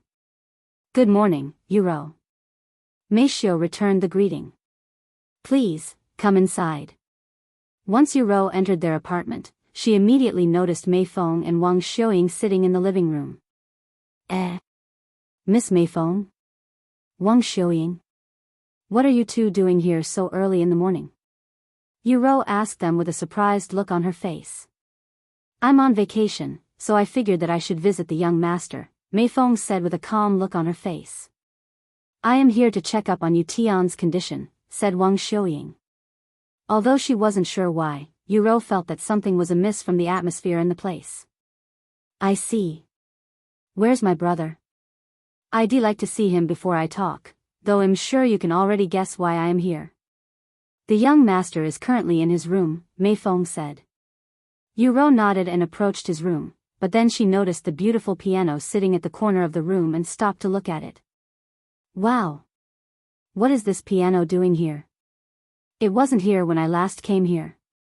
As a piano player herself, Yu Rou could instantly tell that the piano was a valuable one. That piano is mine. At least it was until I gave it to you Tian, said Wang Xiuying. It's yours? But why? Yu Rou asked. I have no use for it anymore, and I'd rather give it to my idol than sell it. Yu Rou found it strange that she would give it to Yuan when he can't even use it, and in her eyes, it was quite disrespectful to give an instrument to Yuan while knowing his background and condition. It was almost like giving a blind man a book that he cannot read. Though Yu Rou didn't think too much of it for now. Brother, it's Yu Rou. I am here to visit you, she said to him after knocking on the doors. Come inside, Yuan said. Yu Rou then entered the room and sat beside the bed. Even though we have been playing together for a while, it still feels like forever since I last saw you. Yu Rou gently caressed his silky black hair to the side so she could get a good look at his handsome face. I'm sorry, brother, why are you suddenly apologizing? Yuan asked her. Because of the Yu family, both you and Meishio have been experiencing unpleasant situations. I wish I could help, but I am powerless within the family. There's no need for you to apologize, Yu Rou. If anything, it should be the ones responsible that need to apologize. This means the chairman of the Cultivators Association and our parents. After a moment of silence, Yu Rou spoke. Brother, I am thinking about leaving the family and joining a faction. Huh? Why would you do that? Yuan was taken by surprise by her sudden reveal. Now that cultivation is widespread and the new trend, I want to take advantage of it, especially since I am currently ahead of many people. If I remain in the Yu family, I will forever remain powerless. However, if I leave, I will at least have a chance to become an influential person without the help of my family. It's not going to be easy, but I hope to become stronger than the Yu family. Yuan was speechless after listening to Yu Rou's plans. However, he didn't immediately dismiss it, and he asked, where will you go? I don't know right now, but I can tell you where I want go, the Cultivators Association. They're just a bunch of bullies, and I refuse to lend them my assistance. I already have a heaven-grade cultivation technique thanks to my family, so I don't really care where I go as long as they're good people with enough influence to not be bullied by the Yu family. I see. When you decide, let me know, okay? Of course. Anyways, I am here today because my parents wanted me to convince Meishio to return to the family so that they could hand her over to the Cultivators Association. I agreed since it meant that I would get to see you and Meishio again, but I won't be doing any convincing. I'm sorry to get you wrapped up in this mess as well. But don't worry, I will handle everything soon. You will? What are you going to do? Yu Rou couldn't help but ask. It's a secret for now, he said with a mysterious smile. I hope it's not anything dangerous. Yu Rou said with a worried frown. It won't be. Yuan chuckled. Sometime later, Yuan said, Yu Rou, you saw the piano, right? Why don't you let Meishio play you a song? Meishio knows how to play the piano? Since when? She's been practicing lately, you see. If you say so. Yu Rou then went back outside and said, Meishio, my brother said you'll play a song for me? Meishio nodded, but you'll have to wear this. Yu Rou looked at the object in Meixia's hand. It was a blindfold. Why do I have to be blindfolded? I won't be able to see your performance that way. I want you to judge it using your ears, not eyes, Meishio then said. I guess so. Once Yu Rou took a seat on the couch, Meishio blindfolded her. A few moments later, Yu Rou could hear the piano being played. Wow. Meifeng is really good with the piano. How long has she been practicing to reach this level? Yu Rou wasn't suspicious at first, but once she listened a little longer, she noticed something was off, and the feeling she got earlier grew more obvious. This can't be Meifeng playing the piano. It's too good. Even I cannot play this perfectly with many years of practice. Unless Meifeng has talent similar to my brother, there's no way she learned the piano and reached this level in such a short amount of time. Although she didn't want to discredit Meifeng or her talents, it was simply too hard to believe. It hasn't been long since Meifeng left the Yu family, and even if she started playing the day she left, it wasn't realistic for Meifeng to reach this level of performance in such a short time unless she was Yuan himself. Maybe this is Miss Meifeng playing the piano and they wanted to play a trick on me. Yu Rou began having this thought. Midway through the song, someone suddenly removed her blindfold, causing it to fall onto her lap. Yu Rou subconsciously opened her eyes when she felt the blindfold fall off, and to her absolute shock, it wasn't Meifeng sitting in front of the piano, nor was it Meifeng like Shed thought. It was actually Yuan sitting before the piano. And he was playing with elegance and grace. Brother. Yu Rou stood up from the shock, and she stared at Yuan's moving figure with a look of disbelief on her face. However, she didn't say anything else and silently watched Yuan play the piano with a seemingly healthy and normal body, feeling as though she was in a dream.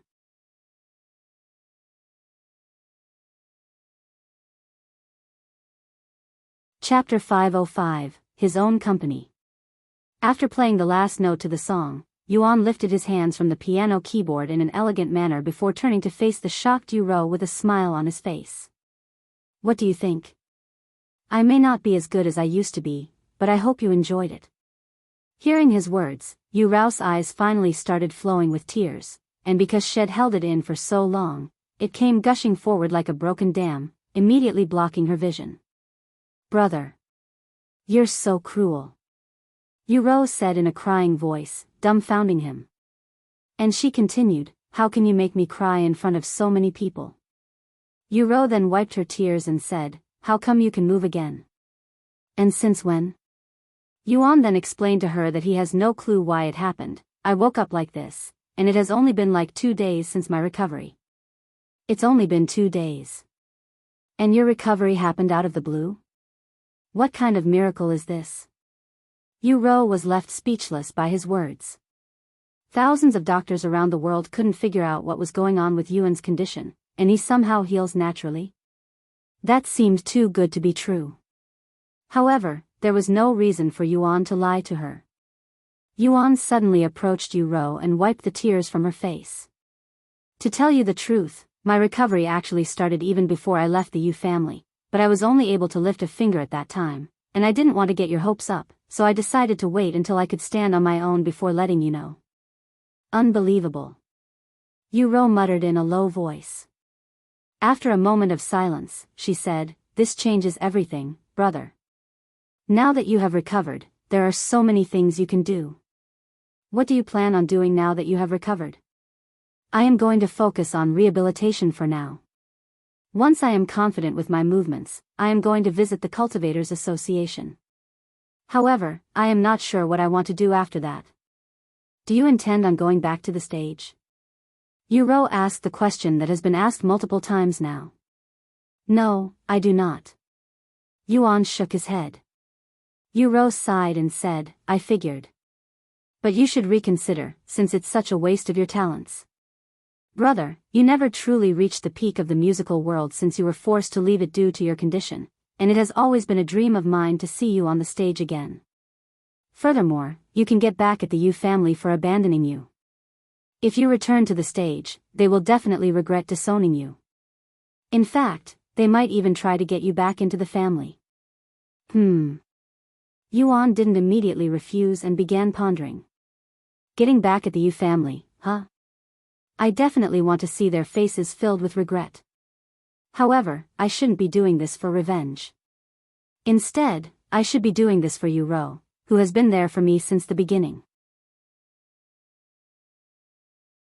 If Yu Rou wants me to return to the stage, although he has already decided to never return to the professional stage, he also told himself that he would do anything to make Yu Rou happy, and if him returning to the stage will make her happy, he cannot simply ignore it. Brother, if you don't want to return to the stage, I won't force you. Yu Rou said to him, as she could guess what he was thinking. It was at this moment Meifeng spoke. Young master, if I may make a suggestion, you don't need to go onto the stage as Tian. You can simply do it under a different alias. After all, it's not the stage you hate, but your name that is affiliated with the Yu family, am I right? I have listened closely to all of your performances today, and I can tell that you still enjoy playing the instrument. You're afraid that if you go onto the stage that you'll once again give credit to the Yu family.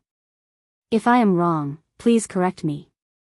Yuan remained silent for a moment before speaking. I have known that I still love to play the instrument when I played the zither inside Cultivation Online. I think you're right, Miss Meifeng.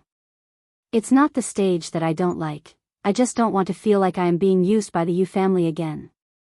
Brother. Yu Rou felt incredibly guilty at this moment, as she was part of the Yu family that made Yuan feel so much pain and grief. Well, there are many things you can do to avoid that feeling, such as playing for another company. Or even better, you can make your own company so that you won't be playing for anyone but yourself.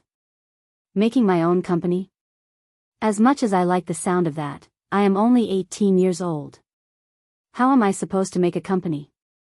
Meifeng lifted her hand and pointed it at herself. You don't need to do anything, young master. I can make the company for you. Oh really? But aren't you already incredibly busy at the Yu family? I don't dare to make you work even more than you already are. Yuan said. It's really not that much work. Although I will be making the company, I won't actually need to do anything, and when I do, I can do it from anywhere in the world as long as I have access to a phone and the internet.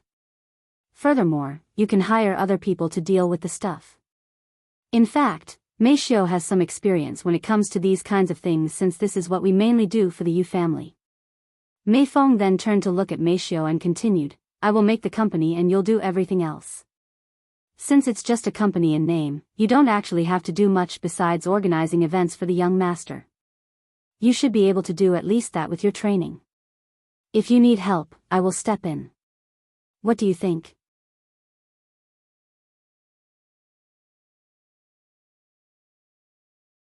Chapter 506, Divine Melody.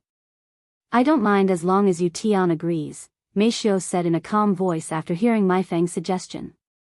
Besides maid training and defensive training, Meishio also learned management since she was expected to help Yuan with his work in the future just like how Meifeng helps the Yu family. It's all up to you now, young master. As long as you give me a nod, I will make the company. Yuan didn't immediately respond and took a couple of minutes to think about everything. Although he didn't care about getting revenge on the Yu family for what they have done to him, he definitely would like to see their faces once they learn that he has recovered and started playing on the stage again. Furthermore, he will be making Yu Rou happy by doing so.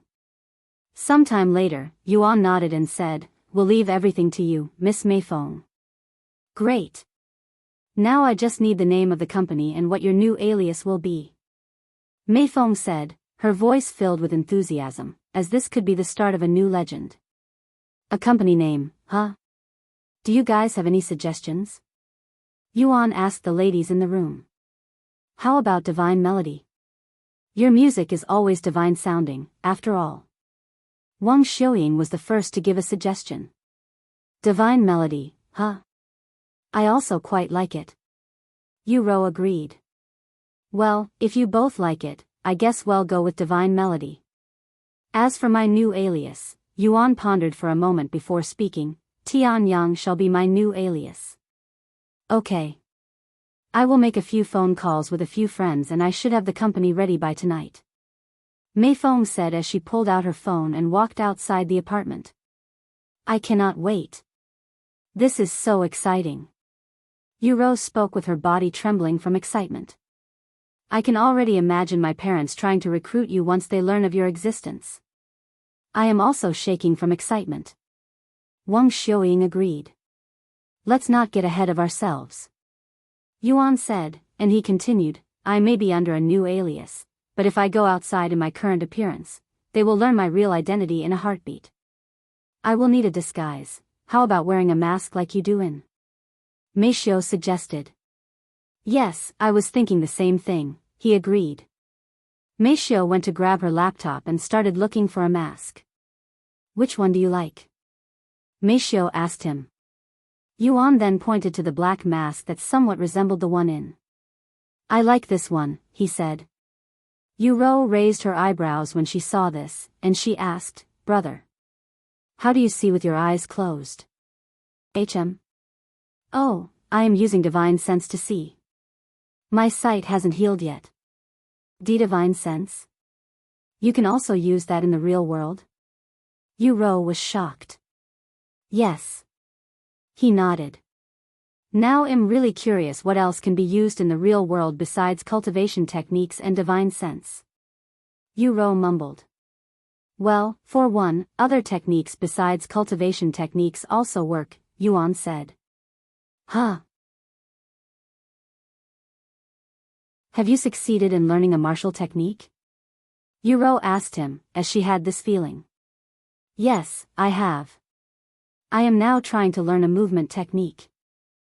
Can I see the technique you learned? Yu Rou quickly asked. Sure. Yuan then used his divine sense to look for a knife. Once he found it, he made it fly towards them from the kitchen. This is your flying dagger technique. Yu Rou recognized this technique since she has seen him use it a couple of times during their questing. That's right. Yuan nodded. Heavens. That looks incredibly dangerous. Wang Xiuying mumbled as she watched the kitchen knife circle around Yuan's body. Should I start trying to learn Wind Blade? Yu Rou wondered to herself out loud. That sounds even more dangerous. Yuan said, as he could somehow imagine Yu Rou causing mass destruction with wind blades. I have ordered the mask. It should arrive within the next 3 days. Meifeng said a moment later. Sometime later, Meifeng returned and said, I have the company set up. I will be the owner of the company in name, but I will leave everything to you, Meifeng. Once you settle your situation with the Cultivators Association and decide to reveal your identity, I will transfer the company to you. And in case you need some refreshments, I will send you the training notes from years prior. I understand. Meifeng nodded. As for the young master, you just need to schedule a performance and start making a name for yourself again. I suggest you do a couple of public performances to gain popularity before you return to the stage. Okay. And for the rest of the day, Yuan would play the piano for the ladies in the apartment. During breaks, they would talk about their new company and plan for their future. At the end of the day, Yu Rou said, would love to stay here for longer, but it's about time I return home and report to my parents that I have failed to convince Meifeng to return to the family. I expect a scolding, but it is what it is. I'm sorry, Yu Rou. This is all because of me, don't blame yourself for this situation, Meifeng. We all know who's in the wrong here. Yu Rou patted her back. Yu Rou, before you leave. Yuan approached her with his arms spread, his intentions clear. Seeing this, Yu Rou immediately jumped into his embrace and hugged him tightly. I have been waiting for this for the entire day, you idiot. Yu Rou said, feeling her eyes tear up again. I'm sorry for making you wait so long. Once they were satisfied, Yuan let her go and Yu Rou made her way back to the Yu family. I am also going to leave as well. It's been a fun day. I will be coming here often to hear your music, Yu Tian. Wang Xiuying said shortly after Yu Rou left. Yuan nodded and said, once again, thank you for the piano. I will treasure it. That means more than you think to me. Wang Xiuying said with a bright smile on her face.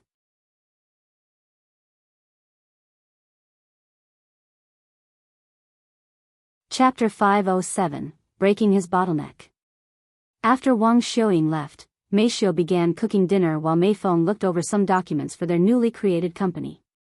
Young master, you'll need a disguise for your new alias, Meifeng said to him, unaware that they already have something planned. Yes, I know. I will be wearing a mask when I play on the stage, he said. A mask, huh? That's not a bad idea. Meifeng agreed. Sometime later, after dinner, Yuan went to take a shower. Now that he can clean himself, he plans on doing so every single day. Once it was time for sleep, Meifeng and Yuan retired to their room while Meishio returned to her own room. Miss Meifeng, I have a question. Yuan suddenly asked her as they laid in the same bed. What is it? Do you know where I can obtain a sword? A sword? Like a real sword? Why do you want one? Self-defense, I guess, self-defense? Meifeng looked at him with raised eyebrows. What kind of self-defense requires a sword? You see, the world is getting more dangerous lately with more and more people becoming cultivators, obtaining inhuman strength that's only possible in the cultivation world, but our world is very small compared to the world in, and I was worried about what might happen in the future, so I want to prepare myself. Cultivators may be strong, but I don't think we have to be that worried. It's not as though the world will suddenly become a lawless place. But since the young masters want a sword, I will try to do something about it. Thank you. Meifeng fell asleep shortly afterward. However, Yuan didn't go to sleep. Instead, he silently got out of the bed and went to the living room, before taking a seat on the floor. This will be my first time cultivating in this position. Yuan thought to himself as he started to absorb the spiritual energy in the air. Desperation. I am not desperate enough to reach Spirit Master. He recalled what the handsome man told him in his dreams. Yuan then remembered the scenes where the mother and her daughter were murdered in broad daylight. Then he recalled the betrayal of a friend. Then of the young man's lover being forcefully taken away. After remembering these situations, Yuan subconsciously started replacing these individuals with people he knew. He imagined Meifeng and Yu Rou getting killed before his eyes. He imagined being betrayed by Dr. Wang and Wang Xiuying. He imagined the Cultivators Association successfully taking Meishio away from him by force. You're so weak. How can you protect anyone like that? The handsome man's voice suddenly resounded in his head. Yuan gritted his teeth, and somewhere within his consciousness, an invisible flame created by desperation appeared. The spiritual energy in the area began flying towards Yuan at an incredibly fast rate. That's right. If you want to protect those you care about, you must be strong. Obtain the strength to protect your family and friends. Obtain the power to defeat those who wish to covet from you. Be desperate, desperate for power. The handsome man's voice continued to resound inside Yuan's head as he subconsciously cultivated, and before he was aware, he entered a trance-like state, had entered enlightenment. Meishio, who was just about to fall asleep, noticed the sudden change in the atmosphere. She got out of the bed and looked peeked outside her room, and to her surprise, there was a figure sitting in the living room with his long black hair fluttering behind him like a cape before a gust of wind. Yuan. Meishio mumbled to herself. Even though she was clearly looking at Yuan, for some reason, it felt like she wasn't looking at Yuan at the same time, almost like she was looking at someone else and the Yuan there was merely an illusion. Meanwhile, Yuan's cultivation that had been stuck at peak spirit warrior finally began to move. His dantian that contained all of his spiritual energy began to tremble, and it slowly began expanding in size.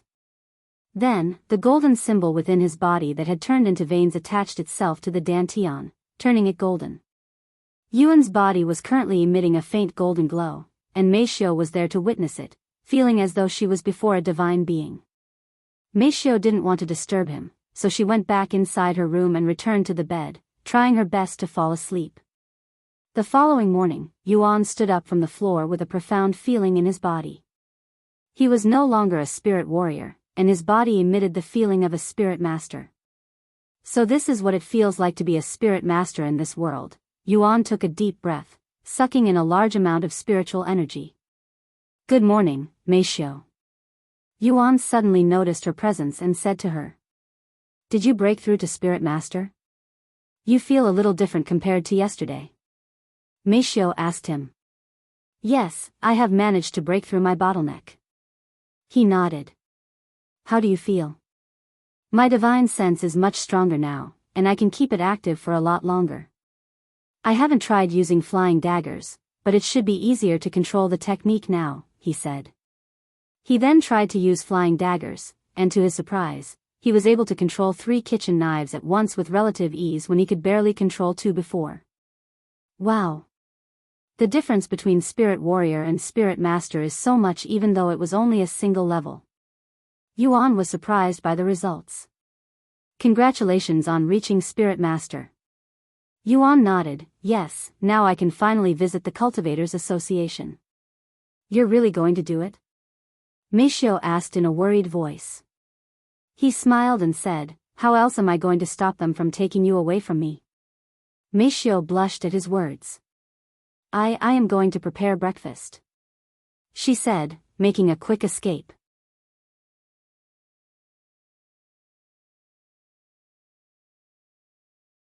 Chapter 508, I will come with you. Good morning, young master. You're up earlier than usual today, Meifeng said to him after coming out of his room. I actually spent the night cultivating, he said with a smile. I see. After eating breakfast, Yuan would spend about 2 hours just playing the piano without any rest. Afterward, he would continue practicing the movement technique. Meanwhile, Yu Rou stood before her parents. How did it go? Yu Yong asked her. It failed. Meifeng refused to return even when I asked. Yu Rou said. Che. Tang Li sneered in disgust. Meifeng appeared to be enjoying her current life with Tian. I think it'd be for the better if we didn't disturb their new life. Yu Rou said. I have a feeling that you didn't even bother to convince her. Tell me, Yu Rou, what exactly did you do yesterday when you spent an entire day at their place? Yu Yong asked her in a solemn voice. I tried to convince Meifeng to return to the family, but when it failed, I remained there to hang out with them since it's been a while. Yu Rou said in a casual voice. And before her parents could speak, she continued, I don't know why you want Meifeng back so desperately, but even if she used to serve me, remember that Meifeng was trained to serve you Tian. My brother was the reason that Meifeng even wanted to be a maid in the first place, so if you're thinking about tearing them apart, it won't happen. Humph. Leave. And you're still forbidden to contact that trash since you didn't get any satisfactory results. Tang Li said to her. Yu Rou frowned, but she didn't say anything and left the place. Looks like we'll have to rely on the mercenaries. Chairman Zhao has been getting more impatient as well. Yu Yong sighed. He then retrieved his cell phone to give Mr. Johnson a call. 3 days passed by in a flash, and someone knocked on Yuan's apartment early in the morning. Delivery. Meifeng went to open the door since she was expecting this package. Thank you. After accepting the package, Meifeng went to the living room and called out to Yuan, Tian, your masks have arrived. A few moments later, Yuan came out of the bathroom. Great. Let's see what we have. After opening the package, Yuan could see over a dozen different masks in the package. Did they give us more than we ordered by accident? I don't remember picking most of these. Yuan said. Oh, I forgot to mention it, but I decided to buy a few more afterward just in case we needed it. I even picked a new design for some of them if you ever get bored of one. Meifeng said. I see, that makes sense. Thanks. Yuan picked one randomly and wore it on his face.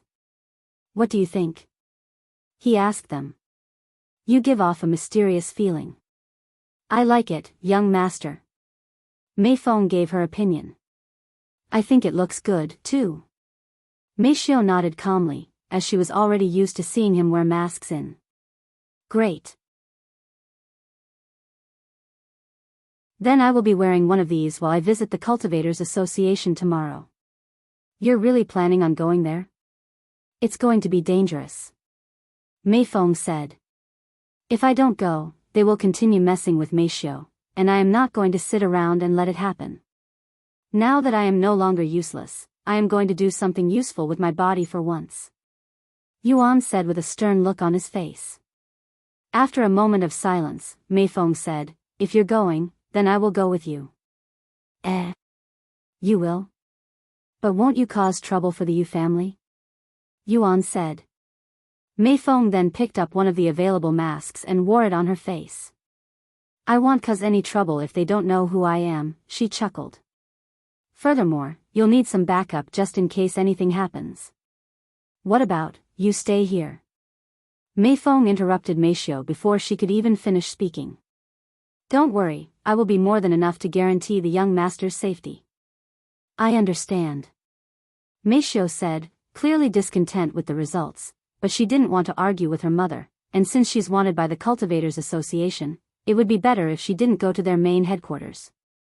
That night, Yuan went to sleep to make sure he was in top condition for tomorrow.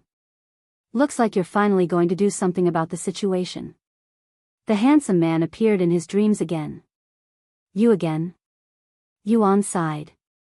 Ever since Head started walking, he would have to deal with this handsome man who supposedly him before his reincarnation every time he went to sleep. Why are you not happy to see me? This means that you're slowly recovering your memories. What if I don't want these memories? Yuan said with a frown. You don't want to remember? Even though it'll make you stronger? Are you afraid that you might become a different person once you remember everything? The handsome man asked Yuan even though he already knew the answer. Everybody will change if given enough time. This is not something you can prevent no matter how powerful you are. However, you are in control of what kind of person you want to be, so why are you afraid? I am not afraid, Yuan said in a calm voice. And he continued, I just don't want to experience unnecessary emotions that I felt before. What happened in the past happened in the past. I don't need to know about it. The handsome man smiled and said, if you don't care about what happened in the past, you wouldn't exist right now. What do you mean by that? Yuan frowned slightly. You exist for a reason, reincarnated for a reason. You may not understand it now, but you will eventually remember everything and understand your reason for existing. The handsome man then looked towards the sky and said, it's about time for you to wake up. I look forward to what you're going to do today. Perhaps you've already started changing, you just don't realize it. After that sentence ended, Yuan woke up from his sleep.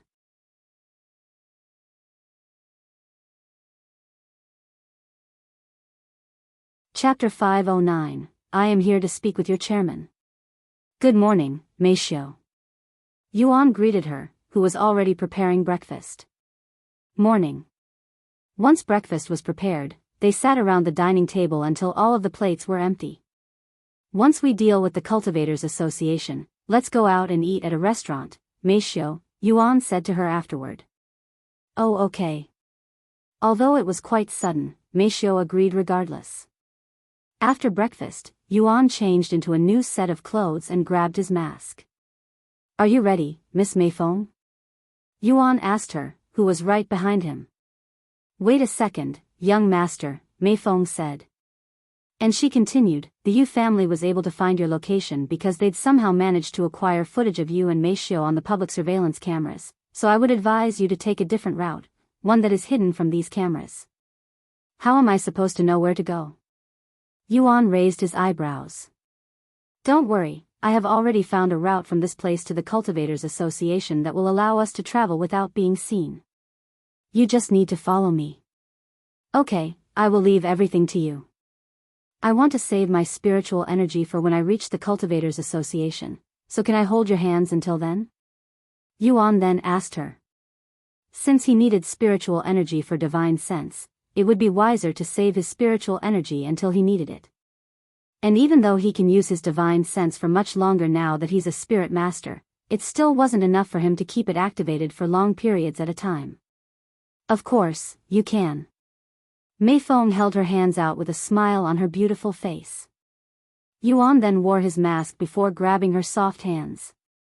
Meifeng also wore her mask before leading Yuan outside the door and into the streets, following the route Meifeng had prepared in advance to avoid being seen. It will take us a little longer to reach the Cultivators Association since we're taking this unique route. Since we have some time, can you tell me what you intend on doing there so I can prepare for it? Meifeng asked him as they walked hand in hand. I am going there to intimidate them, he responded in a calm voice. Excuse me? Meifeng turned to look at him with her eyes filled with shock. You're going to intimidate the Cultivators Association? One of the most powerful factions in the entire world right now. You know, even the Yu family don't dare to offend them, right? She said to him in a dazed voice. Yes, I know, Yuan responded in a calm voice. Then how are you going to intimidate them? If words won't get through them, I can only use force, right? Yuan said. Force. Meifeng had a bad feeling about this, and she started regretting agreeing to this farce. Don't worry, I am confident in my strength. I am not worried about that. But if you act violently at the Cultivators Association, you will get arrested. The Cultivators Association is not only a powerful force, but they are also something like the police for cultivators, since normal police won't be able to deal with cultivators and their incredible strength. Simply, you'll go to jail that is specifically made for cultivators. I won't do anything violent, if I don't have to. Meifeng sighed and mumbled to herself, looks like I might have to call some lawyers after this all goes down. Meifeng wasn't too worried that Yuan might go to jail for causing a scene in the Cultivators Association as long as he doesn't kill anyone, as she has connections with many powerful and reliable lawyers who can get someone out of anything as long as they had enough money. About an hour later, they arrive at the Cultivators Association. We're here, young master. Please. Just don't do anything too crazy. Meifeng pleaded. Yuan didn't say anything and merely nodded. He then stood there for a minute to prepare himself. Once he was ready, he released Meifeng's hand and began walking towards the Cultivators Association, and Meifeng followed him from behind. Their unique appearance quickly attracted everyone's attention, and they wondered why Yuan and Meifeng were wearing masks. There was a line to the reception, but Yuan ignored the line and walked straight to the front. The line is back there. The woman working at the reception pointed to the back of the line. I am here to speak with your chairman. Take me to him. I'm sorry, but who are you? I will only speak with the chairman. I'm afraid that's not possible. Until we know your identity, you won't see anyone. Furthermore, Chairman Zhao is currently busy in a meeting, so he won't have time for you. Bang. Yuan suddenly slammed the desk with his fist, instantly destroying it. This startled the woman and everyone there greatly, including Meifeng, who felt like she was suddenly before a different person. I will not repeat myself, Yuan said in a calm voice that had a hint of anger within.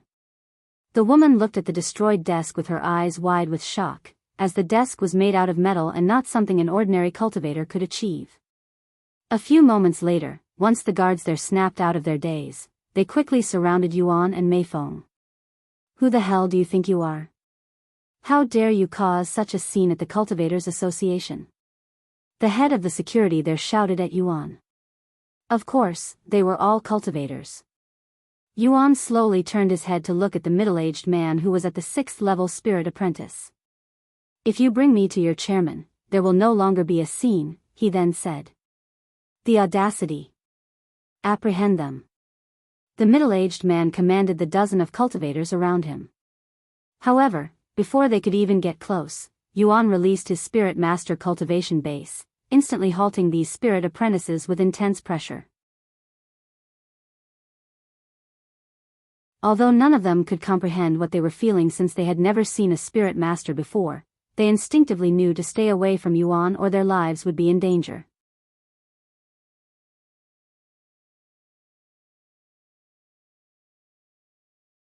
Chapter 5:10, The Presence of a Spirit Master. Batum. Batum. Batum. The cultivators around Yuan could feel their hearts being squeezed by this invisible pressure the longer they remained around him, so they all took steps back, fearing that their hearts might be crushed if they continued going forward. Who are you? Why do you want to speak with the chairman? If you do anything funny, the entire Cultivators Association will be upon you. The head guard pointed at Yuan and shouted. After a moment of silence, Yuan spoke. Yuan. Tell your chairman that Yuan is here to see him. Why Yuan? Don't tell me that you're that Yuan from. The head guard was left speechless by this revelation. The others were also shocked by player Yuan's sudden appearance. As they were aware, the real player Yuan has never appeared in public before, and judging by his appearance and unfathomable presence, there was a good chance that this masked figure before them was truly player Yuan, the #1 mysterious player in. Meanwhile, somewhere on the top floor of the Cultivators Association, a decently sized group of individuals with ages ranging from old to young sat around a large conference table with Chairman Zhao sitting at the end, and all of them were emitting a profound aura.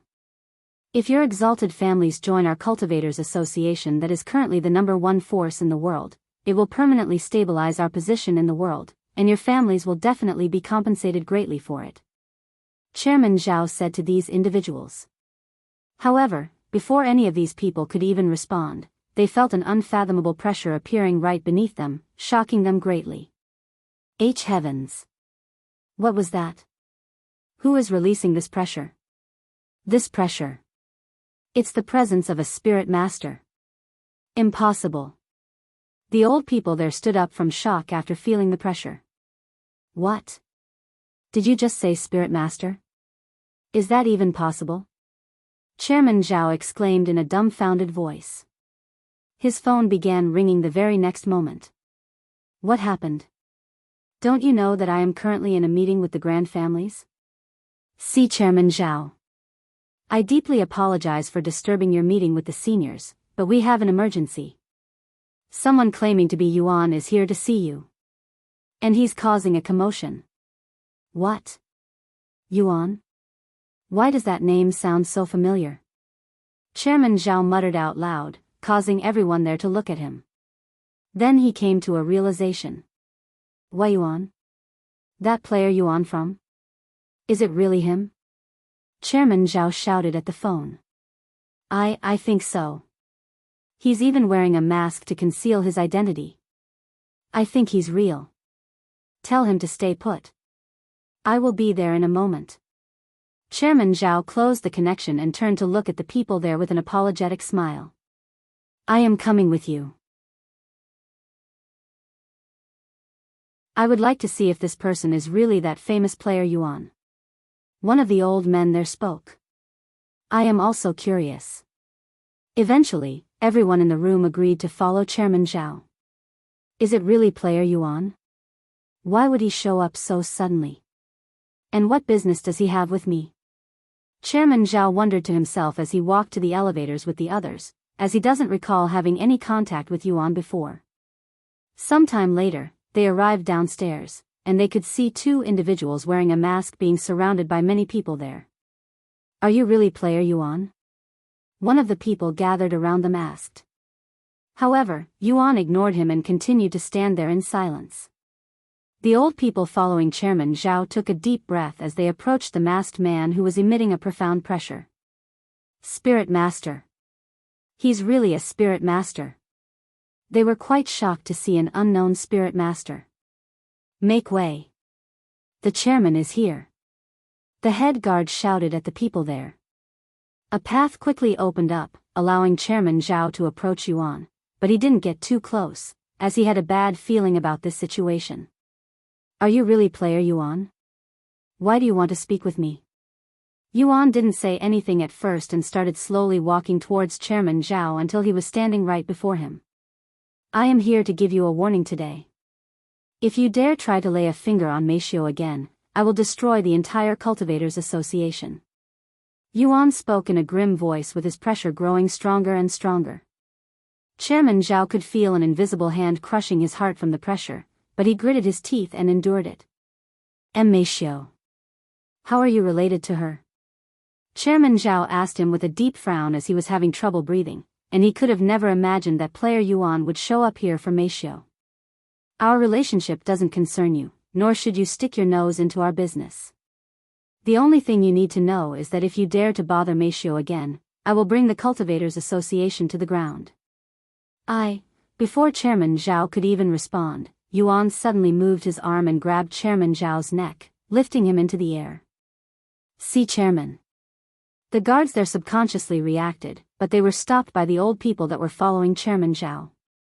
If you don't want the chairman to die, you should stay still, said an old man with long white hair tied into a ponytail. Meanwhile, Yuan spoke in a low voice while staring at Chairman Zhao. I am not asking you, I am telling you to leave her alone. Do you understand me? Why yes. I understand. Chairman Zhao uttered with much effort. Humph. Yuan tossed Chairman Zhao to the side like trash after hearing his response. He then turned around and said to Meifeng, let's go. However, before he could walk very far, one of the old people there called out to him in a respectful voice, please wait a moment, young man. Yuan stopped and turned around to see an old man standing behind him with his hands clasped together.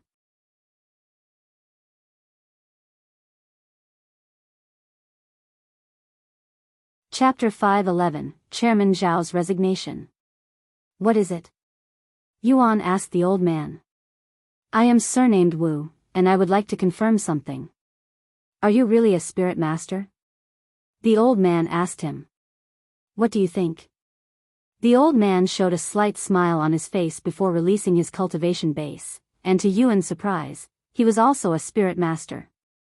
There are already other spirit masters beside me in this world? Yuan thought to himself. Although I cannot see your face, I can tell that you're surprised by my cultivation base. You must be wondering how this is possible. If you visit my family at Mount Wu, I will tell you everything. And before Yuan could even respond, the old man continued, don't worry, I am not related to Chairman Zhao, so whatever happened between you and him has nothing to do with me or my family. I came here today to see if the Cultivators Association was worth my family's backing, but from the looks of it, we will have to reconsider some things. Hey, old Wu, let's not try to pull a fast one before everyone here, or have you forgotten about our presence? Another old man suddenly stepped forward and bowed to Yuan with his hands clasped. My surname is Ji, and I am also a spirit master. The old man surnamed Ji then released his spirit master cultivation base, surprising Yuan even more. Forget about Mount Wu. Come to my Mount Ji instead. You won't regret it. Then another person stepped forward, an old woman. Instead of fighting amongst ourselves, why don't we all cooperate together? The old woman suggested. She approached Yuan and said, surnamed Wang from the Wang family. If you want to know how we reached Spirit Master and more about cultivation in general, come to the Jaded Garden situated outside the Yang City. We'll be more than happy to befriend a young genius such as yourself. If you're worried about your identity being revealed, I will let you know that we're really good at keeping secrets. The old woman then leaned over his shoulders and whispered in a low voice that could only be heard by Yuan, after all, we have managed to keep cultivation a secret from the rest of the world for many centuries. Yuan's body trembled after hearing the old woman's words. They kept cultivation a secret from the rest of the world for many centuries? Does this mean that they have known about cultivation even way before existed? If so, that explains why they were spirit masters. See you there in a month. The old woman said to him before turning around and walking back to Chairman Zhao. Chairman Zhao, you have a lot of explaining to do for us. And don't you even dare think about lying to us because we will investigate the truth ourselves afterward. Chairman Zhao, who was supposed to be an almighty figure, nodded his head in a powerless manner before the old woman and the other elders that were clearly more influential than Chairman Zhao. Yuan lingered in the place for a few more moments before finally leaving the Cultivators Association with Meifeng. Although the people there wanted to follow him, they didn't dare to do so and reluctantly stayed behind. Young master, you nearly scared me to death just now. I'm shocked that we even got to leave that place in one piece. Meifeng sighed sometime later. I'm sorry. I got a little angry and my body started moving on its own. Yuan said to her, his hands still trembling a little. Young master. Are you really player Yuan? Meifeng suddenly asked him. I will tell you everything once we return home, okay? Of course. Meifeng nodded. Once Yuan and Meifeng left the scene, the elders pressed Chairman Zhao for answers before everyone in the Cultivators Association. If you don't tell us what happened, we'll speak with the council and have them deal with you. Chairman Zhao sighed out loud before telling them the truth in a regretful voice. Che! What a shameless old man. Someone there said out loud after Chairman Zhao revealed everything. Chairman Zhao, I am greatly disappointed in you. My Wang family no longer wishes to be affiliated with the Cultivators Association. Excuse me. The old woman turned around and left the scene, followed by a few youngsters that came to this place with her. The other elders also told Chairman Zhao the same thing before leaving the place. As for the other people in the Cultivators Association, they immediately started spreading news of everything that transpired there today through their phones, which spread like wildfire, shocking the world. What? The real player Yuan showed up at the Cultivators Association to warn Chairman Zhao. What did Chairman Zhao do to offend player Yuan? Chairman Zhao tried to force a young lady into joining the Cultivators Association. And this young lady turned out to have a relationship with player Yuan? Talk about karma. Ha ha ha. Serves that old pervert right. I can't believe it. This is player Yuan's first real appearance outside of Cultivation Online. Player Yuan is already a spirit master? Isn't he also a spirit master in Cultivation Online? Just who is player Yuan? How does he keep achieving these seemingly impossible achievements? The world was greatly shocked by what had happened at the Cultivators Association, but the people were more interested in player Yuan than what Chairman Zhao had done. As for the Yu family, they had managed to dodge a bullet when Chairman Zhao revealed everything, as he wasn't aware that the Yu family had hired mercenaries to kidnap Meifeng. However, the Yu family was also shocked speechless to know that Meifeng had a relationship with player Yuan, someone they have been looking for themselves. They wanted to approach Meifeng for more information, but they were afraid of player Yuan knocking on their doors. After all, if player Yuan dared to threaten to destroy the Cultivators Association before the chairman of the Cultivators Association at their main headquarters, what would stop him from visiting the Yu family? The Yu family then called Mr. Johnson to cancel the pending job. What happened at the Cultivators Association would be a hot topic on the news and the internet for the rest of the week, and Chairman Zhao would resign his position as chairman the following day, which didn't surprise anyone when they learned about it.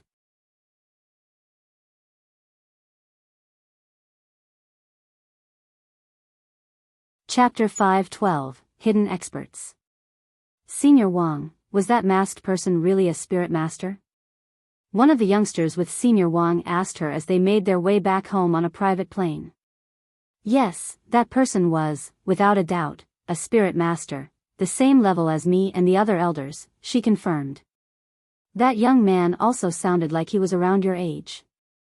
I cannot imagine how terrifying his talents must be to reach spirit master at such a young age, and it would be even more terrifying if he only started cultivating after became a thing. That can't be possible, right? Someone else there asked. The question is no longer whether it's possible or not, but how he achieved it. Senior Wang said in a low voice. And whether he started cultivating before or after doesn't really matter, as it won't change the fact that he's a spirit master at such a young age. Anyways, although our visit to the Cultivators Association turned out to be a huge waste of time, I am actually glad that we went there, as I got to learn the existence of such a cultivation monster. The others in the family will go crazy once they learn about this young man. As for the other families, well, definitely be fighting for him. If he's that famous player Yuan, there's a good chance that he won't join any families, right? Someone there asked. Yes, but it won't hurt to try. Senior Wang nodded. Who's this player Yuan? I have never heard of him before. Another person said. You don't know player Yuan? Don't you play? Why would I play a game about cultivation when I am already doing it in real life? No wonder why you don't know him. Well, let me tell you about player Yuan and his achievements, and for the rest of their flight, the young cultivators shared information about player Yuan and his achievements with those that didn't know of his fame. Meanwhile, after returning home, Yuan removed his mask and sat in the living room in an exhausted manner with sweat dripping down his face. Are you okay? Meifeng asked him as she gently wiped the sweat off his face with a dry towel. Yes. I am fine. But that was more exhausting than I'd expected. Since the young master cannot talk right now, I will explain everything for him, Meifeng said, and he proceeded to recall everything that had happened at the Cultivators Association. Meifeng expressed disbelief after hearing the situation. Why you went there as player Yuan, even threatening the chairman? Heavens! Are you sure everything will be fine? Meifeng spoke in a worried voice. We can't really say for now. Give it a few days and we'll see if anything will happen. However, they don't know the young master's identity, so they won't be able to do anything to him now even if they want to. But young master, you really surprised me today, and I am not talking about your identity as player Yuan. I didn't even know you can act so domineering. You felt like an entirely different person today. I still have chills just thinking about it. Meifeng said to him in a somewhat admiring voice. Well, most of that was just an act, since if I didn't act like that, they wouldn't have taken me seriously. Yuan smiled. Was it really just an act? It felt too realistic. Meifeng thought to herself. Can you tell me more about your identity as player Yuan? The Yu family have asked me to investigate, but I came up with nothing. Yuan nodded and proceeded to tell her about his identity as player Yuan and some of the stuff he's done in cultivation online. I see. That explains why you're so powerful even in the real world. Turns out that you have been cultivating with a divine grade cultivation technique this entire time. What are we going to do now? Meifeng asked them a moment later. Who knows, but I intend on going to the Jaded Garden to speak with those seniors next month, Yuan said. Are you sure that's a good idea? What if it's a trap? Meifeng said. I think it'll be fine. If they really wanted to harm me, they could have done so back then. All three of them, and probably the other elders there, were all spirit masters. There was no way I could have defeated them by myself. Furthermore, they didn't appear to be bad people. Why do you want to speak with them, though? Meifeng then asked. I want to know more about the cultivation world, in this world. Apparently, they have known about cultivation since many centuries again, hence why they have been able to reach Spirit Master. Yuan said. So they're basically hidden experts that have been secretly cultivating for many years. I am very impressed by how they have managed to keep cultivation hidden from the public for so long. Meifeng said. Yes, I am too. That's why I want to speak with them.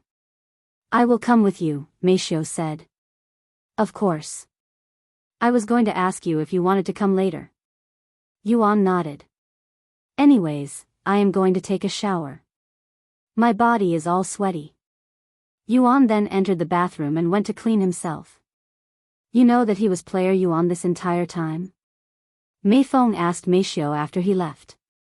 Yes. Well, aren't you a lucky one? Sometime later, Yuan returned to the living room, where Meifeng and Meifeng were watching the news. Look, young master. They are already talking about the incident at the Cultivators Association, about player Yuan.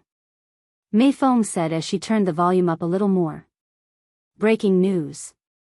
Player Yuan has finally made an appearance today at the Cultivators Association. He even confronted Chairman Zhao, threatening to destroy the Cultivators Association if they continued to mess with his woman. Who is this Meifeng that player Yuan treasures so deeply? Could it be his girlfriend? Fiancé? Perhaps even his wife? His wife? Meifeng was speechless after she listened to how the news spoke about their relationship, making it seem as though they were lovers.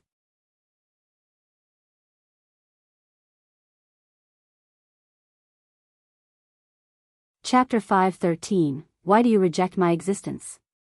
Yuan. Isn't that you? Meifeng pointed at the television that was currently playing a recording from the surveillance camera at the Cultivators Association, allowing everyone to witness the drama for themselves. They could see two figures entering the building and walking straight towards the front. A few moments later, the figure wearing a black mask suddenly smashed the metal table into pieces, shocking everyone there. Then the guards surrounded the masked individuals, but they didn't dare advance any further for some reason, almost like there was an invisible force that kept them from approaching the masked figure. A few minutes later, Chairman Zhao and the elders could be seen approaching the masked figure. It was at this moment the masked figure walked in front of the chairman before lifting him into the air by the neck. A few more moments later, the masked figure tossed the chairman like a child getting bored of their toy and walking away. However, the masked figure was stopped by the elders, and after some conversation, the masked figure disappeared from the Cultivators Association. Of course, all of this was played without any sound. But even without any sound, the spectators could see how domineering that masked figure was, and they had no doubt that he had the capabilities to destroy the Cultivators Association from his demeanor alone. Seeing player Yuan for the first time, many people were in awe of his display of dominance, and those that were already fans of player Yuan became even more obsessed with him. How embarrassing. Yuan said with a bashful smile on his face after seeing himself acting so out of character, almost like he was watching a play. If I didn't know you were going to do this beforehand, would have never guessed that masked figure would be you. Meifeng said in a dumbfounded voice. I was actually afraid that the young master might accidentally kill the chairman when he grabbed the chairman by his neck, Meifeng said. K-kill? Why would I do something so extreme? Yuan was surprised to hear this. People do extreme things when they're angry. Meifeng said. Even if that's true, I wouldn't kill someone just because I am angry.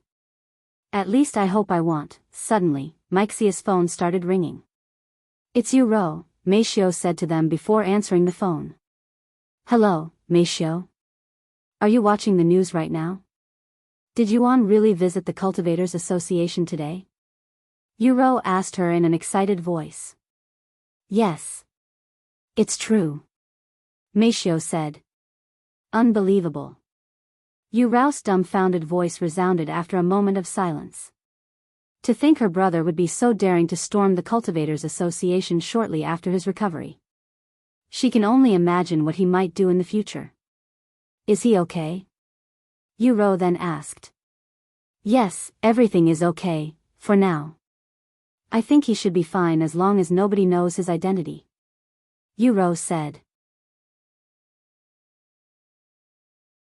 And even if the Cultivators Association learns of his identity, I don't think it should cause any worries since a lot of people admires player Yuan. There will be plenty of people willing to help him if he gets into any trouble.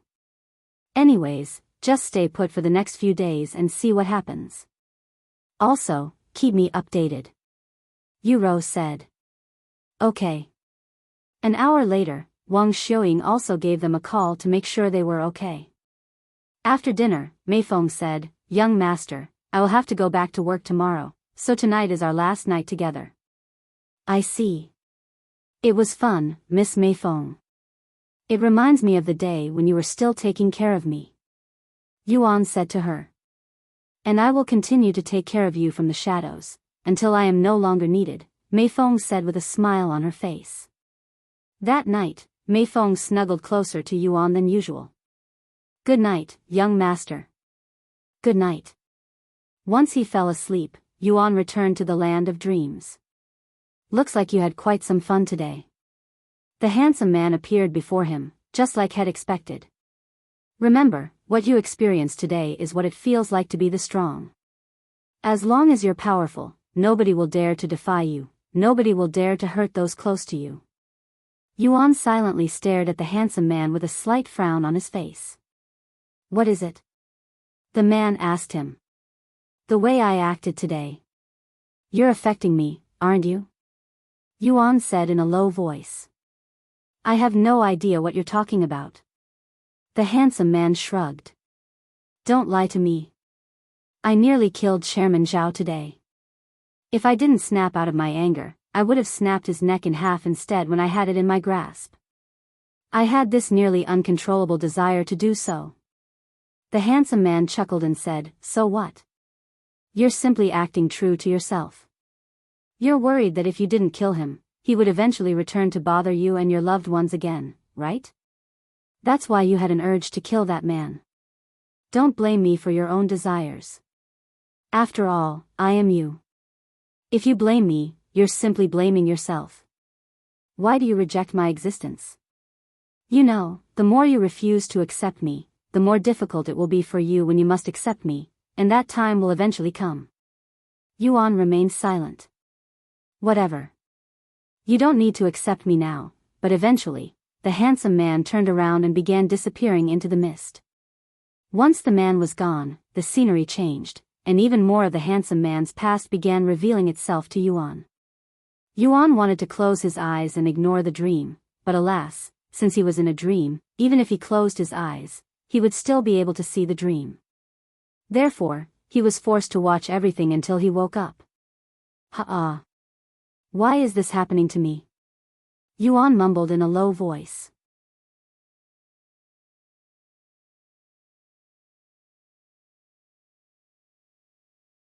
Chapter 5:14. Do you believe in reincarnation?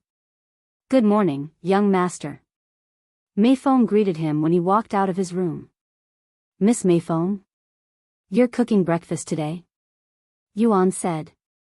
That's right. Since I am no longer on vacation, and I will be leaving soon, I want to do something for you before I leave. You're also up earlier than usual today, young master. Yes, I had another bad dream. He sighed.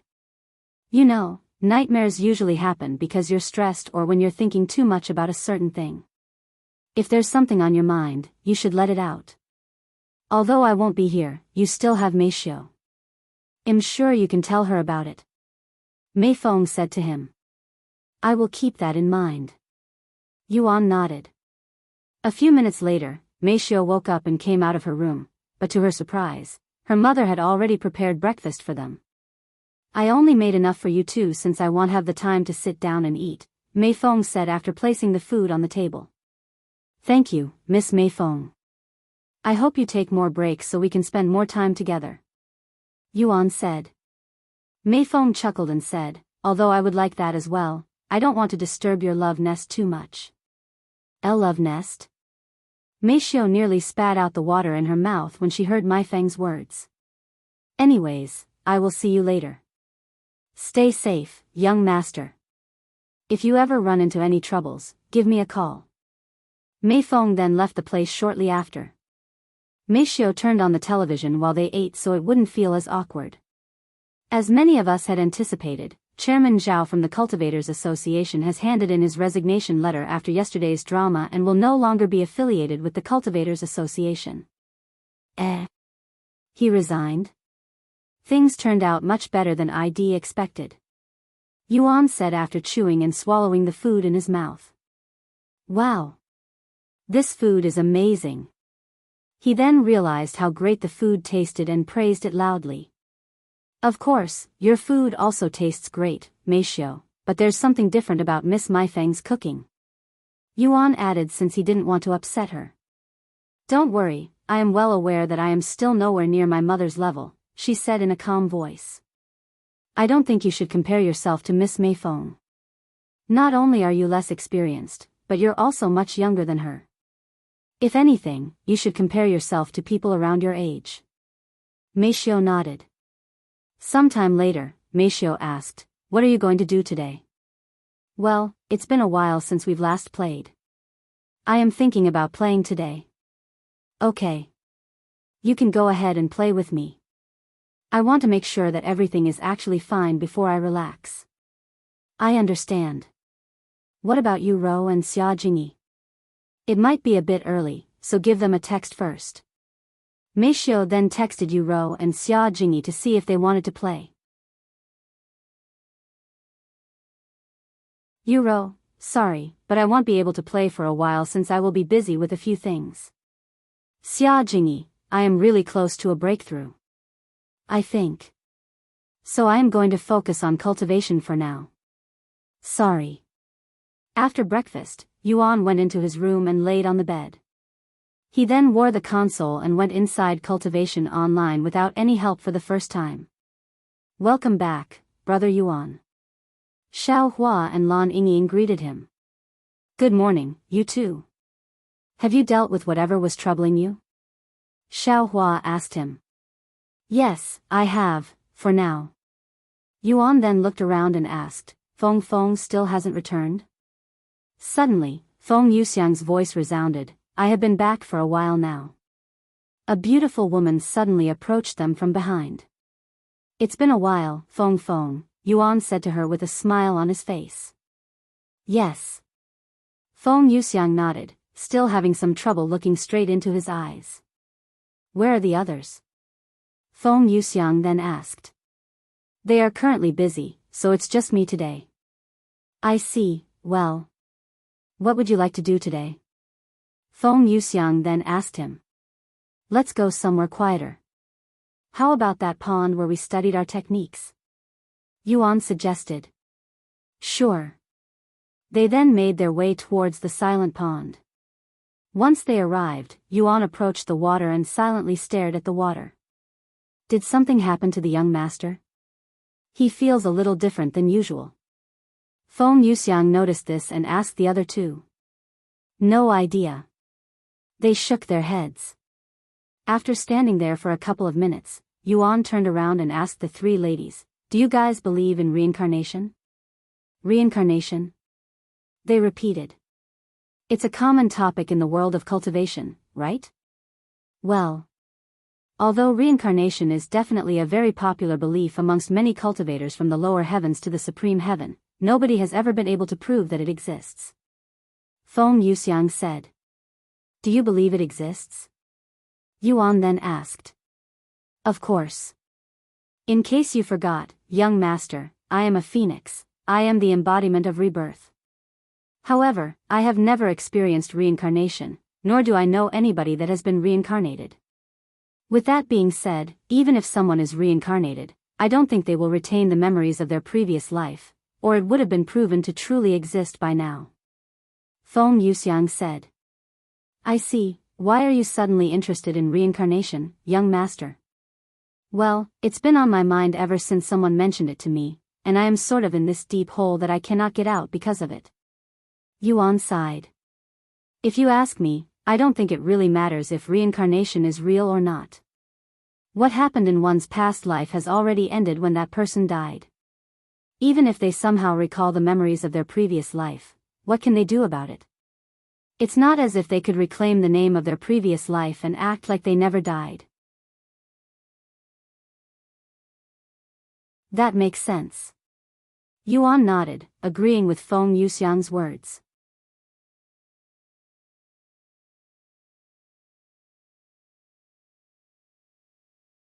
Chapter 5:15, Relentless Dragon Overwhelms the Nine Heavens. After thinking about the words Feng Yuxiang spoke to him, Yuan took a seat beside the pond and retrieved the ancient rank technique Relentless Dragon Overwhelms the Nine Heavens. I am going to spend the rest of the day trying to comprehend this technique since it felt like I was getting close to understanding it when I stopped previously. You guys can do whatever. Yuan said to them before focusing on the technique. Feng Yuxiang exchanged looks with the other two.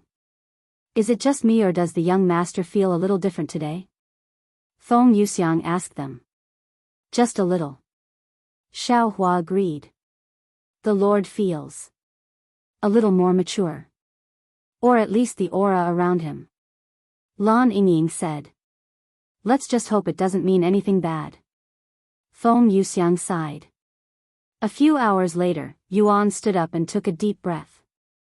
He then positioned himself that made it seem like he was prepared to throw a punch.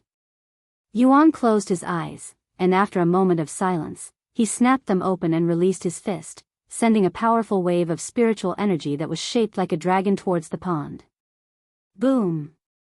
The entire ground shook as the pond was immediately erased from existence, the water and all, leaving a huge crater behind.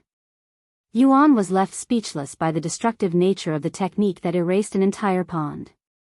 Fortunately for them, there were no living creatures within the pond. Heavens! Young master, where did you learn such a powerful technique? Feng Yuxiang asked him afterward.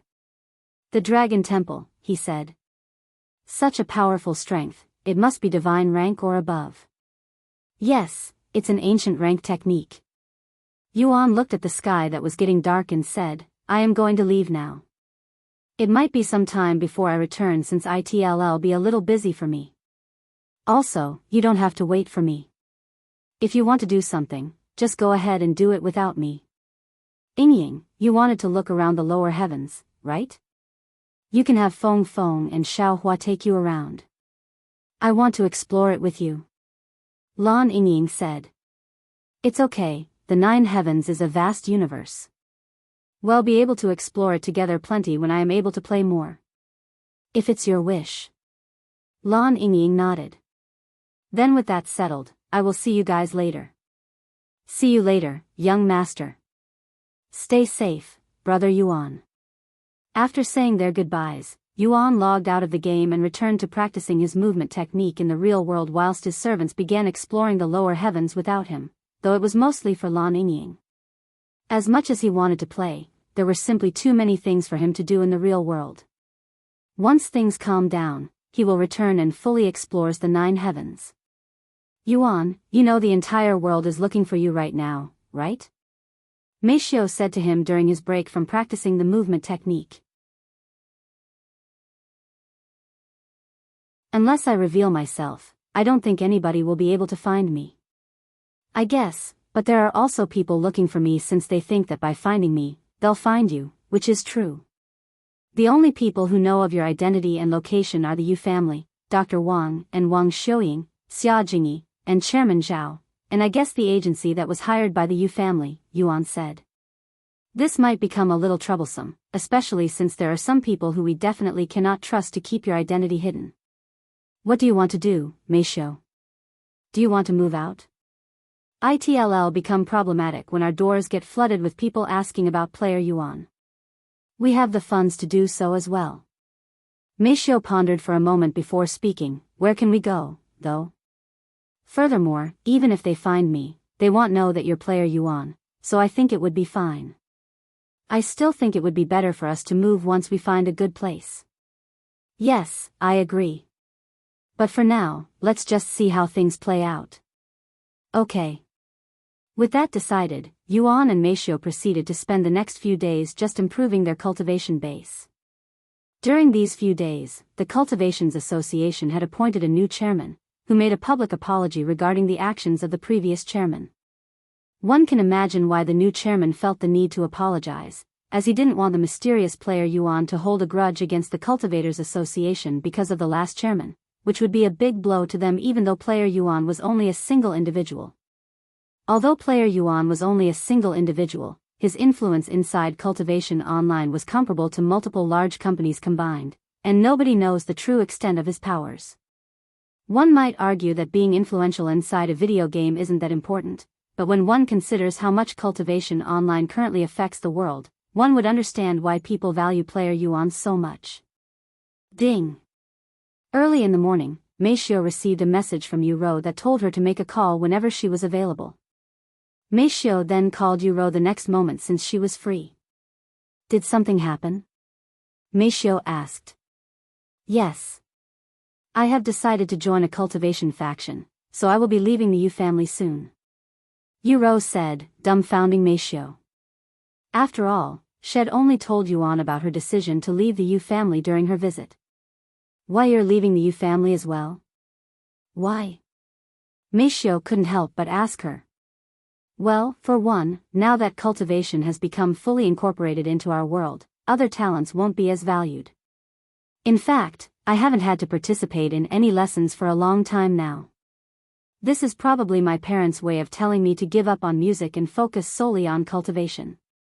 Furthermore, I don't think I can stop blaming myself for what happened to you and brother Tian due to my affiliation with the Yu family. Hopefully, leaving the Yu family can relieve some of that guilt. Yu Rou sighed.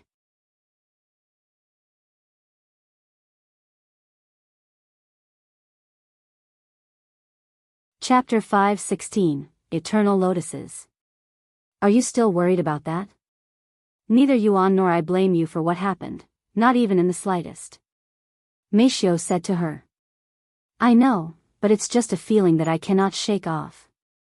Of course, I have other reasons why I want to leave the Yu family, such as wanting to be independent like you and brother Tian.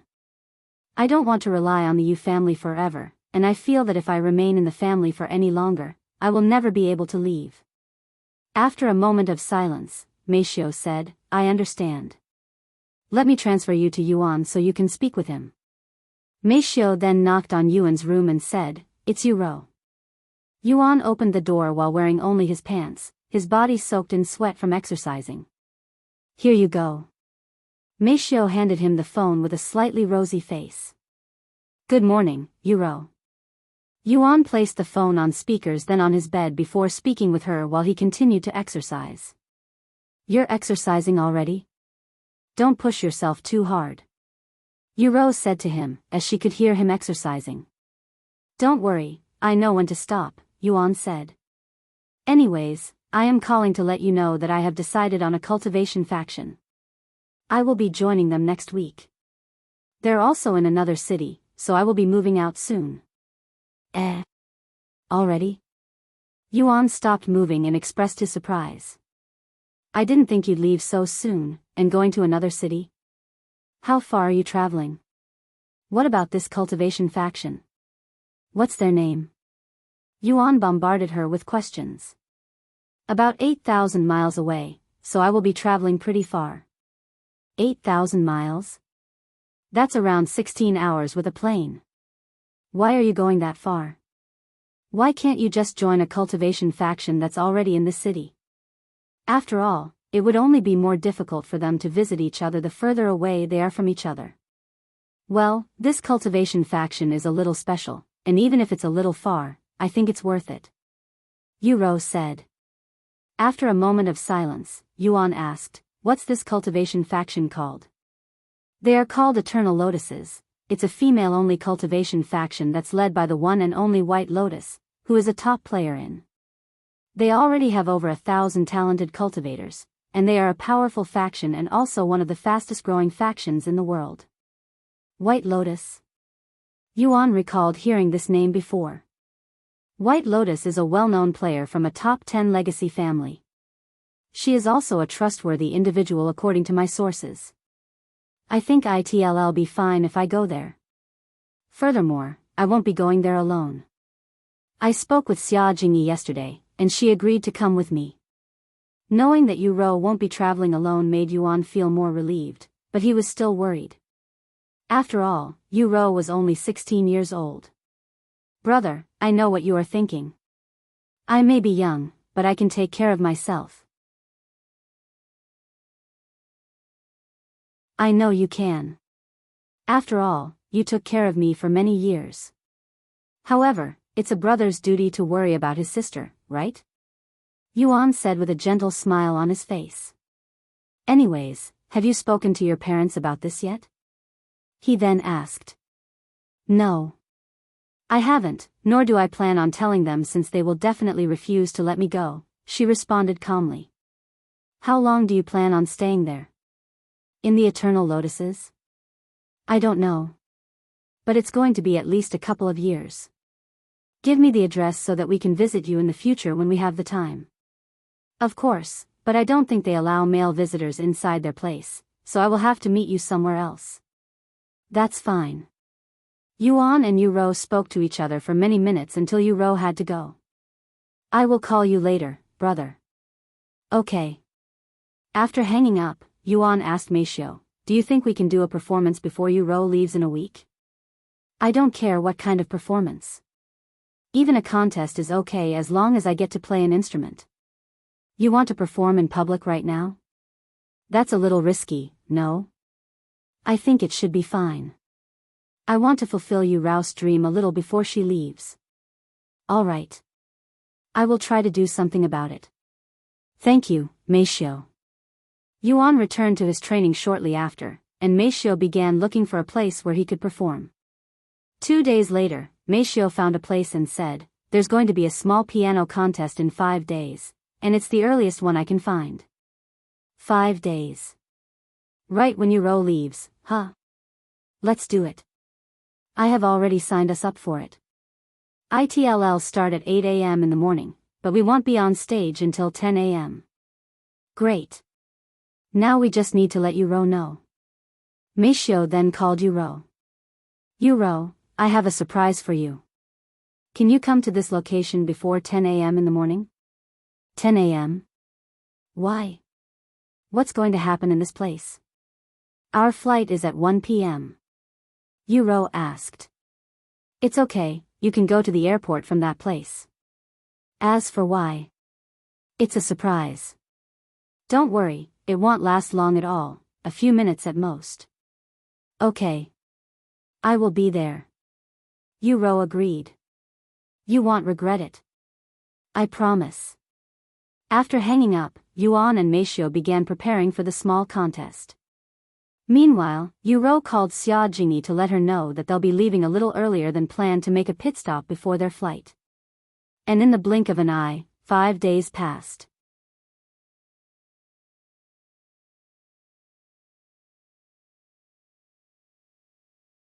Chapter 5:17, Approaching the Stage. Early in the morning, Yu Rou opened the drawers to her desk and retrieved 2 items, a yellow envelope and a white letter that she had just written last night. Yu Rou placed the yellow envelope inside her large suitcase and the white letter on her desk. After making sure that she had everything, she left the building and took a taxi to Xia Jingyi's living quarters, not even bothering to use her family limousine. "Good morning, Yu Rou." Xia Jingyi greeted her at the door. "Morning, Jingyi. Are you ready?" "Yes, I am." Yu Rou looked at her watch. It was 9 a.m. "We should arrive at the location my brother provided in 30 minutes. I wonder what he had planned for us. If you're really curious, you can look that place up and see if there are any events," Xia Jingyi suggested. However, Yu Rou shook her head and said, "That's no good. My brother wanted to surprise me, so I will let him surprise me. It would no longer be a surprise if I know what to expect." Xia Jingyi nodded, and after saying her goodbyes to her parents, she entered her family's limousine with Yu Rou. "Please take care of our daughter, Yu Rou," Xia Jingyi's parents said to Yu Rou. "Of course. I will make sure nothing happens to her. I should also take this chance to thank you for letting my brother stay in your apartments." Yu Rou patted her chest with a confident smile. "You don't have to thank us. If anything, we should be the ones apologizing for allowing that incident to occur. Well, make sure to increase security in that apartment." Yu Rou nodded, and she entered the car with Xia Jingyi while the driver packed their suitcases inside the car trunk. Once they were prepared, the limousine began driving towards the location given by Yuan. Meanwhile, Yuan and Meifeng approached the reception inside a large building. "Hello, we're here to participate in the contest," Meifeng said to the receptionist, who was a little startled when she saw their appearance, as both of them were wearing masks. "What is the name of the participant?" the receptionist then asked. "Tian Yang of Divine Melody," she said. "Please give me a moment to look through the system. I have confirmed your registration. I will check you in now. You will be called onto the stage at 10 a.m. Here is your identification card. You can wait in the spectator area or wait in the back room." After accepting his identification card, Yuan and Meifeng proceeded to the spectators area, where hundreds of spectators were watching the current contestant playing the piano. "It's been too long. I am starting to feel a little nervous," Yuan said with a smile behind his mask. "You'll be fine," Meifeng said. The two of them proceeded to watch contestants take their turns at the piano, and because of their masks, they attracted quite the attention from the people around them. Though, since masks weren't prohibited, nobody really approached them. Around 9:40 a.m., Yu Rou and Xia Jingyi pulled up at the location and left the car. "This is..." Yu Rou looked at the large banner hanging above the building and immediately knew what was going on. "It's a music contest. Why did your brother tell us to come here?" Xia Jingyi asked, as she wasn't aware of his recovery. Yu Rou merely showed a gentle smile on her face, and she said, "Who knows? Let's go inside." Upon reaching the receptionist, before they could even speak, the receptionist behind the desk recognized Yu Rou's face and spoke in an excited voice. "Aren't you Lady Yu Rou? What are you doing here?" The people around them heard the name Yu Rou and turned to look in their direction with interest. "Yu Rou? That music genius who won many international competitions?" "Hello, I am here to spectate the contest," Yu Rou said with a friendly smile on her face. Because of her background, she was very famous within the music industry, hence why the receptionist immediately recognized her. "Spectate the contest?" The receptionist was taken by surprise by her words. Why would someone famous like Yu Rou come to witness some small music competition? It didn't make sense. After all, there was nobody famous playing today. However, the receptionist didn't question her and quickly said, "Of course. Please follow me to the VIP seats." The receptionist then led Yu Rou and Xia Jingyi to the VIP seats that were in front of the stage. Their presence quickly attracted the spectators there, and even the contestant was affected by their presence. "Isn't that Yu Rou from the Yu family? What's a big shot like her doing here? Who knows? Maybe she's bored?" Speaking of Yu Rou, I was there to witness her last performance, and it was beyond amazing. I wonder when she'll do another performance. It's been a while since she performed, too. The quiet spectators area turned a little noisy with Yu Rou's appearance, and although Xia Jingyi wasn't as famous as Yu Rou, there were some people who recognized her there. Time passed quickly. The time was 10:05 a.m. Our next contestant will be from the Divine Melody. Please welcome Tian Yang. The speakers announced after the last contestant got off the stage. Divine Melody? What company is that? I have never heard of them. Me neither. I also don't know of any Tian Yang. Perhaps it's a new company. Ha. Who would create a new music company at this time? They should have started a cultivation faction instead. Although it seemed like there was nobody interested in this unknown contestant, if one looked at Yu Rou's face right now, they would see pure excitement and anticipation. A few moments later, the spectators there could see a figure wearing a black mask slowly approaching the stage from the spectators area, and there was this unfathomable aura him that made the people there stop talking to focus on him.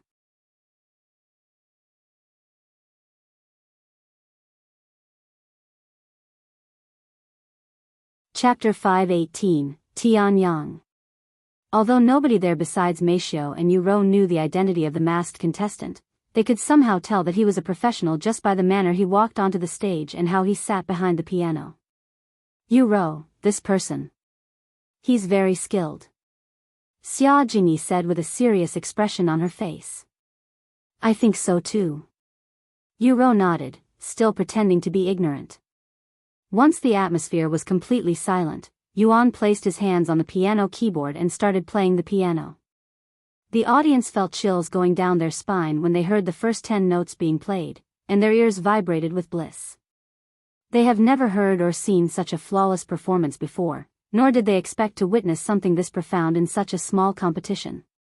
Yuan's performance continued to be played flawlessly for the next 4 minutes, playing the whole song without making a single mistake. Every movement he made seemed to be made with elegance and grace, looking like he was dancing while playing the instrument. The spectators quickly began speculating that Yuan was a professional disguised as a beginner to surprise them, but they were unable to guess his identity. Heavens! Who is this person? The judges there were left speechless by Yuan's performance. In fact, they only needed to listen to his performance for half a minute to be convinced that he was going to win this competition without anyone getting close. The whole performance only lasted 4 minutes, but it felt like only a few seconds had passed for the spectators, as they were fully absorbed in his performance, feeling like they were in a dreamlike state throughout the whole performance. After playing his last note, Yuan stood up and turned to face the dazed audience before giving them a bow. The audience remained silent for another moment before they exploded with cheering and admiration. That was amazing. Play another song. Encore. The judges agreed with the audience, and one of them said, Contestant Tian Yang, can you do us a favor and play another song? You can pick the song. And don't worry, it won't affect your scores regardless of your performance. Yuan pondered for a moment before nodding his head and returning to his seat behind the piano. After taking a deep breath, Yuan began playing another song. However, nobody in the audience recognized this song, nobody but Yu Rou. Yu Rou's eyes widened with shock when she heard this song. Brother. She muttered in a low voice, trying her best to not shed any tears in public. The song being played by Yuan was a song Head created for her when he was still actively playing for the Yu family. However, there weren't any good memories behind this song, as the day after he created this song, Yuan's body started to break. This song didn't last long and only lasted half as long as the previous song, but it was so intensive and fast-paced that it sounded longer than the previous song, and there were more than twice as many notes in this song. After finishing his second song, Yuan didn't stand up and waited for 10 seconds before starting his third song. Despite this, none of the judges or spectators complained. In fact, even the contestants there remained silent, as they knew that if they played after his performance, it would only make themselves look bad. When she heard the third song, Meifeng could feel her heart throbbing faster and faster, as this was her favorite song, and memories began flowing inside her head. Whenever she was sad and brought to tears by her training, Yuan would play this song for her before comforting her with a hug, and it would work every single time, allowing her to endure another day of training. About 3 minutes later, Yuan stopped playing and stood up. He then bowed to the audience for a second time. The audience immediately erupted into a frenzy this time, and it was much louder than the previous cheering. Yuan started leaving the stage a moment later, and when the judges saw this, they stopped him. Wait a minute, contestant Tian Yang. What's the matter? Yuan turned to look at them. Can you tell us a little more about yourself? Who taught you how to play the piano? How long have you been playing? The judges asked him, as they wanted to obtain some information from him so that they could use that information to guess his identity. Yuan then said, I have been playing since I was young. As for my teachers, I had many teachers throughout my career, too much to name. You can tell us a few names if it's too many. I'm sorry, but I'd rather not. Yuan politely refused. Then can you tell us how old are you currently? Another judge asked him. I am currently 18 years old, approaching 19, he said. Why, you're only 18 years old? The judges were shocked to learn this information. If this information was true, then one can only imagine how far he'll go when he's already this talented at his young age. However, this raised more questions than answered. Although there were many talented individuals at his age playing professionally in the music industry, the judges didn't know of any professional at Yuan's age with his level of talents, and this was true even for the older professionals. So does this mean he's actually a new pianist who's just stepping into the professional scene? Where has he been this entire time? How can someone this talented remain as a nobody? The judges proceeded to ask Yuan a few more questions, hoping to learn more about him, but Yuan skillfully answered their questions without giving them any information that would give away his identity. The judges eventually gave up and allowed him to leave the stage. Of course, the moment he left the stage, the spectators surrounded him for autographs even though this was his first appearance, as they were certain that he will become famous in the industry with his talents. You're tuning into the Biyao's Wuxia Chronicles YouTube channel. Don't forget to subscribe and join us on this journey to catch the most captivating stories.